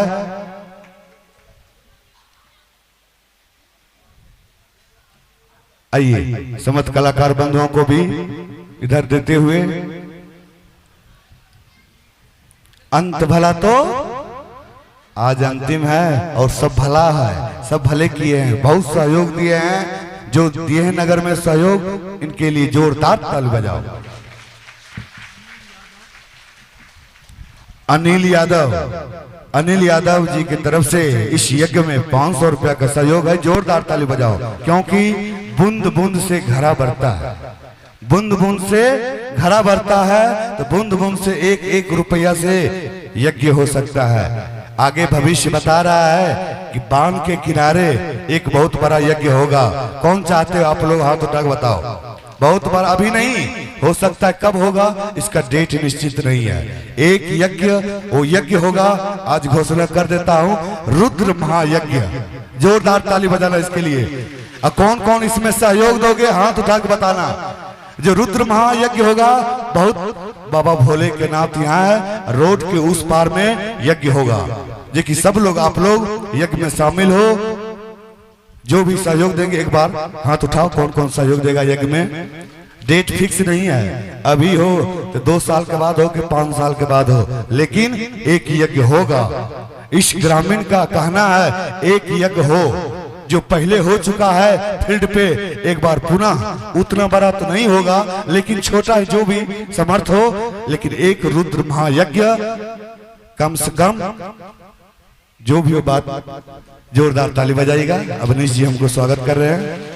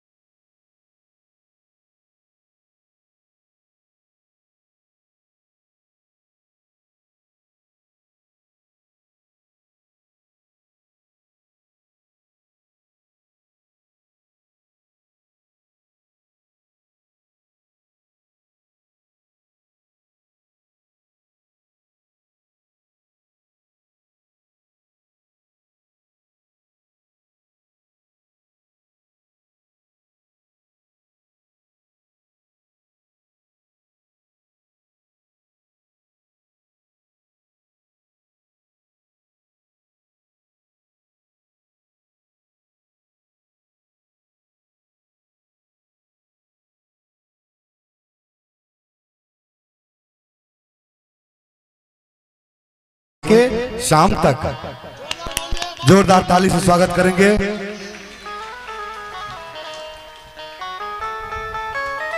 लड्डू मिश्र जी बाबा वो भी मंच पे आए, ब्याज जी के द्वारा सम्मानित होंगे। गौतम कुमार नया गांव पत्रकार वार्ड भी हैं, वो भी मंच पे आएंगे, ब्याज जी से आशीर्वाद लेंगे, अंग वस्त्र स्वागत होगा।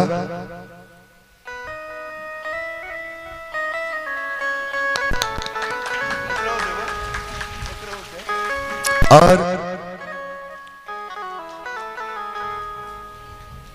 टिप्पू टिप्पू वो भी आने का कष्ट करेंगे। सन्नी मिश्रा वो भी मंच पे आएंगे।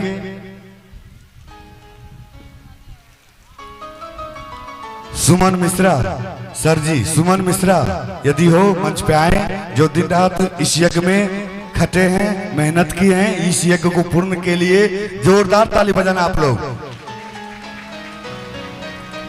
कन्हैया कुमार वो भी मंच पे आए, ब्याज जी के द्वारा अंग वस्त्र दिया जा रहा है, आशीर्वाद लें। रवीश मिश्रा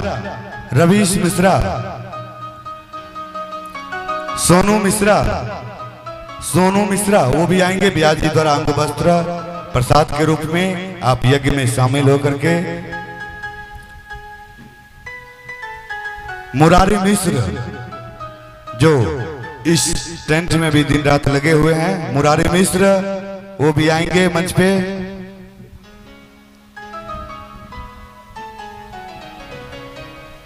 जल्दी जल्दी जिसका नाम लिया जा रहा है जल्दी जल्दी आए आप लोग।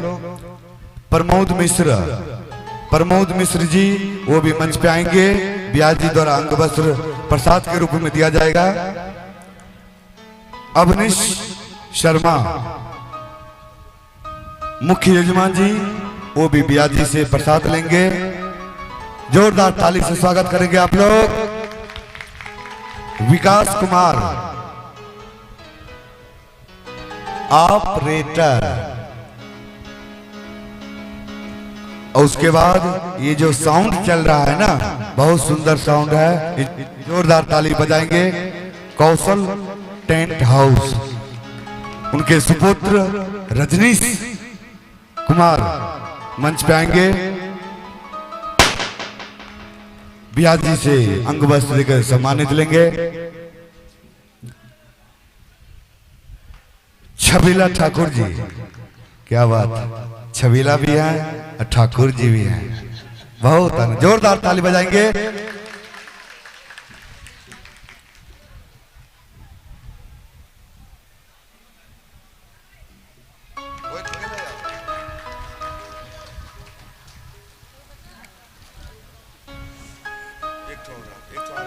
दो बच्चियां हैं, लाडो और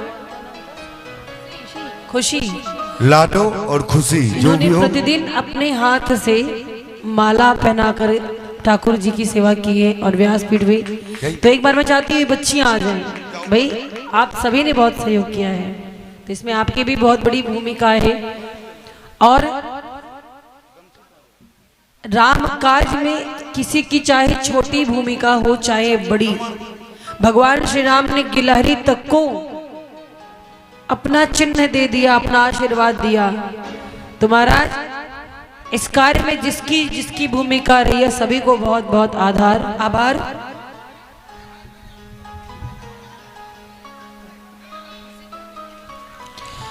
और मैं सभी भक्तों को, ग्रामवासियों को जो यहाँ प्रांगण में बैठकर कथा सुन रहे हैं, उन सभी को धन्यवाद देना चाहती हूँ।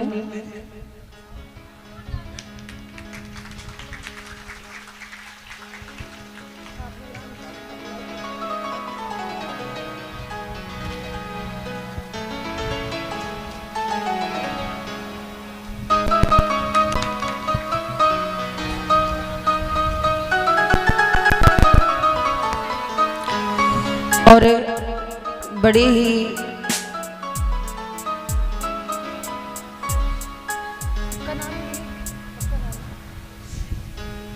समय को ध्यान में रखते हुए कार्यक्रम को आगे बढ़ाएंगे। मैं सभी का आभार व्यक्त करती हूँ। सबसे पहले ये जो कमेटी निर्धारित हुई, कमेटी जिन्होंने बहुत दिन रात मेहनत की है, उसमें सर्वप्रथम फोटल बाबा जी, एक बार जोरदार तालियां इनके लिए हो जाए। मुरारी सिंह जी, आपका बहुत बहुत आभार। अभिषेक मिश्रा, मोनू मिश्रा, टिप्पू, सन्नी, सुमन जी, कन्हैया कुमार जी, रविश जी, सोनू जी और मुरारी मिश्रा जी, प्रमोद मिश्र जी, अवनीश शर्मा जो कि मुख्य यजमान है, रजनीश कुमार जी, अच्छा कौशल साउंड,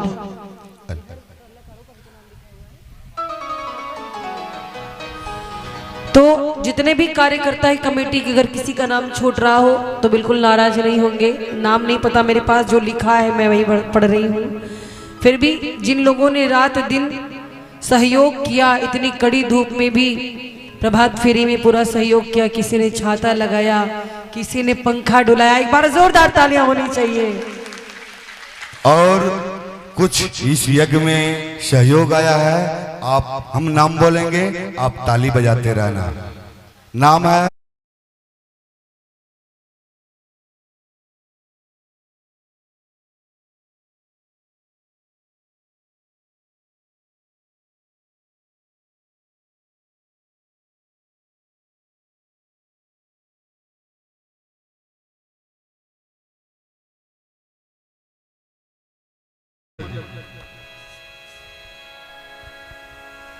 कलाकार कुलदीप पोद्दार, वो भी मंच पे आए।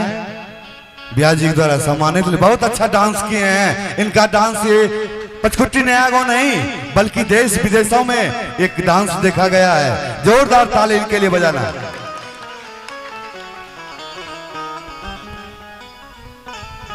बब्बल राय 600 रुपया का सहयोग, रविंद्र राय 501 रुपया का सहयोग, लक्ष्मण मंडल 501 रुपया का सहयोग, कलाकार कुलदीप पोद्दार 1100 का सहयोग दिया भंडारा में। जोरदार ताली बजाना। घनश्याम पोद्दार 501 रुपया, अनिल पोद्दार 501 रुपया, मुकेश मंडल 1100 रुपया। जोरदार ताली बजाते रहना, सब में बजाओ, इन्हें की 1100 500 वाला भी ताली बजाओ, क्योंकि सहयोग सहयोग होता है।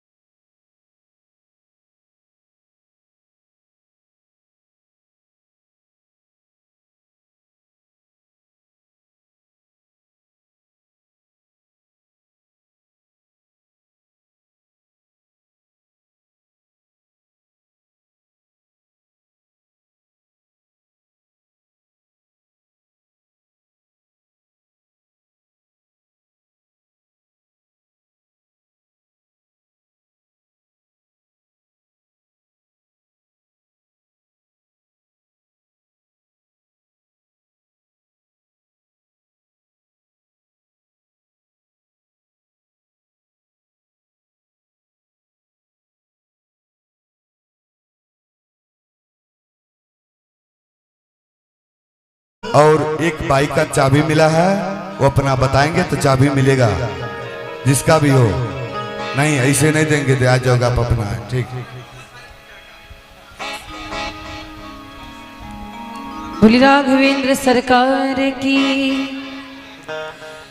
देखिए आप सभी का बहुत प्रेम मिला, पहले भी मिला है और इस बार भी मिला, बहुत सहयोग। जिन माताओं ने बढ़िया भोजन व्यवस्था संभाली, हम लोग को बढ़िया भोजन पवाया, एक बार उनके लिए जोरदार तालियां। राम जी भंडारे भरे रहे, बहुत सेवा आप लोगों ने की तन मन धन से, सभी का बहुत बहुत आभार। जिनके घर भंडारा हुआ, जिनके घर हम लोग गए भोजन पाने प्रसाद पाने, उन सभी के भंडारे माँ अन्नपूर्णा भरे रहे, यही कामना है। टेंट के माध्यम से सेवा दे रहे हमारे मुख्य यजमान जी, एक बार उनके लिए जोरदार तालियां होनी चाहिए। सामवेद के साधक हमारे वादक बंधु जो आपके मध्य बैठे अपने संगीत की धुनों से आप सभी के मन को मोह लेते, एक बार जोरदार तालियां होना चाहिए। नवीन भैया कीबोर्ड पे हैं, बहुत अच्छा कीबोर्ड प्ले कर रहे हैं, भजन भी अच्छा गा रहे हैं, आपने सुना भी है, एक बार जोरदार तालियां होनी चाहिए। तबले पे संगत कर रहे श्याम भैया, बहुत सुंदर तबला वादन करते, एक बार इनके लिए जोरदार तालियां होनी चाहिए। ऑक्टोपैड पे संगत कर रहे अरुण भैया जो कि आगरा से आए हुए, एक बार इनके लिए जोरदार तालियां होनी चाहिए। और बेंजो पर अपनी उंगलियों का जादू दिखाने वाले कल्लू भैया जी, इनके लिए एक बार जोरदार तालियां हो जाएंगे। हमारे आचार्य जी जिन्होंने बड़े भाव से श्रद्धा से पूजा पाठ कराया, कल हवन भी कराएंगे, एक बार इनके लिए जोरदार तालियां होनी चाहिए। अयोध्या धाम से पधारे हैं। और हमारी शिष्या श्वेता ग्वालवंशी जिसका बहुत बड़ा सहयोग रहता है कार्यक्रम में, एक बार मैं चाहती हूँ उनके लिए जोरदार तालियां। साउंड के माध्यम से रजनीश भैया अपनी सेवा दे रहे हैं, कौशल साउंड सर्विस के लिए जोरदार तालियां। और इस कथा को दूर दराज बैठे भक्त देख पा रहे हैं शिवा स्टूडियो लाइव के माध्यम से, ऑपरेट कर रहे हैं वासु जी, एक बार वासु जी के लिए जोरदार तालियां होनी चाहिए। किसी का नाम छूट तो नहीं गया? अच्छा हाँ, भंडारी जी हमारे राजेंद्र भैया कहते हैं ना कि भूखे भजन न होई गोपाला, सबसे मुख्य भूमिका तो उनकी होती है, एक बार जोरदार तालियां उनके लिए। और जितने भी भक्तों ने कथा सुनी, नहीं सुनी, आए नहीं आए, सबको जय सिया राम। और बहुत अच्छा लगा आप लोग के मध्य में कुछ चंद पंक्तियां, इसके बाद विदाई गीत की ओर चलते हैं। ये जो ऑर्गन बजा रहे हैं भैया, कलाकार बहुत अच्छे हैं। अच्छा लगा है सब कलाकार? अच्छा लगा तो जोरदार ताली बजाना इन कलाकारों के लिए। ये जो भैया है लखनऊ से है, ये लखनऊ से है। और वो जो टिन टिन टिन टिन कर रहे हैं बेंजो पे, वो अमेठी से है, उत्तर प्रदेश अमेठी से। ये जो तबला बजा रहे हैं ये भी अमेठी से है। और भैया जो पैड बजा रहे हैं आगरा ताजमहल। जोरदार ताली बजाना इन कलाकारों के लिए। आप लोग को 9 दिन तक आनंद दिया है, जोरदार ताली, साधुवाद। मैथिली भजन जा रहे थे विदाई गीत गाने, चलिए थोड़ा सा वो भी गा देंगे। एक वैसे तो हमारी मुख्य भाषा अवधी है, हम अवधवासी हैं, पर मिथिला आते आते थोड़ा थोड़ा सुन सुन के आप लोग को सुन करके बोलना सीख रहे हैं। अगर कोई त्रुटि हो तो बिल्कुल क्षमा मत करिएगा। प्रेम से बोलिए जानकी मैया की जय।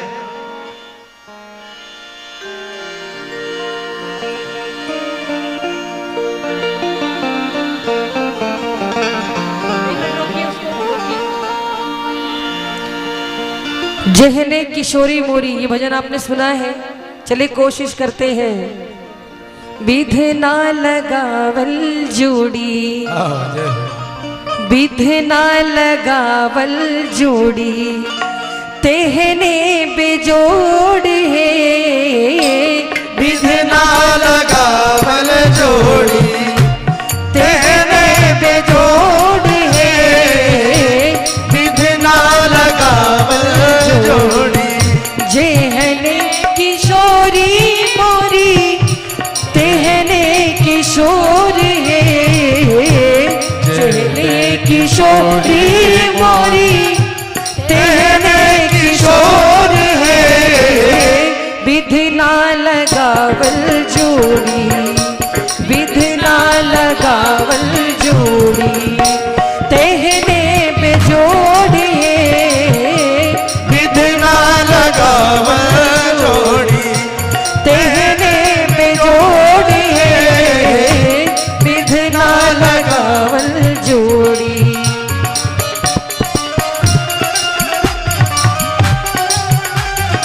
तालियों की सेवा करते हुए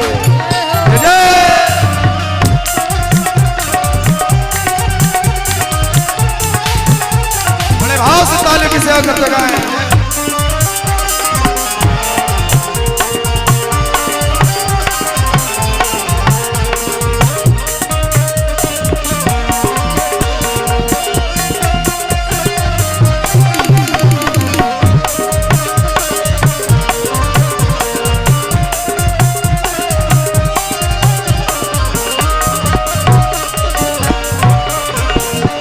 श्यामल बदन घुमरल घटा घन घोरी श्यामल बदन श्यामल बदन श्यामल बदन घुमरल घटा घन घोरी घटा घन घोरी इमहर किशोरी मोरी इमहर किशोरी पूनम इजोर है हर किशोरी मोरी पूनम इजोर है विधना लगावल जोड़ी तेहरे बेजोड़ी है विधना लगावल जोड़ी।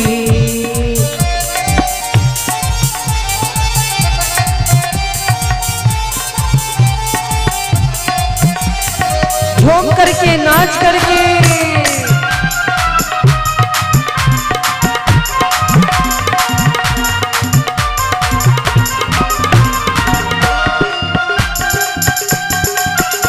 दोनों हाथों को उठा करके तालियों की सेवा करते हुए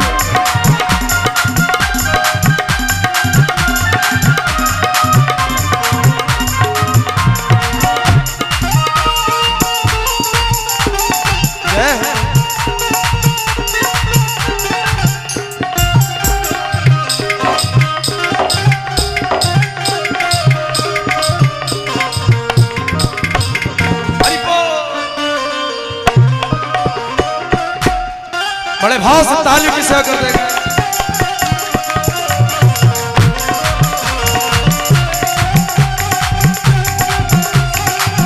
बोले राघवेंद्र राघव सरकार की। और हमारे किशोरी जी कैसे हैं? सरसों के कलीसिया जोत बेजोड़ है सरसों के कलीसिया जोत बेजोड़ है सरसों के कली सरसों के कली सरसों के कलीसिया जोत बेजोड़ है सरसों के कलीसिया जोत बेजोड़ है जोत बेजोड़ है तीसी के फूल रंग तीसी के फूल रंग नवल किशोर है तीसी के फूल रंग नवल किशोर है विधना लगावल जोड़ी तेहरे बिजोड़ी है विधना लगावल जोड़ी जेहने किशोरी मोरी तेहने किशोरी है विधना लगावल जोड़ी विधना लगावल जोड़ी तेहने बेजोड़ी है विधना लगावल जोड़ी तेरे बेजोड़ है विधना लगावल जोड़ी। बोल जाने की मैया की जय और चलिए अब धीरे धीरे हम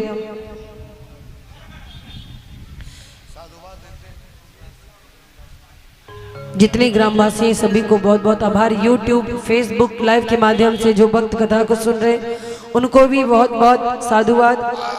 आइए चलते हैं एक लास्ट भजन छोटा सा, और इसके बाद फिर हम लोग विश्राम संकीर्तन और विश्राम आरती की ओर अग्रसर होंगे, क्योंकि समय का अभाव है।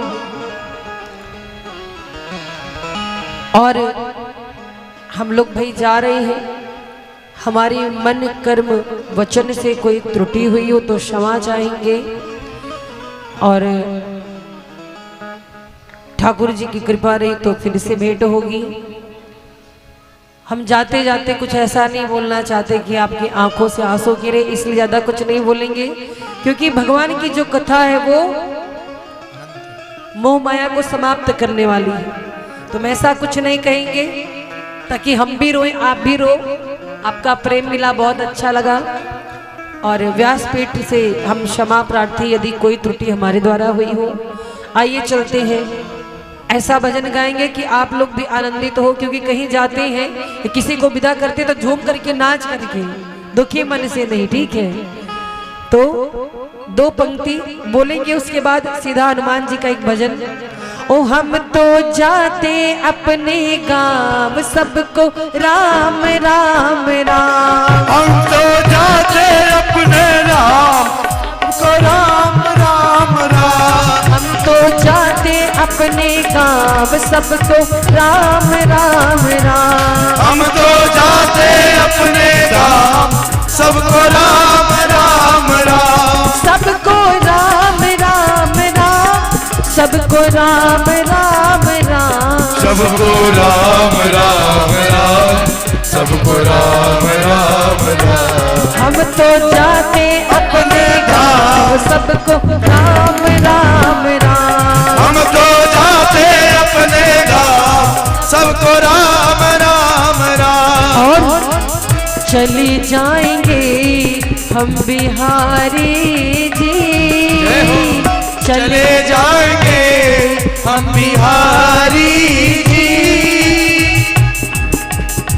बिहारी जी हम चले जाएंगे, और हमारी खबर भूलना मत, हमारी सुधि लेते रहना, रखना सुधि हमारी जी।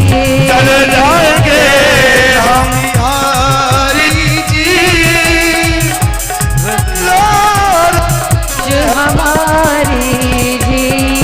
ओ चले जाएंगे हम बिहारी जी, सुन लो रज हमारी जी। ओ चले जाएंगे हम बिहारी जी, सुन लो रज हमारी। भूल न जाना फिर से बुलाना, भूल न जाना फिर से बुलाना। इतनी अरज हमारी थी, चले जाएंगे हम बिहारी जी। जोरदार ताली सुन लो अरज हमारी जी। चले जाएंगे हम बिहारी जी, सुन लो रज हमारी। और हनुमान जी अयोध्या की गलियों में नाचते रहते हैं, तो आज देखते हैं कि यहाँ पर कितने लोग आज अयोध्या की गलियों में नाचते हैं। नाचे ठुमक ठुमक हनुमान अयोध्या की गलियों में। नाचे ठुमक ठुमक हनुमान अयोध्या की गलियों में। नाचे ठुमक ठुमक हनुमान अयोध्या की गलियों में। नाचे ठुमक ठुमक हनुमान अयोध्या की गलियों में। अयोध्या की गलियों में प्रभु राम के सुमिरन में। अयोध्या की गलियों में प्रभु राम के सुमिरन में। नाचे हो नाचे हो नाचे ठुमक ठुमक हनुमान अयोध्या की गलियों में। नाचे ठुमक ठुमक हनुमान अयोध्या की गलियों में। बोले अयोध्या धाम की।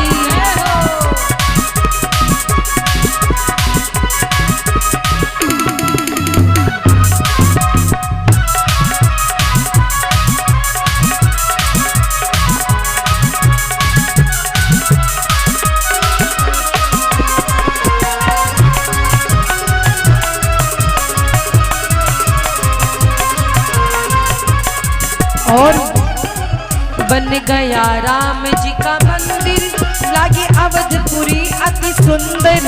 बन गया राम जी का मंदिर, लगे अवधपुरी अति सुंदर। बन गया राम जी का मंदिर, लागे अवधपुरी अति सुंदर। बन गया राम जी का मंदिर, लगे अवधपुरी अति सुंदर। बाजे हो बाजे हो बाजे ढोल मजीरे ताल, अयोध्या की गलियों में बाजे ढोल नगाड़े और ताल, अयोध्या की गलियों में। बाजे ढोल मजीरे ताल, अयोध्या की गलियों में। बाजे ढोल मजीरे ताल, अयोध्या की गलियों में। और आखिरी पंक्ति, हम सभी सनातनियों की एक राय है, एक विचार है, एक कामना है कि भारत का हर बच्चा बच्चा जय श्री राम बोलेगा।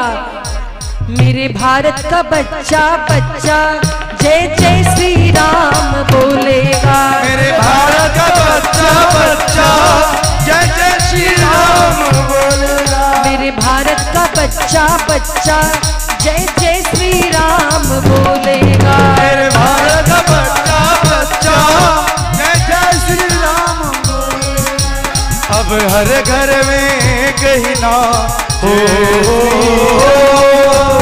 अब हर घर में कहीं ना एक ही नारा गूंजेगा। मेरे भारत का बच्चा बच्चा, मेरे भारत का बच्चा बच्चा जय जय श्री राम बोलेगा। भारत का बच्चा बच्चा जय जय श्री राम बोलेगा। मेरे भारत का बच्चा बच्चा जय जय श्री राम बोलेगा। मेरे भारत का बच्चा बच्चा जय जय श्री राम बोलेगा। जय जय श्री राम बोलेगा। जय जय श्री राम बोलेगा। जय जय श्री राम बोलेगा। बोलो भारत माता की जय हो। सत्य सनातन वैदिक धर्म की जय हो। बोलो राघवेंद्र सरकार की जय हो। और आइए चलते हैं विश्राम आरती की ओर।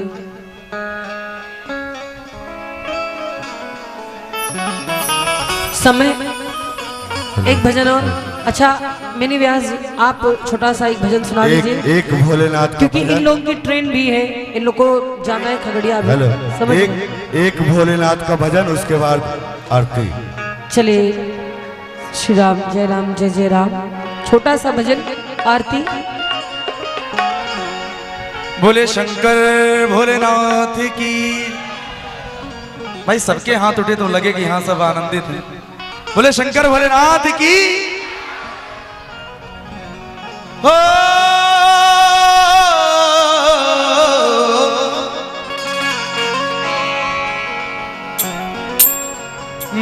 कैलाश के निवासी नमो बार बार हो।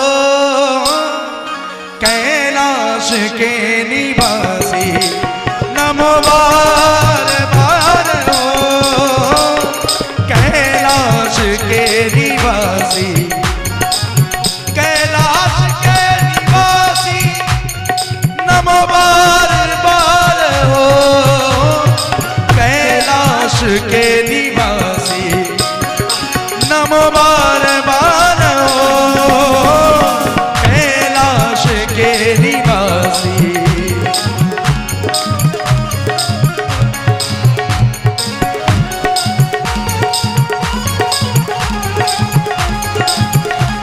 बोले शंकर भगवान की।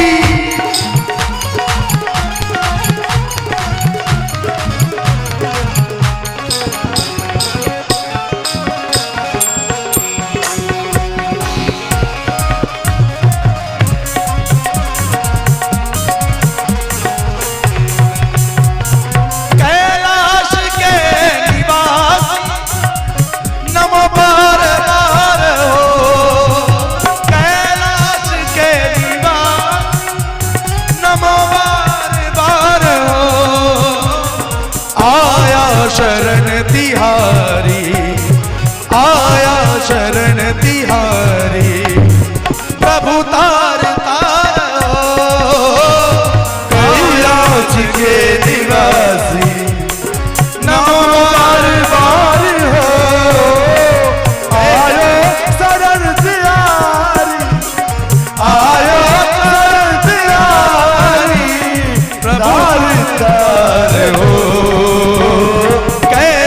कैलाश के निवासी।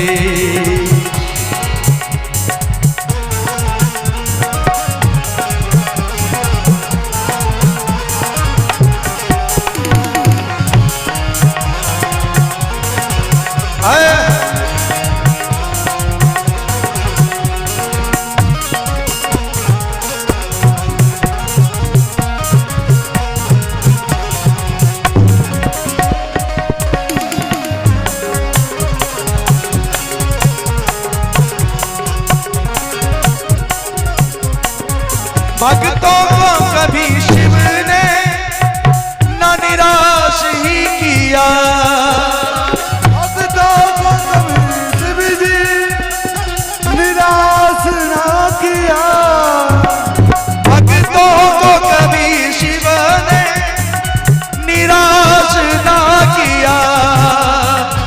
मांगा जिसे चाहा वही वरदान दिया। बड़ा है तेरा दायरा, बड़ा है तेरा दायरा, बड़ा दातार तू कैलाश के निवासी। नमो बार बार हो आयो शरण तिहारी, आयो शरण तिहारी, नमो बार बार हो कैलाश के निवासी। नमो बार बार हो कैलाश के निवासी।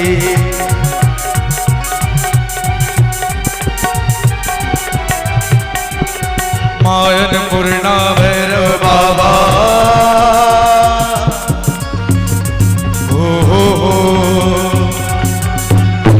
पूर्णा भैरव बाबा, मान पूर्णा भैरव बाबा, कोई रहा ना बाकी।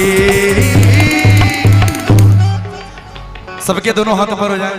हाँ, जैसे शंकर जी का डमरू बजता है वैसे सभी लोग हाथ हिलाएंगे। डम डम डम डम डम डम डम डम डम डम डम डम। बम बम बोल रहा है काशी, बम बम बोल रहा है काशी।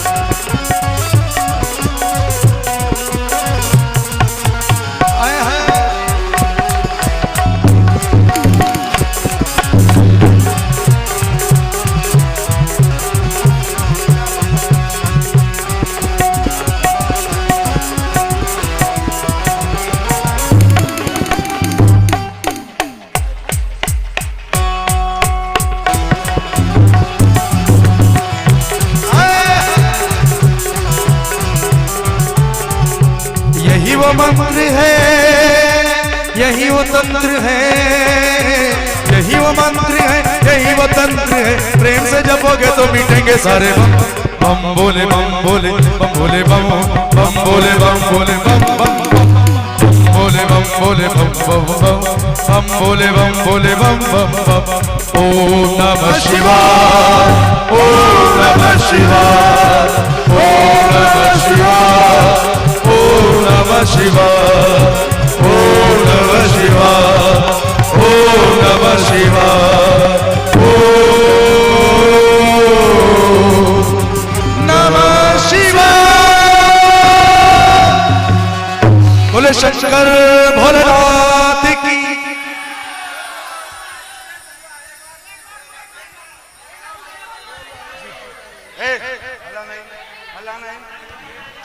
क्षमा करें, ट्रेन है, ट्रेन अगर छूट जाएगी तो बहुत मुश्किल हो जाएगी। इन लोग को दिल्ली निकलना है, आप लोग भावनाओं को समझें। इन लोगों को निकलना है। 4 बजे 4:15 बजे बैठे हैं, आप समय देख लीजिए, आप समझिए, आपकी बात को हम समझ सकते हैं।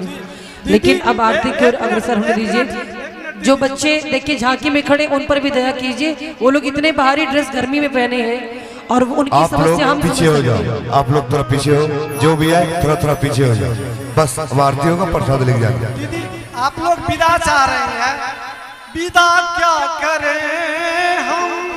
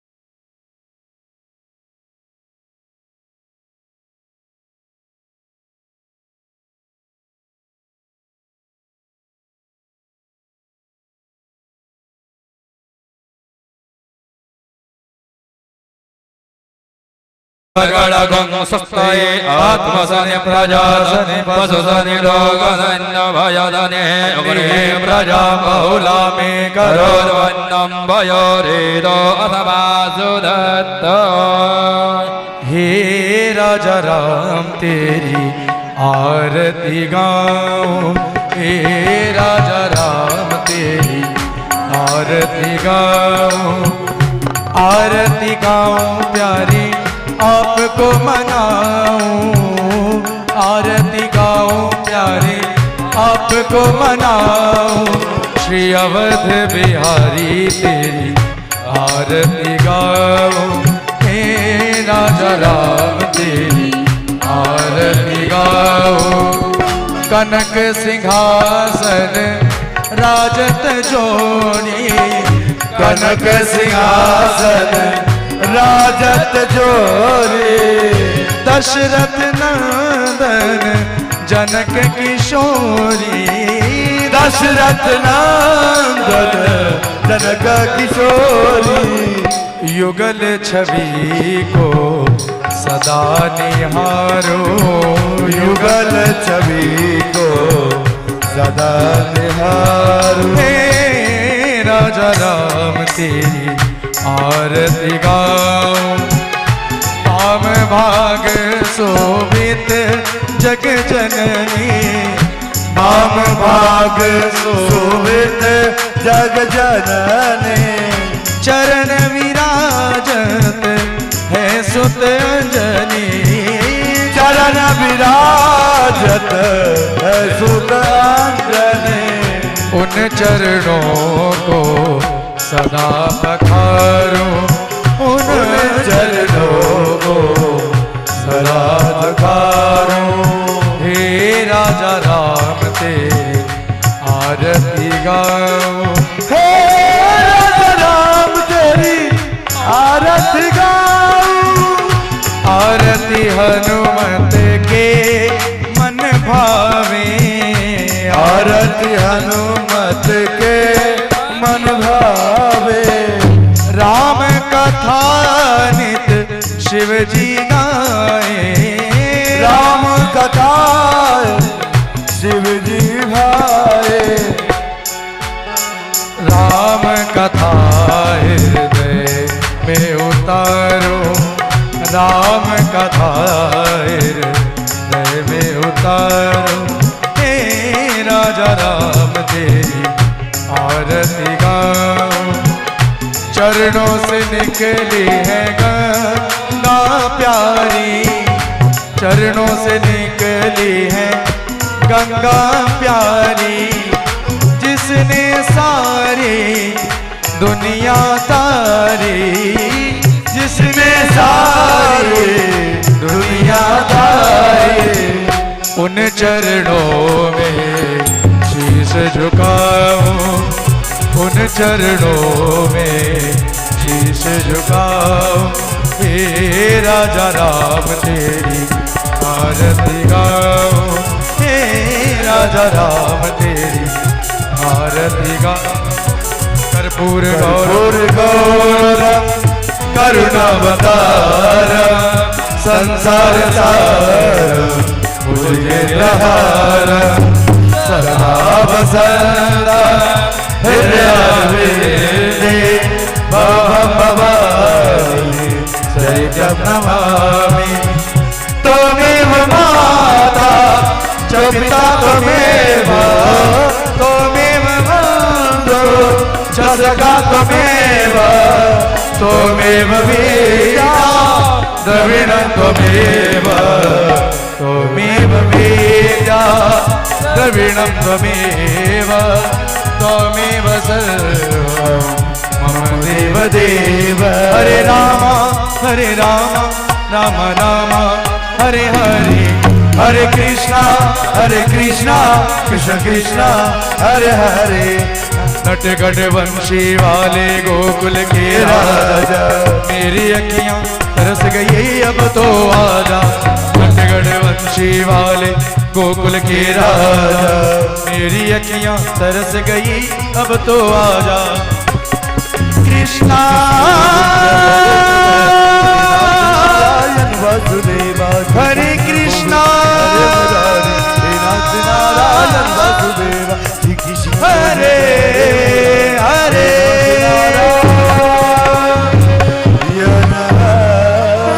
चले न थे दले आप सभी लोग जो भी पंडाल में सभी लोग हाथ जोड़ करके भगवान से प्रार्थना करें। हम ह्रीम जगे न जग्या माया यन्द देवास्ताने धर्माण्य प्रथमान्या संज्ञाते हनागम महिमाना तछन्द यज्ञ पूर्वे स्वाध्या सन्ति देवा नाना सुगंध पुष्पाणि यथा कालोद्भवानि च पुष्पाञ्जलिर्मया दत्ता परमेश्वर मंत्रहीनम क्रियाहीनम भक्तहीनम सुरेश्वर यदपोयतम मया देव परिपूर्णं तदस्तु मे सीतारामाभ्यां नमः प्रार्थना पूर्वक मंत्र पुष्पांजलिं समर्पयामि नमस्करोमि। बोले सियावर रामचंद्र की जय हो, बोले हनुमान जी महाराज की जय हो, बोले भवानी शंकर भोलेनाथ की जय हो, बोले अवध बिहारी सरकार की जय हो, बोले व्यास जी महाराज की जय हो, धर्म की जय हो, धर्म की जय हो, अधर्म का नाश हो, अधर्म का नाश हो, प्राणियों में सद्भावना, प्राणियों में सद्भावना, विश्व का कल्याण हो, विश्व का कल्याण हो, गौ हत्या बंद हो, गौ हत्या बंद हो, गौ माता की जय हो, गौ माता की जय हो, भारत अखंड हो भारत अखंड हो, नो पार्वती पार्वती पतये हर हर